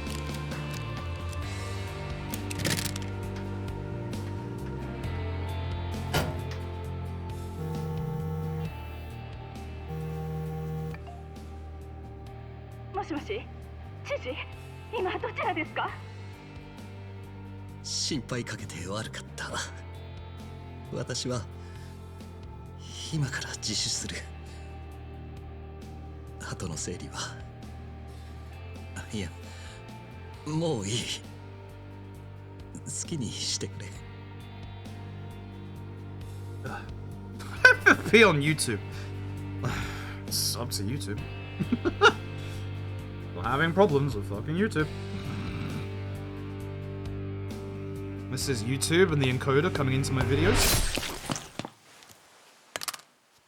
Huh? Nope. That's my reaction to seeing the HD symbol next to all of my VODs and actually only being available in 240p. Thanks, YouTube.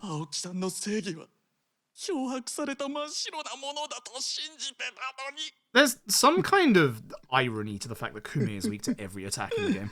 Like, まだ間に合う。本当の正義は勝つんです。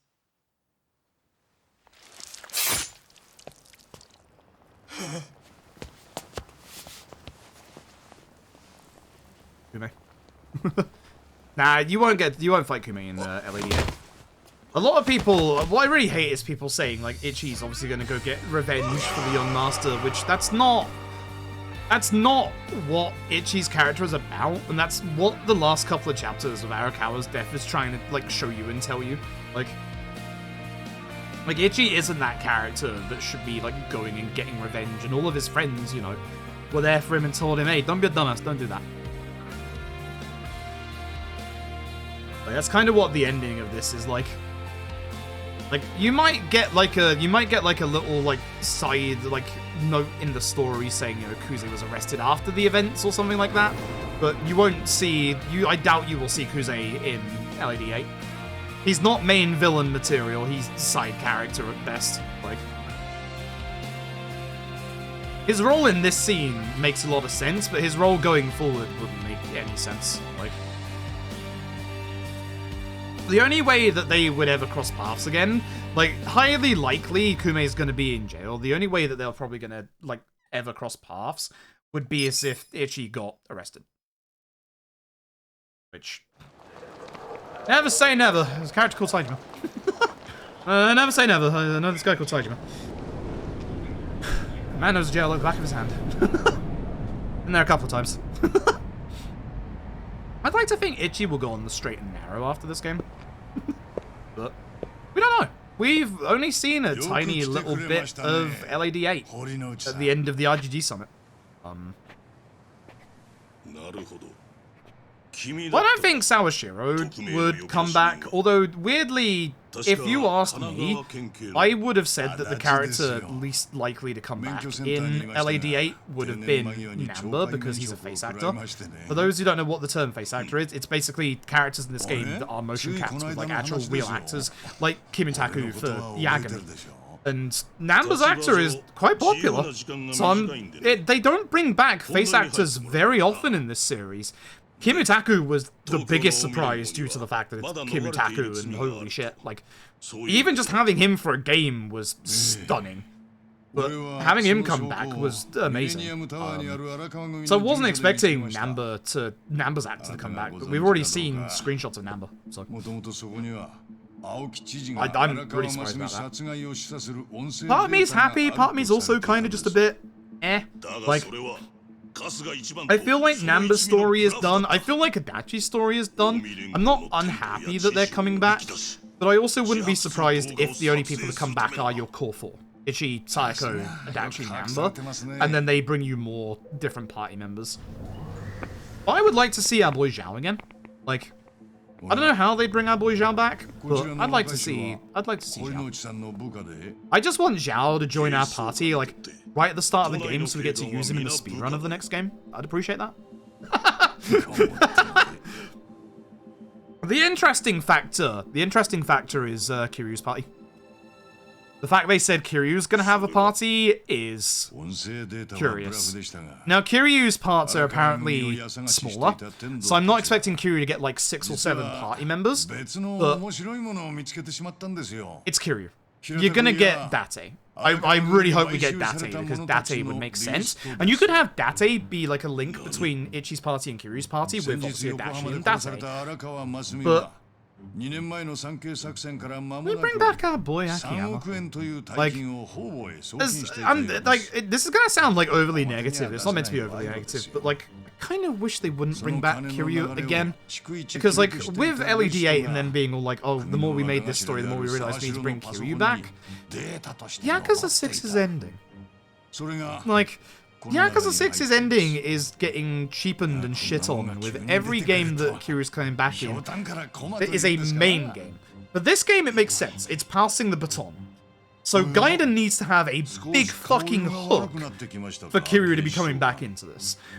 But I actually quite like Gaiden. And I actually like the fact that Gaiden is a side game, because with a side game, you can do that kind of thing. You can bring those characters back, and not, you know, fuck with things. So... I don't know who... My dream team for a Kiryu party. My dream team for a Kiryu party would be Date, obviously Kiryu, Date, Akiyama, Tanemura, and Shinada. I don't think the last two have any chance. The fact that Tanemura now has a new actor would be nice.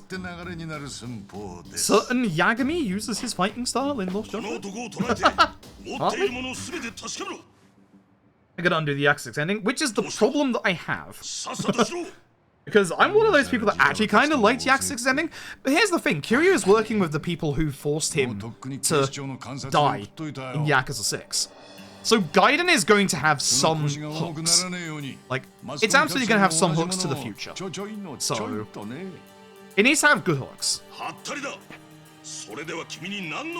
then you've got the other side of the coin.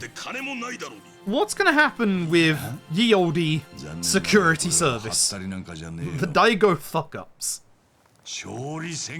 I'm not sure if a security service that consists of Daigo, Watase, Majima, and Saejima is the best sounding security force in the world, or the most terrifying. You would have Watase and Saejima as door bouncers, and if anyone fucked up, you just send Majima off. Like, you don't need anyone else. That's it. That's all you need. When you learn that Daigo's security company is covering an event, no one does shit. Nothing goes wrong. Be the best security ever, right? Like, you are not physically imposing yourself on the door guards of Saejima and Watase, and then if you get past them somehow, you have Majima in the wings that Daigo just goes sorting out. Majima would have fun.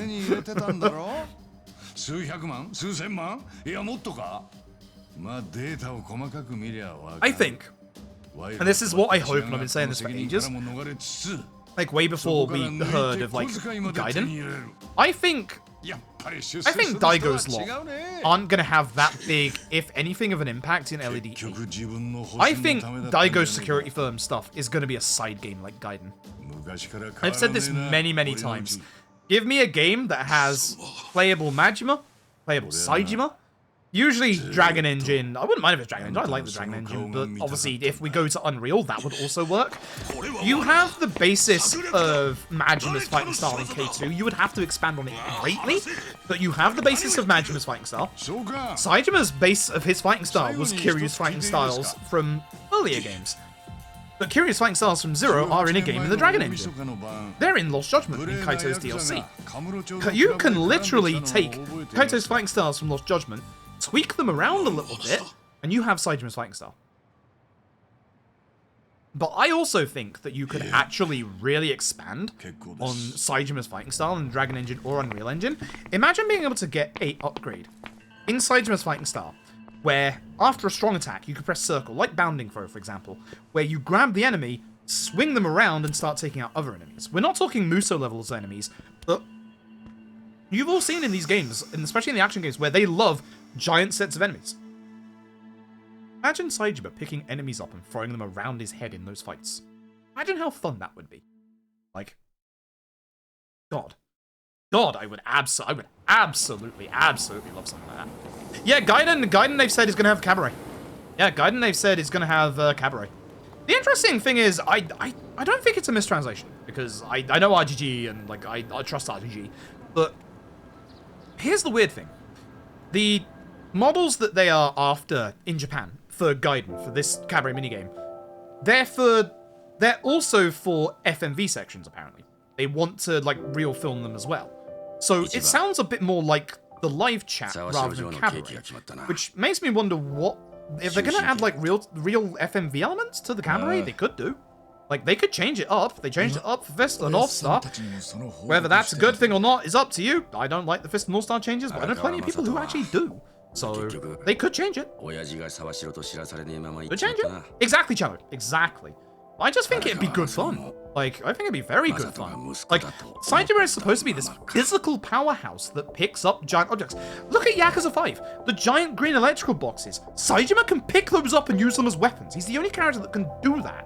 Because Saejima is a goddamn physical powerhouse. Put that into gameplay, and by God, you've got some fun gameplay there. Confirmed it returning for Gaiden, yeah. But again, the Japanese account that asked for actresses actually, like, literally said it was going to be for Gaiden and LED 8, but also with, like, real-time filming. So there's going to be a real-time element in there somewhere, it seems, but what knows how. But even if they have just the same cabaret gameplay from 0 and K2, I'm still happy with that, because that's a good minigame. I like that minigame a lot. One minigame I wouldn't mind coming back. It's a little different, but it's kind of like it was in 3 and 4. I'd like the host club Adam stuff to come back from OG Yakuza 2. It's a little different than the cabaret stuff in 3 and 4, but it's somewhat similar. I like the new cabaret version more than like the 3-4 version. I would love the host club Adam stuff to come back. I really enjoyed the host club Adam stuff. Like, it's really good. Like, and it had actually like good depth to it as well. Unlike in the speedrun, because it takes 2 minutes if you accidentally trigger it. Thanks for that. Like Ken watching fast food like a pulse, yeah, exactly, like something like that. Like if you're doing action games, you can really play to the fact that Saejima is a physical power. There are good ideas in there just to make Saejima just completely demolish people. Put you on the other end host table. Exactly. Like, exactly. I'll be honest, I just want more Watase. I just want more Watase. I do like how they shove Saida and Majima over on the side of Watase, because otherwise Watase would be on this side alone, because he's the Omi Alliance member here. Actually, he is the Omi Alliance member here. I don't imagine he would be here, but if Reiji was alive, I feel like he'd be here. Although no body. Everybody else got out of that explosion. Reiji might be alive. That's my fear. God, I love you. God, I love this man. God, I love this.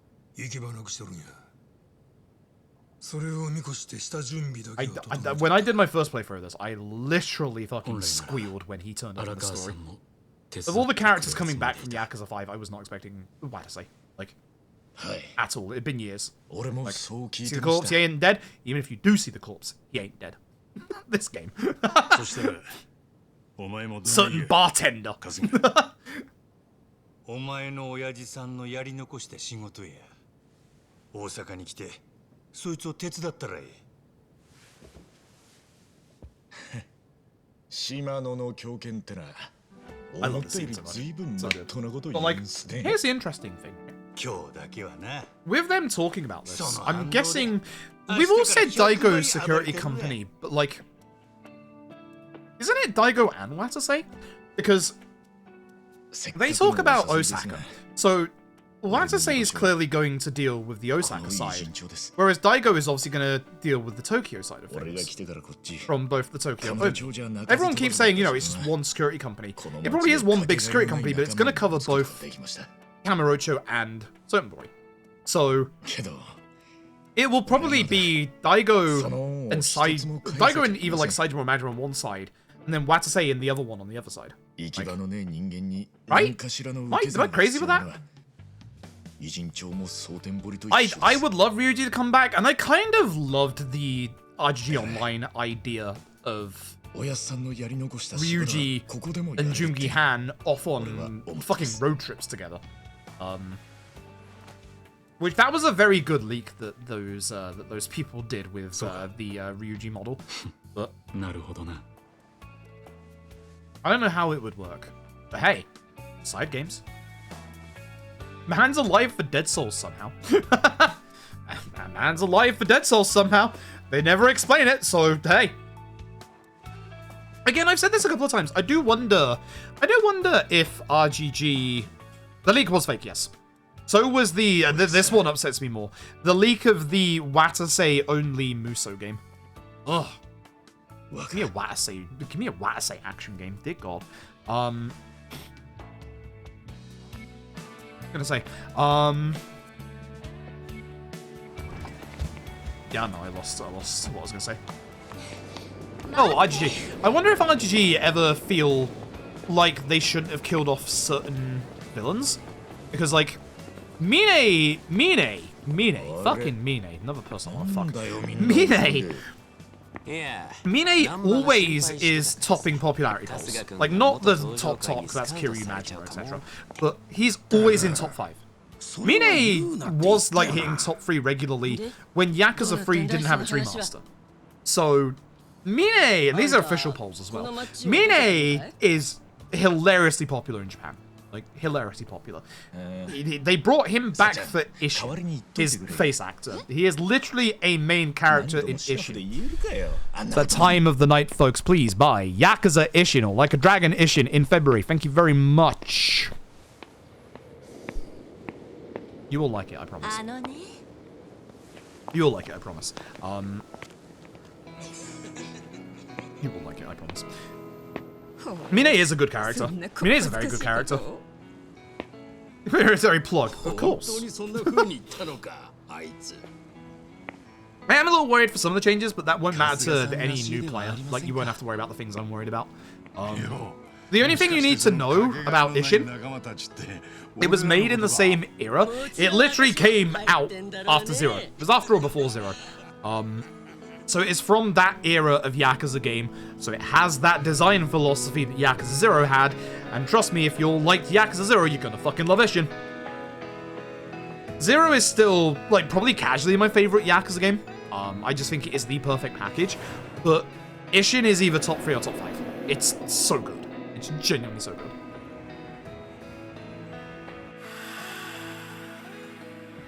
Only missing since Tekken 2. True. And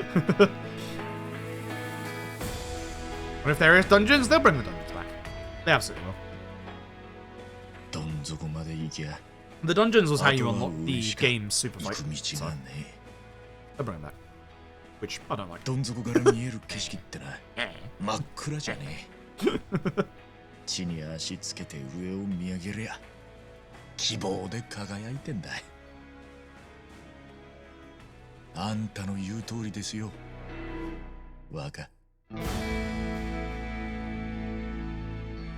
This ending. Kind of a good run. I mean, this is world record in the first sub 320, so no. Yes, very good run.